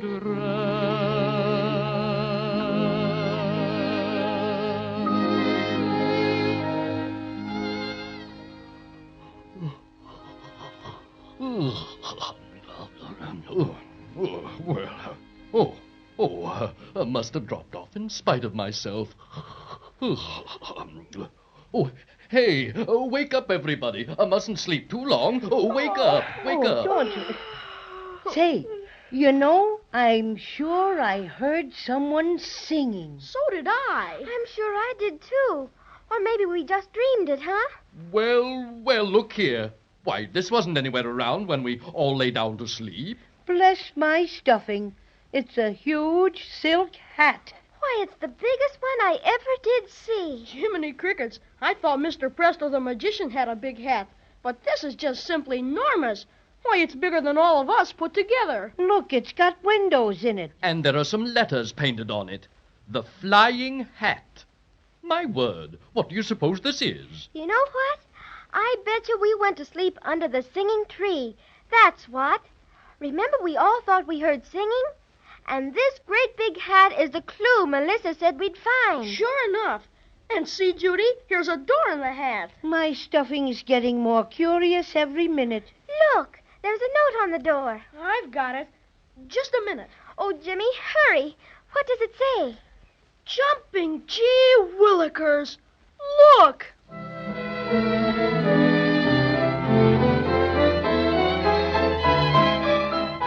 I'm sorry, but we didn't get a chance to look, and I'm quite as curious as the Cinnamon Bear. Well, I suppose there's nothing to do but wait until next time to see what this flying hat is all about, and I'll be Johnny on the spot to get a real look at that note.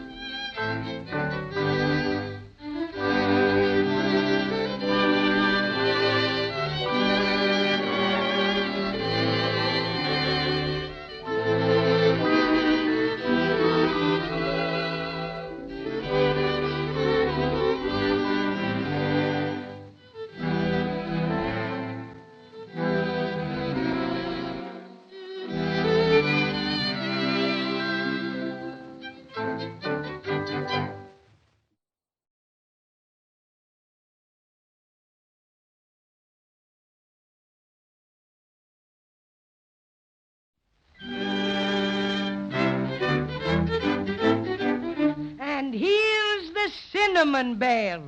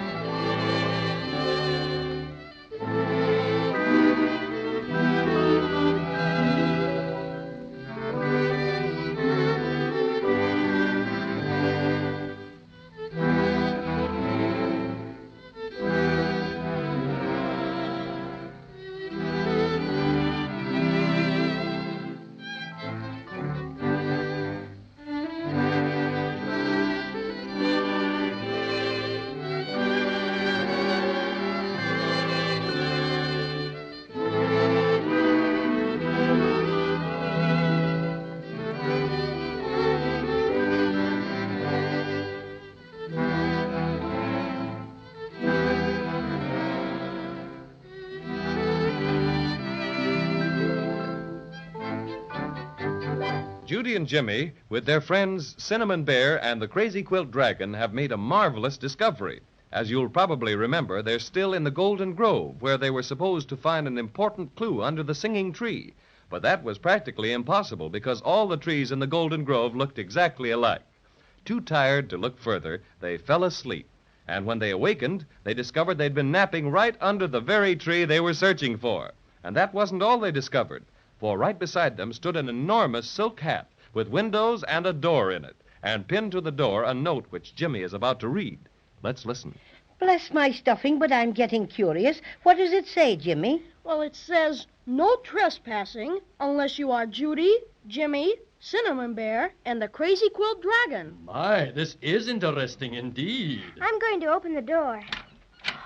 Oh, look. Very comfy looking, I'd say at a quick glance. My, 4 chairs, each by a window. Stylish stuff, all the trimmings. And look, 3 are just our size, and 1's big enough for Crazy Quilt. It's an awful nice place to sit, all right. But I don't see what this has to do with getting the star put back together again. Oh, wait. Here's another note on one of the chairs. Read it, Paddy O'Cinnamon. Okay. Very interesting indeed. It's from Melissa, just as I thought. A logical supposition, my friend, but proceed to enlighten us as to its content. Very well. Dear friends, the flying hat will take you out of Maybeland to a place where you should have no trouble getting your precious silver star mended. When you are ready for the flight, just say, Topper, Topper, off we go to the land of ice and snow. Upon your arrival, ask the first person you meet where to go to find Nicky Frudel. Lots of luck, Melissa. Wait, here's a P.S. Do not be afraid of the flying hat. It is equipped with the very best Maybeland motor. Oh, this is awful exciting. But I wonder why we have to go to a land of ice and snow to get the silver star fixed. It is indeed mystifying, but undoubtedly Melissa has some definite reason for sending us there. Well, I don't want to rush you, but we're wasting time. Suppose we just do as Melissa says and get going. Always the practical man of affairs, Jimmy. Let us go indeed. I'll say the rhyme that Melissa told us to use to make the flying hat go. Everybody ready? Surest thing you know. Indubitably. What? Just skip it. Topper, Topper, off we go to the land of ice and snow. Oh, we're starting. Oh, we're going right up. We're going up. Oh, boy, this is swell. Oh, why, we're way over the tops of the trees already. And look, the Golden Grove looks just like a lot of melted butter. Always thinking of your tummy, no mind for finer things. Look, I bet that's the end of the Golden Grove. Yes, and beyond it I can't see a thing, can you? The Wintergreen Witch knew what she was talking about when she said that abyss was bottomless. Why, the closer we get to it, the bigger it looks. If she ever dropped the pieces of our star in there, goodness knows where they'd stop. Probably keep right on falling. And speaking of falling, we're right over it now. Goodness, suppose we fall. Oh, quit your worrying. Melissa said this flying hat was equipped with the best Maybeland motor, didn't she? Well, I'll bet on Melissa any day. She's swell. You know, it may be just imagination, but I feel distinctly cold. What about you? Oh, I do feel sort of chilly. Well, now that you mention it, my stuffing feels a little bunchier than usual, and that always means it's cold. Say, I see something white ahead. Why, I bet that's the snow country. Right as usual, Jimmy. It's just as white as can be. I wonder what we're supposed to do there. You know, what I'm wondering about is this flying hat. What do we do to stop it? Oh, I rather think it will stop of its own accord. Yes, but when? For all we know, it'll just keep right on flying and flying and flying. Oh, you know motors just can't keep on going forever. You gotta put something in them. Anyway, Melissa's note said the flying hat would take us someplace. And you know Melissa always tells us the truth. Oh look. We're going down. Here we go. Oh. We're going to land on a hill. Oh, yes. Boy. Come on, let's get out. Isn't it cold? You bet. Gee, I wish I had my sweater. I could use my green flannel underwear right now. I'm a bit afraid my crazy quilt colors will get frozen blue. Look at the flying hat. Why, it's tipping itself, just like it was saying goodbye. Oh, look, now it's flying off. Yes. Well, there's no doubt about it. This is where Melissa meant for us to come. Look, everybody. Look at that shiny thing down below us. Isn't that a palace? Anyway, a mansion. But it's a good piece down the hill. Gee, I wish I had a toboggan. That'd take us there in a jiffy. Well, what do we need with a toboggan? Here's Crazy Quilt. Come on, Crazy Quilt. Justify your existence. Oh, me, just a vehicle. That's me, always doing a bit of transportation. Poor Crazy Quilt. You don't have to if you don't want. Oh, no. Oh, no, I was just grumbling. Tobogganing is what I've always longed to do. Climb on. Oh, just a minute till I tuck my legs under me. Yes, there, that's right. Now, off we go. Whee! We're just going faster and faster. Oh, my. I got snow down my neck. Hey, I got snow all the way down my back. Yes. I feel like a cinnamon bear frozen pudding for sure. Let me dust the snow out of your fur, Paddy, dear. Thank you, Judy. Just a little patch back of my left shoulder blade. Thanks a lot. Say, here's a flight of steps. I didn't see them when we landed. Nor I, but I arrived head first. Oh, I slipped. Why, they're made of ice. I think I see something over there. It looks like a snowman. Why, it is a snowman. Bless my Crazy Quilt, Aunt. He's wearing a silk hat, carrying a cane, and has a cigar in his mouth. Yes, and look at his nose. It seems to be a regular red Christmas tree light. We ought to speak to him. Remember, Melissa said to ask the first person we met about somebody called Nicky Frudel? Uh-huh. Excuse me, Mr. Snowman. I'll excuse you anything your little heart desires, my little sunbeam. I beg your pardon, but... Likewise, I will pardon you. Anything for a lady. Well, do you know somebody called Nicky Frudel? Nicky Frudel. Let me see. Yes. You must mean Nicky Frudel. Nice chap, Nicky. Yes, indeed. Very nice. Used to play a bit of snow tennis with him. Fine game, snow tennis. You don't play it at all like lawn tennis, not at all. Grasping the racket firmly twixt thumb and index finger, you essay to strike the pellet. Yes, but... My goodness, Judy. His nose has turned from red to green. Bless my stuffing, it's just like a stop-and-go light. How come this change of color, friend Snowman? Glad you asked me about that, my friend. Glad you asked me. Just a gadget I rigged up last year. Quite a novelty, if I do say so myself. I was directing traffic up to the Winter Sports Carnival. Glad you like the little knick-knack? Yes. Look, his nose has changed to red again. But despite the changeability of your olfactory organ... My goodness, why does Crazy Quilt have to talk like that? Showing off, that's all. He's just showing off. Well, we are beginning to partake of the frigidity of this northern climate and would be guided to the vicinity of one Nicky Frudel. Who? Nicky Frudel. Oh, yes. Didn't you mention him a while ago? Sure we did. I thought the name sounded familiar. Well, where is he? Where can we find him? Oh, so you want to meet him, eh? I don't blame you, my friends. Nice fellow, Nicky. Used to play a bit of snow tennis. We know. Snow tennis. Yes. How things do get around. And who told you that, my little icicle? Gee willikers, you just told us that yourself just a minute ago. So I did. Well, my little lad, you may enter the presence of Nicky Frudel by going up those steps and ringing the bell. Speaking of bells, I used to know a Swiss bell ringer. Very fine musician, very fine. Used to play Yankee Doodle on 8 sleigh bells. Touched my heart, he did. Look, his nose has changed from red to green again. Well, we've got the green light. Let's go. With the greatest of pleasure. You might bring me back a strawberry snow cone on your way back. All right, we will if we find one. This is awful hard to get up. The steps are so slippery. Ouch. You're telling me I got a dent in me stuffing? Yes, I, too, feel a certain lack of celerity in our ascent. Oh, boy, here I go. My, back so soon.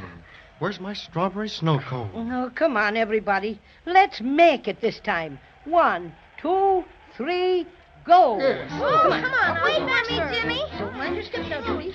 Oh, dear. All these steps I must watch. Oh, come on now. Yes. We made it. There's a bell, Jimmy. Ring ring it. Okay. How do you do? How do you do? You must be Judy, Jimmy, the Cinnamon Bear, and the Crazy Quilt Dragon. Oh, I've been expecting you for some time. Won't you come in? Much obliged to you. Thank you very much. Are you Nicky Frudel? I am. Excuse me while I close the door. It's pretty cold outside. Gee, it's lots warmer in here, all right. We've been kind of chilly out there. We're not exactly dressed for it like you are in all that white fur. Would you mind, please, if I asked a question? I don't mean to be rude, but you look like us, and yet you don't. Oh, you see, I'm an elf. Oh, well, Queen Melissa of Maybeland sent us in a flying hat to see about getting our beautiful silver star put together again, and she said we were to see you. Well, that's right, Judy, but Melissa meant for me to take you to somebody else, and he'll help you. Will you please follow me up the hall? Yes. Gee, that's a big door. The gentleman Melissa has arranged for you to meet is waiting for you in his private office at this very moment. My goodness, who is it, Nicky Frudel? Why, didn't you know? It's Santa Claus. Santa Claus? I had an idea that's who it was going to be all the time, but I wasn't quite sure. And now that I know, I'm certainly going to be on hand next time when Judy and Jimmy meet him. Yes, sir, a visit with Santa Claus is one thing I couldn't miss.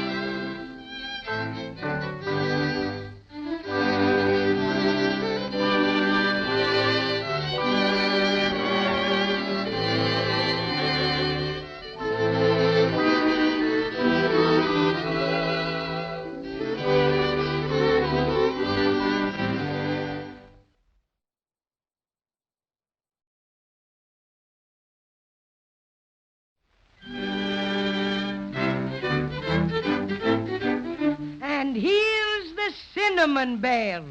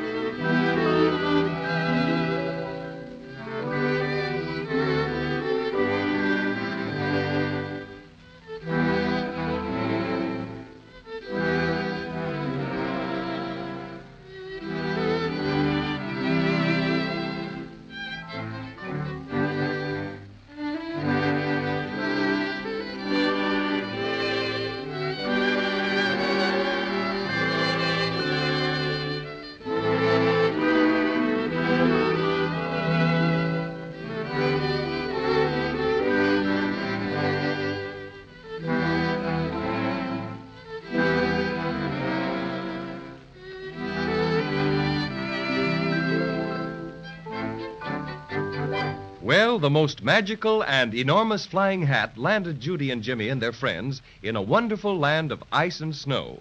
Just as Queen Melissa instructed them, they asked the first person they met where to find Nicky Frutal. He was a snowman and told them that Mr. Frutal could be found in a white palace. Up the steps they went and were met by Nicky Frutal, a little elf dressed all in white fur. Nicky invited them in and led them to a door which is just about to open on the gentleman who can tell them how to get their broken silver star fixed.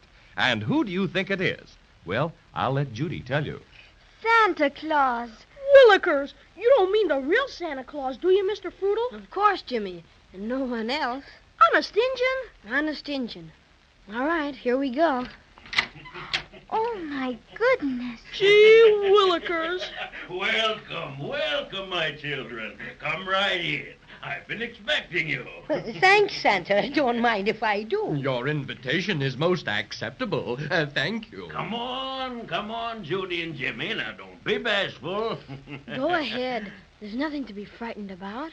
I guess maybe I'm silly, but it's kind of exciting to meet the really, truly Santa Claus. Yes.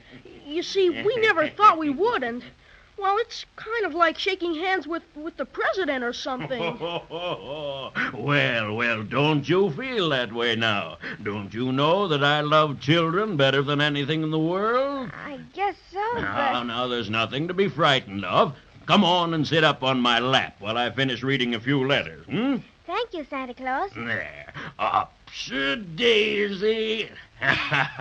Comfy? Oh, yes, thank you, Santa Claus. Now, Jimmy, suppose you sit on the arm of my big chair. How about it? Okay, Santa Claus. You know, this is quite a treat for me, Judy and Jimmy. The most I ever get to see of children is when they're sound asleep. Don't they ever see you? Oh, no. If they're awake, they can't see me at all. That's it. Judy and I wondered why we didn't see you that Christmas we stayed awake all night and watched. But our presents were there Christmas morning just the same. I remember that time. I fooled you youngsters, didn't I? Now, by the way, I got your letters this year, too. You did? Gee, that's swell. And I hope you'll be quite satisfied. Now, let's see about your silver star. Did Melissa tell you what happened to it? Oh, yes, indeed. I had quite a talk with her about it. Oh, it's too bad you had so much trouble. How did she talk to you, Santa Claus? By short wave. Oh, I'm quite a fan, you know. Radio is my hobby when I have time to spare. Now, will you put the star on my desk so I can look it over? You bet.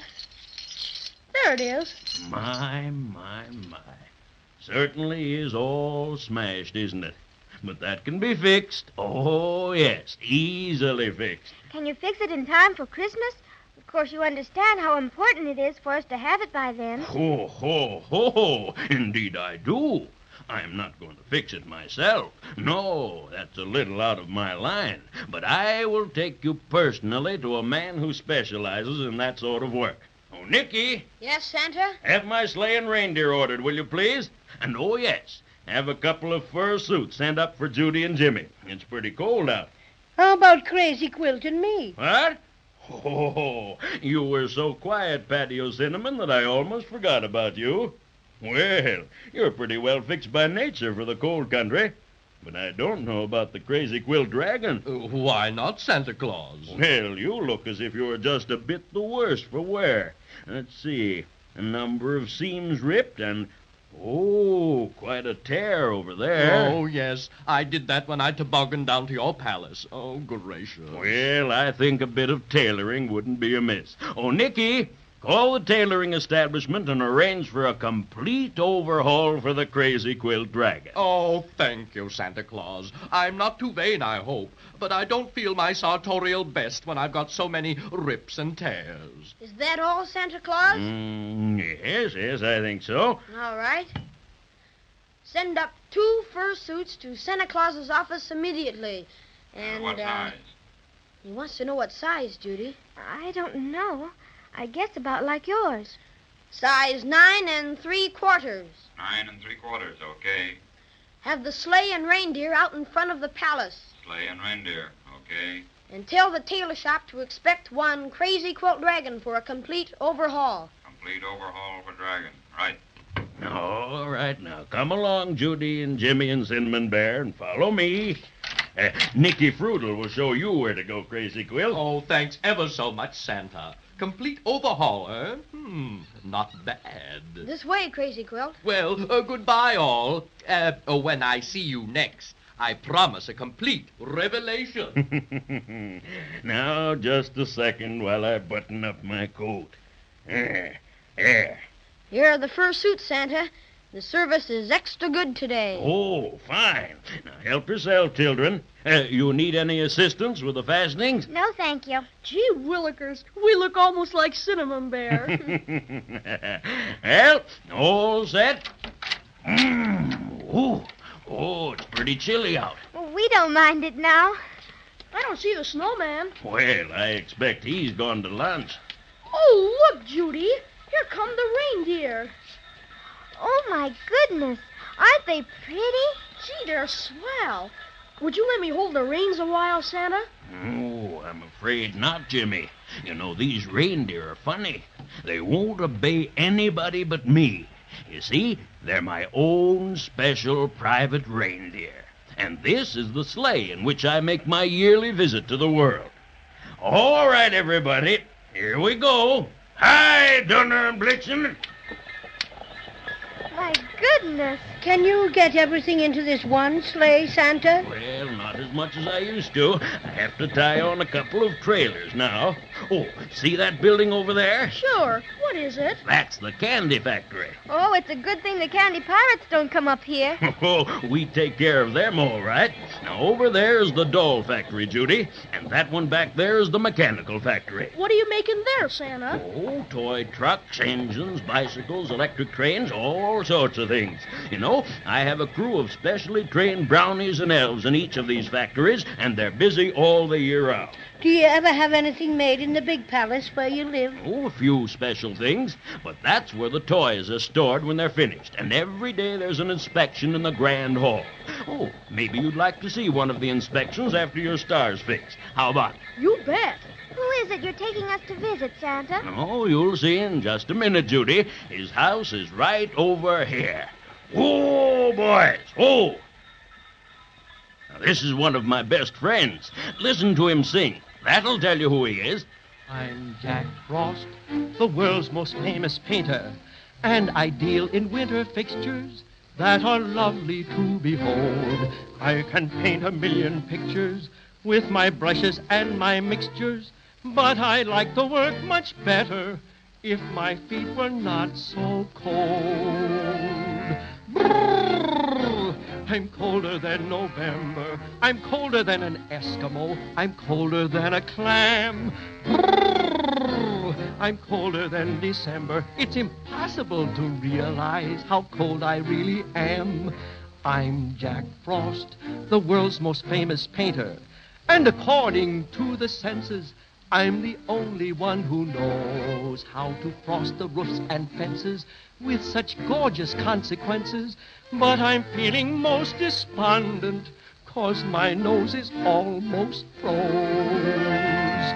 Brrr, I'm really rather chilly. I'm colder than 100 polar bears have ever felt. Brrr, this may sound rather silly, but I'd buy a radiator if I thought I would not melt. Bless my stuffing. So that's Jack Frost. I felt his fingers many a time, but I've never seen him. Look at all the icicles on his cap. Hi, Jack. Some friends to meet you. Here's Judy, Jimmy, and the Cinnamon Bear. How do you do? Come in, won't you? Thanks, Mr. Jack Frost. I'm glad you dropped in.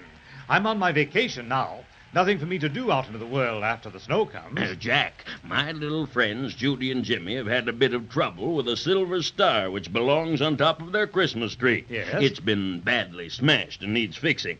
Show it to him, Jimmy. Here it is, Mr. Frost. Oh, that'll be easy. I'm extra good at stars. I've often admired your work on the windows, Jack Frost. Thanks. Yes, I do fairly good work, but I'll never be really satisfied until I learn how to frost a chocolate cake. Oh, Mother can frost cakes like everything. Maybe she'd teach you. Good. Next time I'm down your way, I'll try to find time for a lesson. Now, if you'll just step this way into my laboratory. My. Just look at all the brushes and things. Willikers, it's wonderful. This is where Jack does all his research work. Plans all the designs for his window displays. It's beautiful. Now let's see about the star. This won't take a second. Just a bit of magic snow cement here, and here, and here, and there. Oh, why look, Jimmy. Well, bless my stuffing. Our silver star's all beautiful again, just like it was before. Can I touch it, Mr. Frost? Oh, not for a minute. I'll put it here on the windowsill for a bit. It has to be exposed to the cold north wind to get good and solid. Now, while we're waiting, I'd like to show you a few of the designs I'm working on for next year's frostings. There's a big star in one of your designs. Do you like stars, Jack Frost? Better than anything. How many points do you put on your stars? He puts 5, Judy. You can count them for yourself. I wonder how many there are on our star. I'll look and see. Jimmy, Santa. Why, what's happened, Judy? The star. It's not on the windowsill. It's gone.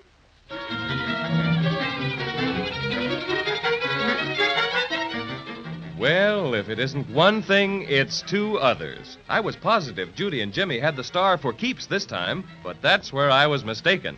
One thing is certain, however, if they don't get it mighty soon, it'll never be on top of their Christmas tree by December 25th. Let's be sure to listen next time and see what's happened.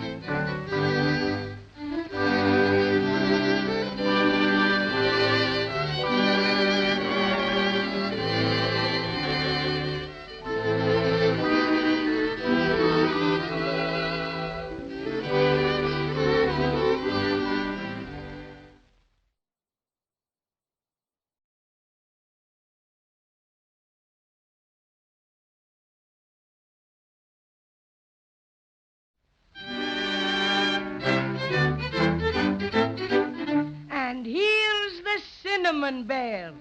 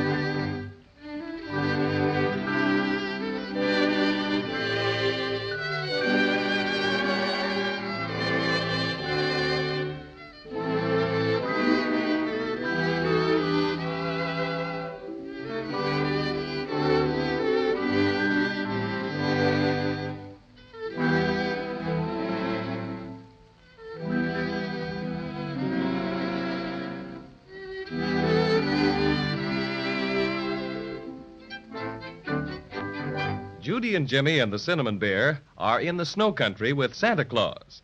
For a while, everything looked pretty wonderful. Santa Claus bundled them into his specially private sleigh and drove to Jack Frost's house. After examining the broken silver star, Jack took some magic snow cement, and before you could say Jack Robinson, the star was back together again. However, it was necessary to let the cement get good and solid, so Jack Frost left it on the windowsill, and what do you think? When Judy went back to look at the star, it was gone. It's just as gone as though it had never been there. Jiminy crickets, this is awful. What'll we do, Santa Claus? No. The first thing to do is not get excited. Take a look outside, Jack. Maybe it fell off the sill into the snow. All right, Santa. Just a minute till I raise the window a little more. Do you see any sign of it, Jack Frost? No, it's not there. Perhaps it... Look! There they go! Who? The bad dolls. That's where the silver star went. They stole it. Willikers, let's chase them. Come on, Judy. Come on, Cinnamon Bear. Hold on, Jimmy, hold on. You couldn't possibly catch them now. Why, they're going like 60. But, Santa, we can't stand here and let them get away with our silver star just after it's been mended and everything. Now, don't you worry, Judy. I'll see to it that your star gets back safe and sound. All right, if you say so, Santa. But it sure makes me feel pretty awful unhappy. Me too. And ferocious besides, garah. Who are these bad dolls, anyhow? Well, Jimmy, a few years ago, a most strange thing happened. The factory got hold of a bad lot of sawdust, and consequently, all the dolls that were stuffed with it turned out to be very naughty. I beg pardon, Santa, but don't you think you'd better call out the tin soldiers? Those bad dolls have quite a head start, you know. Oh, so they have. I almost forgot. May I use your phone, Jack? Oh, certainly. Thanks. Hello, operator? Hello? Get me Snowside 1, 2, 3, O'Leary. Yes. Hello? Nicky Frutal? Oh, Nicky, the bad dolls have just stolen Judy and Jimmy's star right after Jack Frost mended it. Now, I want you to order out a detachment of tin soldiers. Yes, tell Captain Tintop the bad dolls headed due west of Jack Frost's house. Mm-hmm, that's right. Santa? Oh, hold the phone, Nicky. Yes, what is it, Judy? Excuse me, but would you please ask Nicky Frutal if the Crazy Quilt Dragon has come out of the tailor shop yet? Oh, surely. Oh, Nicky, how about the Crazy Quilt Dragon? Well, how does he look? Oh, that's fine. Well, you tell him to meet us out in front of the big storeroom. Yes, that's it. All right, you got everything straight now? All right. Goodbye, Nicky. Well, there we are, children. The tin soldiers will be on their way in a minute. You'll have your star back in no time at all. That's swell. Gee, I feel better already. Just the same. It's pretty hard not to worry when it's getting closer and closer to Christmas every minute. Oh, now you just leave it to Santa Claus, Judy. And now we've got to get started for the big storeroom and meet Crazy Quilt. Speaking of Crazy Quilt, which I'd rather not do, what did Nicky Frutal have to say about him? Well, the tailors have done a mighty fine job of renovating. Nicky says he looks just like new. Let's hurry. I'm anxious to see him. He'll probably be so conceited you won't be able to touch him with a 10-foot pole. Now, Cinnamon Bear, don't be jealous. All right, come along, everyone. Goodbye, Jack Frost. Thanks for mending the silver star. We're ever so grateful. Oh, sure, that's all right. I'm just sorry it had to get stolen. Oh, that's all right, Mr. Frost. Santa's tin soldiers will get it back for us. And don't forget, next time you're visiting the world, you just stop at our house and I'll have Mother show you how to frost a chocolate cake. You bet I will, Judy. Well, goodbye, everybody. Goodbye, Jack Frost. Goodbye. It's pretty cold out here. I don't know what we'd do without these fur suits you gave us, Santa. All right, all in the sleigh now. Make it snappy. Will somebody please give me a boost? There you are, Cinnamon Bear. Much obliged, Jimmy. Everybody in? All right, off we go. Hi, Dunner. Hi, Blitzen. Hi.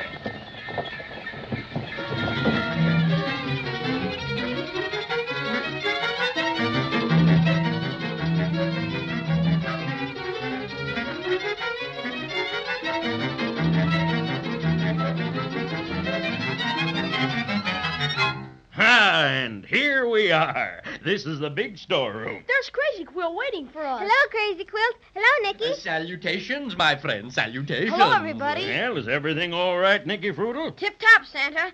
tin soldiers got off with flying colors. Ah, splendid. Notice anything different, Judy? Oh, my goodness, Crazy Quilt. You sure look specially handsome. Oh, yes, indeed. My friends, you are gazing on a new Crazy Quilt dragon. Looks like the same old stuff to me. Here, let me see. Well, he did a good job, all right. Turn around. Turn around. There. Why, your patches look just like new. Oh, me, yes. I'm thrilled no end. Boy, and you've got a brand new bow around your neck. It's sure a humdinger, Crazy Quilt. I guess he's not the only one who has a bow. Of course not, Paddy O'Cinnamon. You have a lovely green one.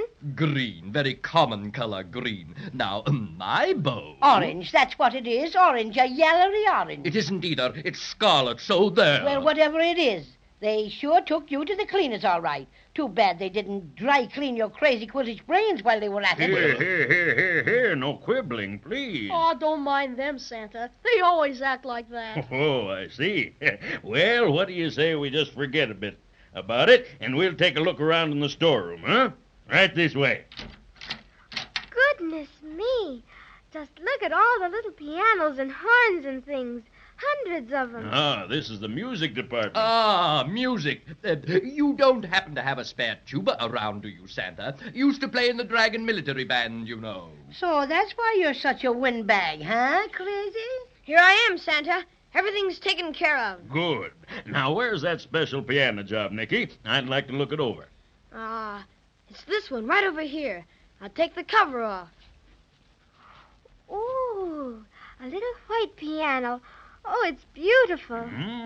Very nice. But it should be tested before we pack it, Nicky. If I'm not intruding, Santa, I'd be glad to do the honors. All right, Paddy O'Cinnamon. We'd love to hear you play. Wouldn't we, Nicky Fruitle? Indeed we would.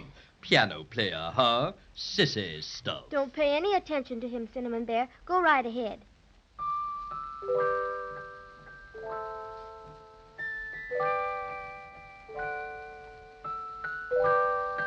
This is my own composition, my very own, Santa.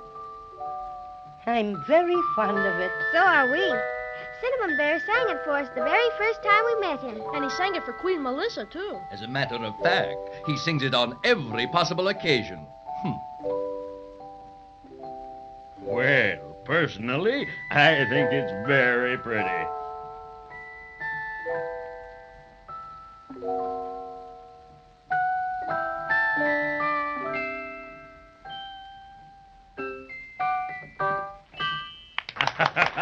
Very well done. Thank you, Paddy O'Cinnamon. You're a real artist. Much obliged, Nicky. Now, if you don't mind, I think I'll browse around a bit. May we look at anything we like, Santa? Why, certainly, Judy. Anything that isn't wrapped up. Gee, Judy, take a look at this peachy trumpet. Are you positive you have no tubas about, Santa? Oh, plenty of them, Crazy Quilt, but none your size. Oh, how unfortunate. You're really missing a treat. Some consider me a virtuoso. Oh, Santa, what are all these toy soldiers doing here? I thought this was just the music department. Well, those are musical soldiers, Judy. They play in the toy band. You'll hear them when we have the big inspection. Where's Cinnamon Bear, Judy? Why, Now, where did he go? Oh, he probably wandered off by himself. Never mind, though. He won't get in any trouble around here. Oh, I don't know about that, Nicky Fruitle. Paddy's middle name is Trouble. Well, then, we'd better start looking for him. Don't see him anywhere around. Perhaps he went into one of the other rooms. Where does this door lead to, Santa? Oh, that's the Christmas sticker supply room. And let's see if he's wanted in there. My word, what a collection of Christmas stickers and tags piled clear to the ceiling. Aren't they pretty? I don't think I ever saw such beautiful ones. What's that? There's something under this pile of stickers. Here, let's see what this is all about. It's Cinnamon Bear. I've got his leg. Help me pull him out, Nicky. Okay. Oh, this is rich. He's covered from head to foot with stickers. Come on, everybody. Let's pull them off for him. Look, there's a great big sticker right across Paddy's mouth, and it says, "Do not open till Christmas." No, that's too much to ask. I doubt if our cinnamon friend could keep his mouth shut until Christmas, even though it isn't very far off. Well, here goes. Oh, wow, what a life. Everything's agin me. How did all this happen, Mr. Cinnamon Bear? Just looking around, minding me own business, that's all. Guess I was still a bit damp from the snow, and when that big pile of stickers toppled over on me... Just minding your own business, eh, my little stuck-up fellow? Oh, what a sight you are. Calling Santa Claus. Calling Santa Claus. Excuse me, please. Santa Claus speaking. What is it? Captain Tintop has just reported skirmish with the bad dolls in the icicle forest. Yes, go on. Due to snowstorm, have had unexpected setback. Need reinforcements immediately. Bad dolls are much more stubborn than usual. Seems to be someone helping them. A scout reported that they are being led by a strange creature never seen before in the snow country. Couldn't tell much about it, but it was all green. That is all, Tabby Twist.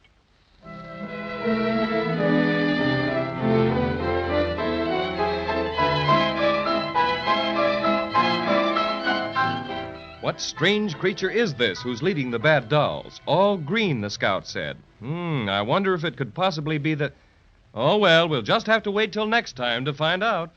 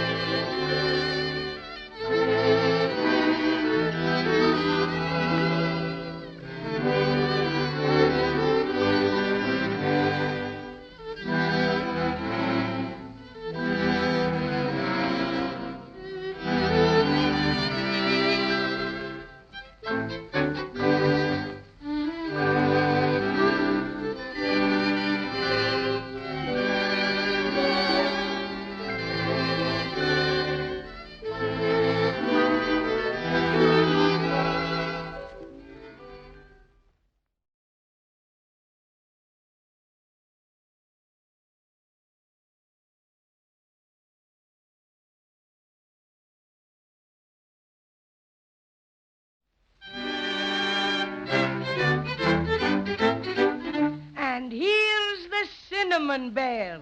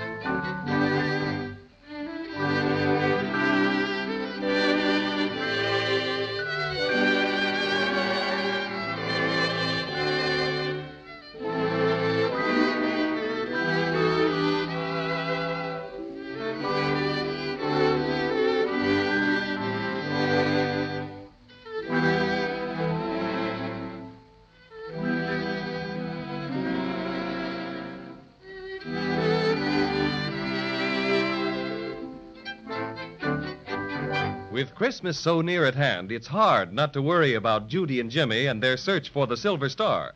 After the bad dolls made off with it, Santa Claus sent a detachment of tin soldiers to the rescue.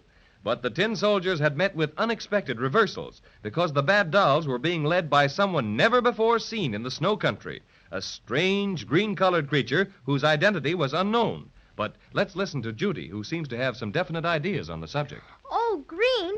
My goodness, that sounds like... Oh, no, Judy. That just couldn't be possible. Calling Santa Claus. Calling Santa Claus. Yes, what is it now? A Maybegram just received from Queen Melissa of Maybeland. Quote, warning, citizens of Snowland, Santa Claus, Judy, and Jimmy, be on lookout for Wintergreen Witch. Oh, Jimmy, I was right. Escaped from Looking Glass Valley, assisted by another witch with black cat tattooed on left elbow. Wintergreen last seen flying over bottomless abyss on broomstick, headed for the snow country. Beware, she is dangerous, unquote. Oh, dear. Are we going to have trouble with that awful old witch again? I thought Melissa had gotten rid of her for good. Oh, come, don't get upset, my friends. I think we can take care of the lady. Lady? And Nicky, run over to the airport and order them to send out 10 airplanes. And tell them to communicate with me if they need additional men or supplies. And, oh yes, one more thing, Nicky. I want you to go over there. You do? Mm-hmm. Well, what about the, Oh, that'll be easy. You just tell them. What goes on here? You'll find out soon enough, friend Crazy Quilt. Is that all, Santa Claus? Yes, I think so, Nicky. You sure you have everything straight? I think so. Well, you'd better hurry. I have a little surprise for Judy and Jimmy, and I'll need you. Right. I'll be back in a jiffy. Now, of course, you children may not care for surprises, or do you? Of course we do, Santa. Well, if you're sure you do, close your eyes, all of you. Am I to be included in this, what do you think is going to happen, business? Why, certainly. And Paddy O'Cinnamon, too. Oh, my. I do hope it's cinnamon buns. Always thinking of your tummy. How materialistic. Now, no peeking there, Crazy Quilt. Keep those purple patch eyelids closed tight.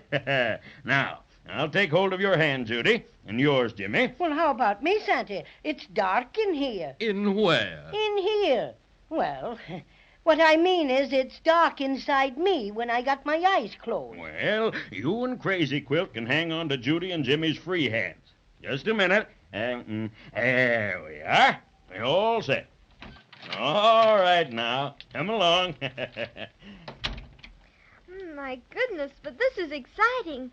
Where do you suppose he's taking us? I've no idea, Judy. Utterly no idea. Ow! I bumped into a step or something that time. Do we go up, Santa? Yes, Jimmy, just a few steps. How easy there. Just a few. Take it easy, everybody. Here we are. Now we can all sit down. Oh, my extra special stuffing. Oh. What's the matter, Cinnamon Bear? Did you fall? No, I just sat down where there wasn't anything to sit on, that's all. Oh, just a minute, Paddy O'Cinnamon. Just a minute. There you are. You comfy? Yes, thanks. That's something like it. Would it be permissible to open our eyes now, Santa Claus? Oh, no, not just yet. I'll tell you when. All right, Major Muffy, carry on.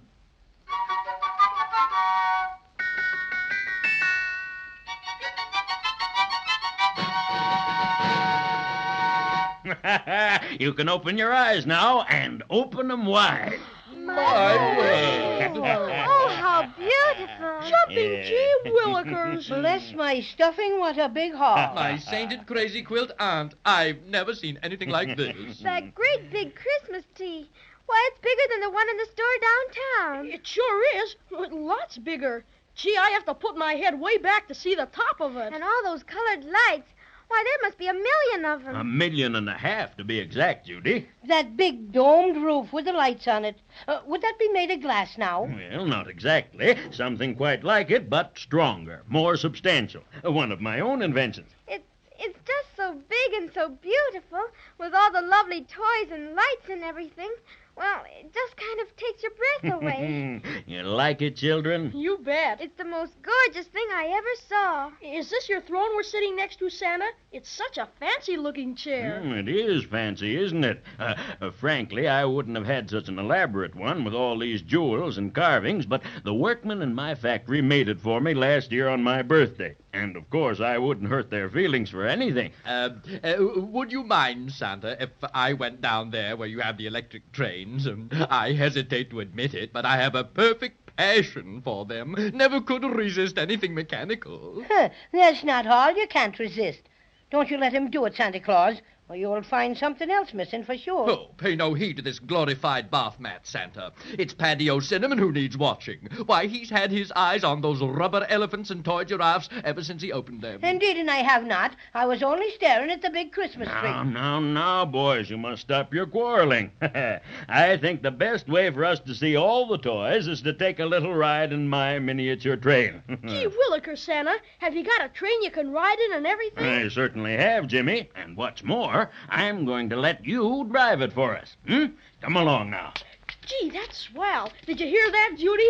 I'm going to drive the train. Oh, it's wonderful. Everything's wonderful. Hurry up, Cinnamon Bear. I'm coming, Judy. Hey, Crazy Quilt, keep away from those toy steam shovels. You're apt to get your face lifted. All right, here's the train, Jimmy. Right over behind the Christmas tree. Gee, it's a pip. Why, it's just like a locomotive almost. How does it run? Well, I'll show you in a minute. Now, Judy, you just get in the cab with Jimmy. I'll sit right behind you, and Paddy O'Cinnamon can share the back seat with Crazy Quilt. Oh, I have to sit with him, huh? Too bad you haven't got a caboose, Santa Claus. That's where Crazy belongs. Is that so? Well, I'll have you All know. right, everybody ready? I'll say we are. Will you show me how to drive it now? You bet I will, Jimmy. You see that lever? Uh-huh. You push that just as far as it will go. Then step on that pedal by your left foot. That starts the motor. Like that? That's right. Now the pedal. Boy, oh boy, we're off. Now, when you want to stop, Jimmy, just pull the lever back. You got it? You bet. Hey, how you doing back there, Crazy Quilt? Just so-so. Bit stuffy. You never know what you'll meet up with on a train. If you're referring to me, applesauce. Oh, Jimmy, look at the hundreds and hundreds of beautiful dolls. Gee, and would you take a look at all those bicycles and scooters and the toy tractors and... And there's the toy band we saw in the storeroom. And over here's the military division. Some of the best tin and wooden soldiers we ever turned out. I'm very proud of them. Just look at those roly-poly dolls. They remind me of that roly-poly policeman we met on the island of Obi. Now we're passing the animal kingdom. Elephants and camels and monkeys on sticks. Animals of every description. No Crazy Quilt dragons, however. I should hope not. One is enough. Santa Claus! Huh? Santa Claus! Oh, here's Nicky Fruitily back again. Stop the train, Jimmy. All right, Santa Claus. All right, all out now. Come on. Easy there. All out. Everything ready now, Nicky? All ready, sir. Do you know what, Santa Claus? No. What, Judy? I was just noticing all the little dolls and soldiers and toy animals are standing perfectly still, just like they were waiting for something. That's right, Judy. They are waiting for something. What? Well, just to make certain all my toys will know how to behave when I take them out into the world, I put them through a special rehearsal under the big Christmas tree. And while they're marching, my supervisors inspect them. So that's what my toys are waiting for, Judy and Jimmy. The Christmas Tree Parade. A parade? Jiminy Cricket, Santa. Are we going to see it? You are, Jimmy, and right this very minute. Oh, Major Muffy, proceed with the Christmas Tree Parade.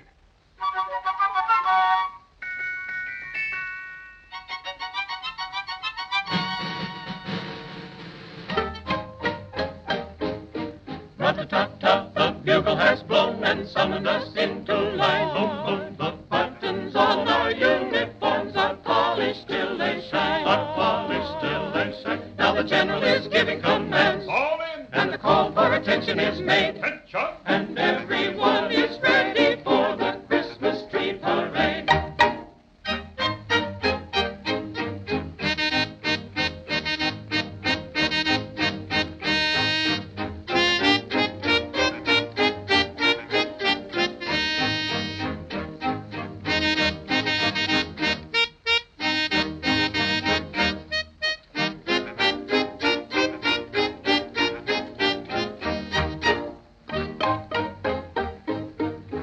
rub-a-dub-dub, and clickety-clack, and uppity-uppity-um, boom, boom, boom, round the Christmas tree and back in marching form we come, in marching form we come, to the beat of the little bass drum, boom, boom, to the toot of the little tin horn.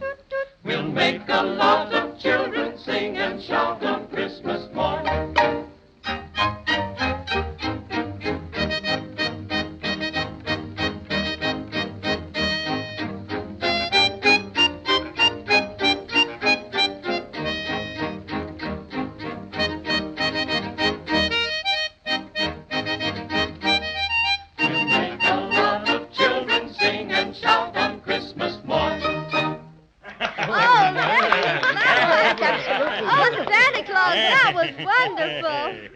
Excuse me, Santa, but an important message came in while the parade was on. Yes, Nicky, what is it?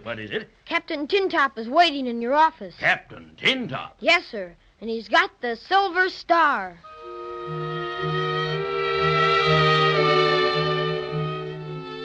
Well, that's the nicest news Judy and Jimmy have heard in a long time. The Silver Star is safe and sound. At least, we hope it is. But I'm not going to congratulate anybody until I've seen Captain Tintop return it in person.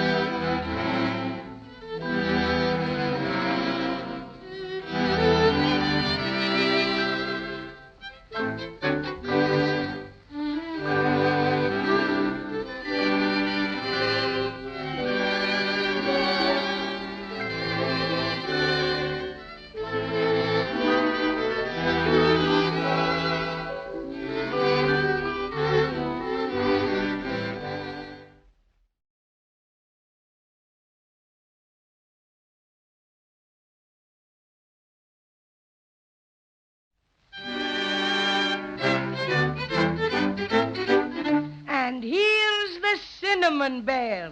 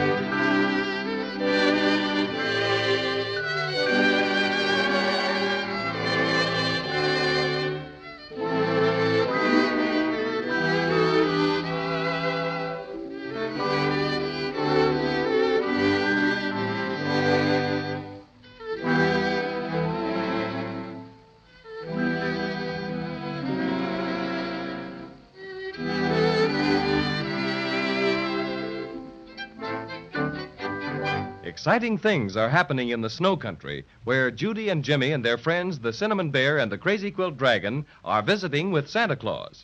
You'll remember that Santa ordered Captain Tintop and a detachment of tin soldiers to the Icicle Forest to battle the bad dolls who stole the Silver Star. Reports came back from the front that the enemy was being led by a strange, unknown creature. A Maybegram from Queen Melissa flashed the news that the Wintergreen Witch had escaped from her prison in Maybeland. Confident that Wintergreen was leading the culprits, Santa rushed more men to the scene of battle. Then, just as we left them last time, Nicky Frutal bounded in to announce that the soldiers had returned victorious. And now we find Santa Claus leading his smiling visitors into his private office where Captain Tintop, man of the hour, awaits them. And Captain Tintop's got the Silver Star? Oh, I'm so glad, Santa Claus. You bet. Gee, we're awfully grateful. Oh, sure. Save your thanks for Captain Tintop. He's waiting for me in my office. Ah, congratulations, Captain. We have met the enemy, and they are out. Well, that's fine. And the star? It is here. Oh, thank you, Captain. This is Judy, Captain Tintop. Your servant, ma'am. And this is Jimmy, Captain Tintop. How do you do, sir? He's fine, and so am I, now that we have our lovely Silver Star back again. You bet. Pardon my intrusion into this joyful occasion, no less joyful to me, I might add. But might I inquire about that large wreath of evergreen which you are carrying in your other hand, Captain? This is the Crazy Quilt Dragon, Captain Tintop. How do you do? This wreath to which you refer, sir, is all that remains, sir, of the enemy. Indeed? How so, Captain? You may recall, sirs and ma'am, that in a previous report, mention was made of unexpected assistance to the resistance of the bad dolls. Oh, yes, indeed. It was the Wintergreen Witch. Ugh, it makes me shudder to think of her. What happened to her, Captain? This, ma'am. This is what happened to her. This is the Wintergreen Witch, ma'am. It serves her right. Well, how did she get turned into a Christmas wreath, Captain Tintop? Allow me to come to that later, if I may, sir. Santa Claus, sir, following arrival of reinforcements and intelligences re the ally of the bad dolls, I gave command to surround them in the Icicle Forest. Thickness of icicles prohibiting air attack made necessary concentration of infantry and artillery. May I make suggestions, sir, that artillery is far more effective? Need newer models? Oh, come now, Captain, come. I'm afraid that will hardly be necessary. Do not agree, sir, but just a suggestion, sir.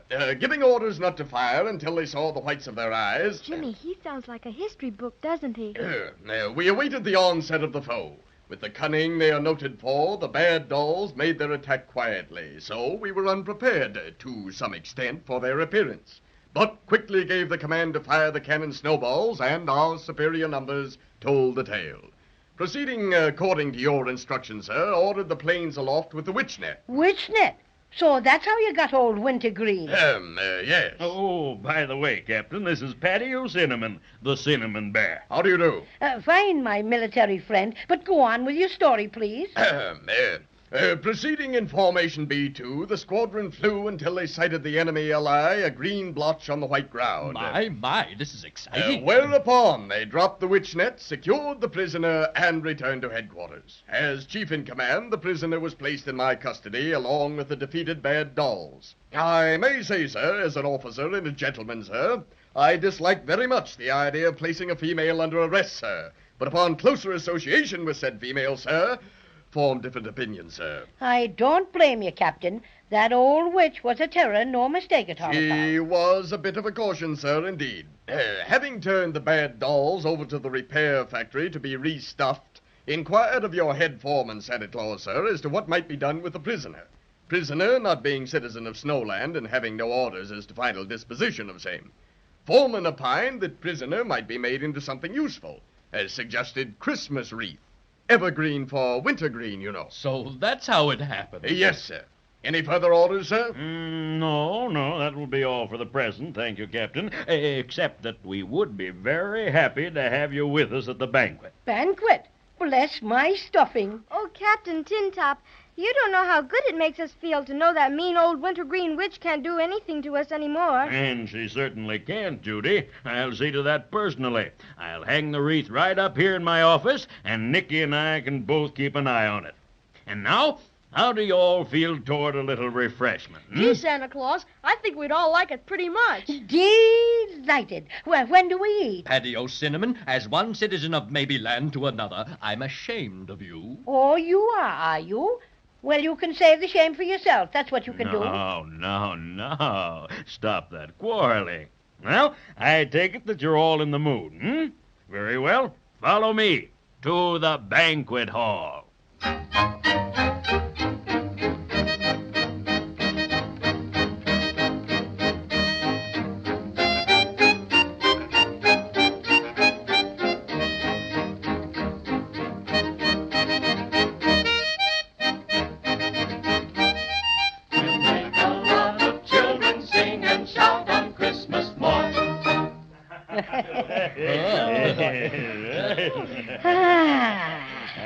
Somebody pat me on the back.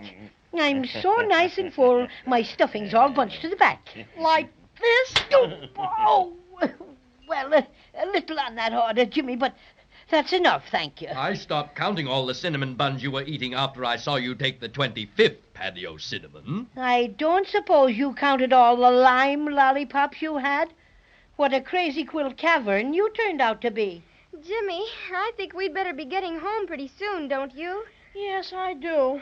You know, I feel sort of, Let down, Jimmy? Yes, I guess that's it.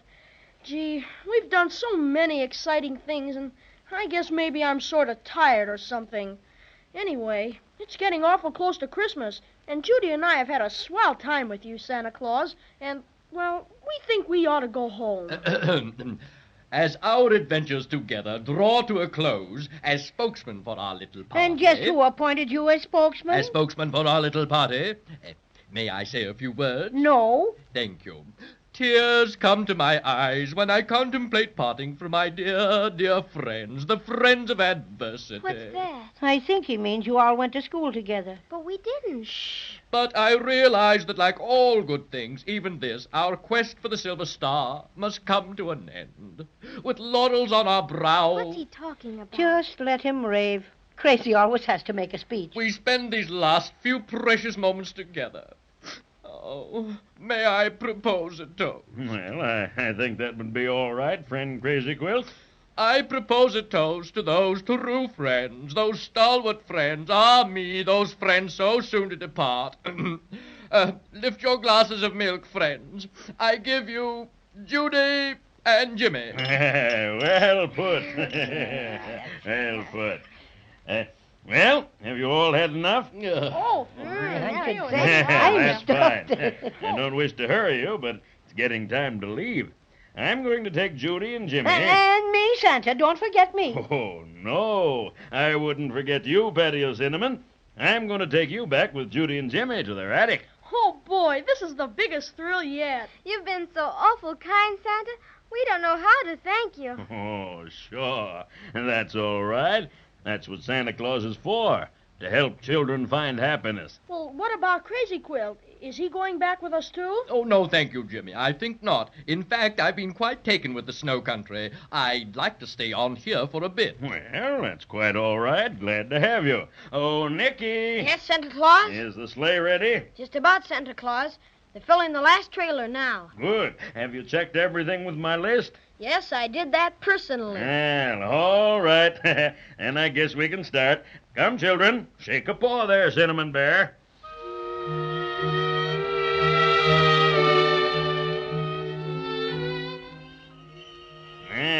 I'll help you up, Judy. There.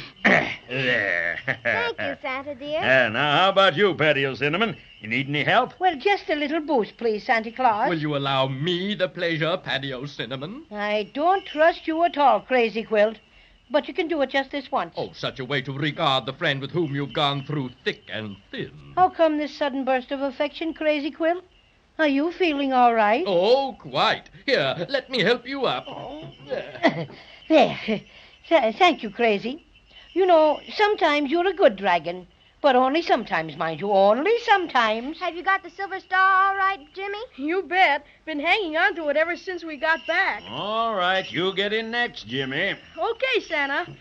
Oh, would you please hold the star for me a minute while I get in, Crazy Quilt? Oh, with pleasure, Jimmy. Any little last-minute favor, you know. Goodbye, dear Crazy Quilt. I hate to go away and leave you. Goodbye, Judy girl. Parting is such sweet sorrow. Oh, dear, I'm afraid I may have to weep a few Crazy Quilt tears. Oh, please don't. We'll see you again sometime. Sure we will. Goodbye, Nicky Fruitle. If you ever come to the world with Santa Claus, drop in to see us. I'll show you my magic lantern set. Maybe I will sometime, Jimmy. Thanks. Just take a look around, Nicky, and see that all the trailers are fastened securely. All right, Santa. Okay, Crazy Quilt. You can give me the silver star now. Crazy Quilt? Where is he? Willikers. I don't know. What? He was here just a minute ago. He must have dropped back to help Nicky. Hi, Crazy Quilt. He's not here, Santa. Gee, where do you suppose he went? Look, there he is. Where, Paddy? Over there, running as fast as he can go. Jiminy Crickets. And he's got the silver star.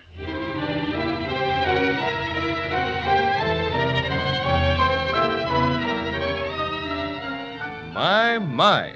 And I was just about to remark how beautifully everything was going. That Crazy Quilt Dragon is certainly an amazing fellow. After all the adventures he's been through with Judy, Jimmy, and the Cinnamon Bear, who ever would have thought he'd steal the silver star again? But he did, and I must say things look mighty serious. Christmas is just around the corner, and so is Crazy Quilt. And if anything's going to happen, it's got to happen quick. Let's listen next time and see if it does.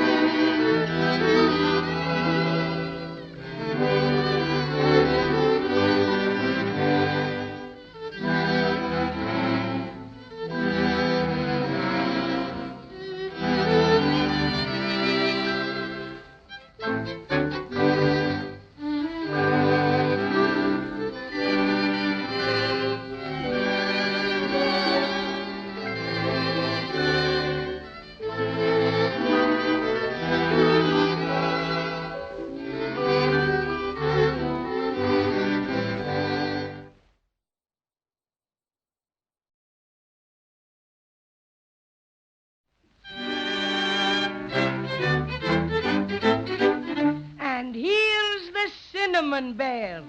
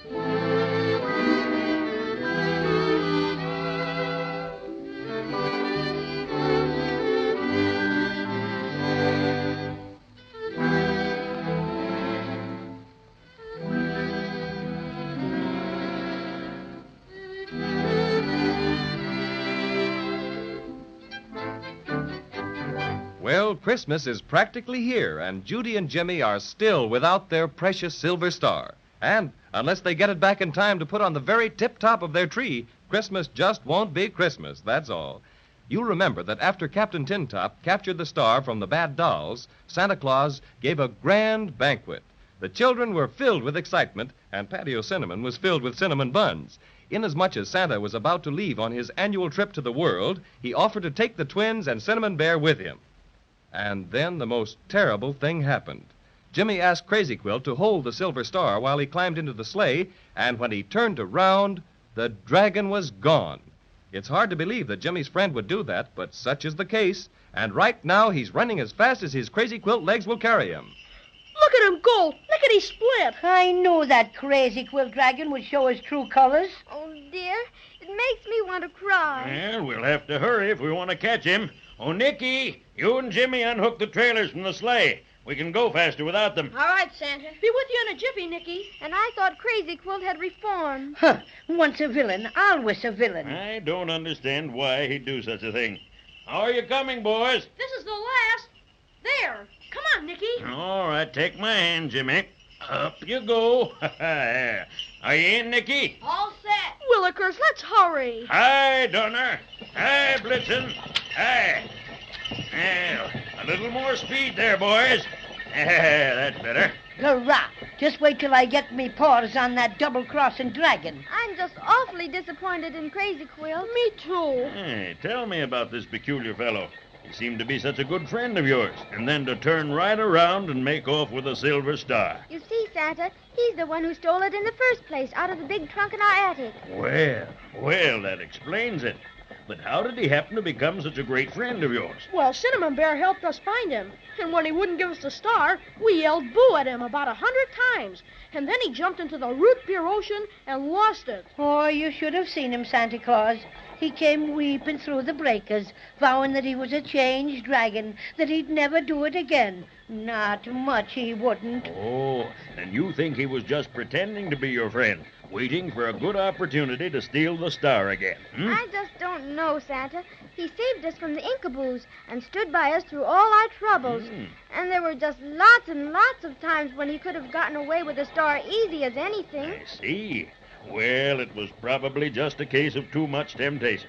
Look, Santa Claus, I think we're gaining on him. We are at that, Jimmy. But, oh, my goodness. What's the matter? He's heading straight for the North Pole. Faster, Donner. Faster, Blitzen. Faster.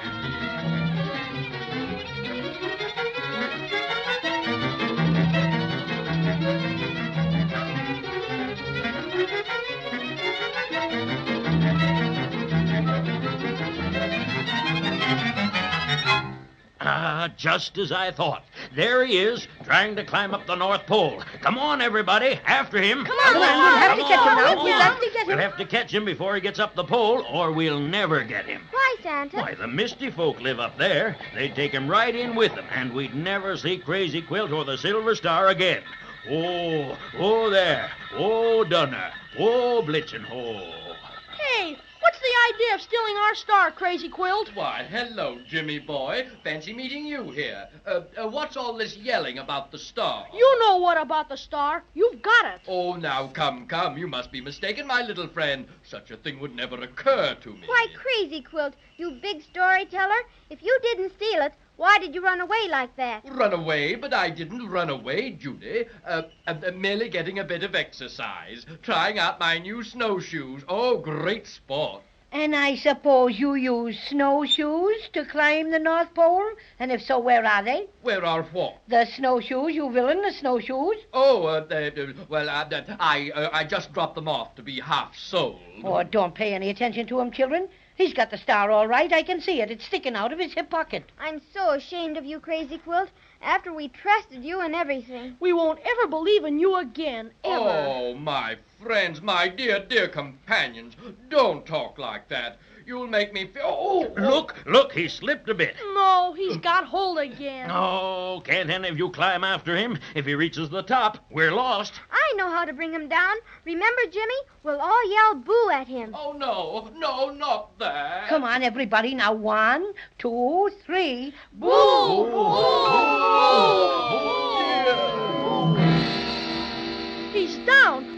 him, Judy. All right. Come After on, him, wait a children. minute. After There him. he is. Get in there, Nicky. Get All in. right, get 'em. Come on. And last, I got you, Crazy Quilt, and I'm feeling extra specially ferocious. Garra. Tickle him, Jimmy, tickle him. Oh, my friends, to think how beautiful friendship should end like... no. Oh, he's turning over. Grab the star, Jimmy. I've got it, Paddy O'Cinnamon. I've got the silver star. Oh, you crazy quilt dragon. Thought you'd get away with it, huh? I'll teach you to trifle with cinnamon bears. Shake him up, children. Shake him up. Shake him up. Shake him up.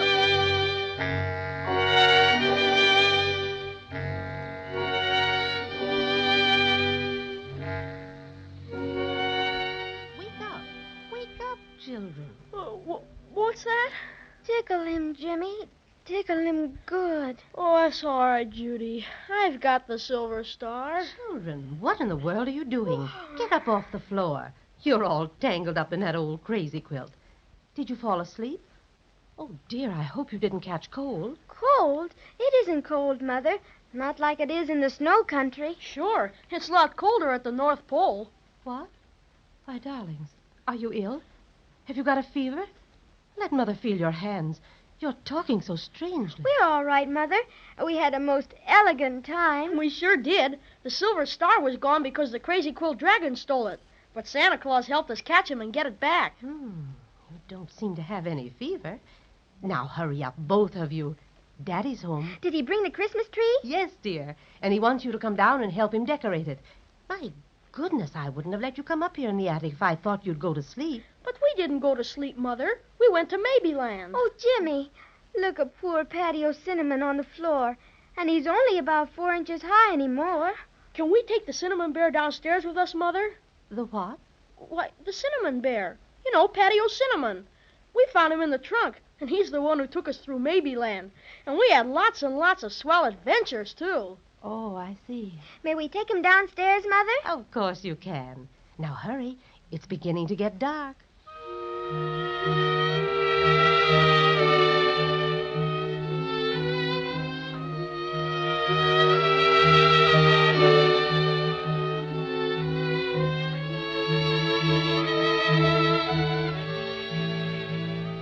There, Jimmy. The tree's all decorated. Isn't it simply beautiful? Uh-huh. And there's our silver star, right on top where it belongs. And Cinnamon Bear sitting on a branch right near it. Remember the big Christmas tree that Santa Claus had in his palace? Yes, and remember how we watched a wonderful, wonderful Christmas tree parade with all the toys and dolls? You bet. And we rode on Santa Claus's miniature train, and I got to drive it and everything. You know what, Judy? What? I wonder if we really did fall asleep up in the attic like Mother said. I don't know, Jimmy. It's all sort of mixed up like. It sure is. But I just don't see how we could dream all of it. What do you mean? Well, look at Paddy O'Cinnamon. We didn't dream him. Of course we didn't, dear little Cinnamon Bear. I bet he's about the best friend we've got. And what about the crazy quilt dragon, Judy? Well, don't forget that we found our silver star in the crazy quilt up in the attic. Sure, but it was a dragon when we were up at the North Pole. You know, maybe it all got changed around like that because Mother came up to look for us. Grown-up folks don't believe in magic very much, I guess. No, they just say you're sick or you've been asleep or something. I wonder if we stayed awake tonight, do you suppose we'd see Santa Claus? We could ask him about it and thank him for helping us catch Crazy Quilt. Oh, I don't think we'd better do that, Judy. Why not, Jimmy? We've just got to find out, don't we? Well, it would be nice, all right. But don't forget what Santa told us. Children can't see him if they stay awake. That's right, he did. Well, I guess we just better keep it a secret, Judy. You mean about looking for the silver star? Yes, because nobody would believe us anyhow. But we believe us, don't we, Jimmy? I suppose so. But gee willikers, I wish Mother hadn't said that about us going to sleep. It makes me kind of wonder. Well, anyway, we've got our silver star. And best of all, we've got Paddy O'Cinnamon. You know what, Judy? Let's put him up on the tree every Christmas. Yes, I think we should. After all, that's where he belongs. Right near the silver star where he can guard it and see that nobody ever steals it again. I'm the cinnamon bear. Jimmy, I thought I heard something. Why, it sounds like Paddy O'Cinnamon singing his very own song. But Jimmy, he's only 4 inches high. Listen, Judy. Oh, Jimmy, it is the Cinnamon Bear. Maybe we weren't dreaming after all.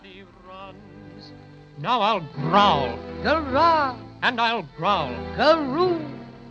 And if you like the fray, I'm much obliged to you.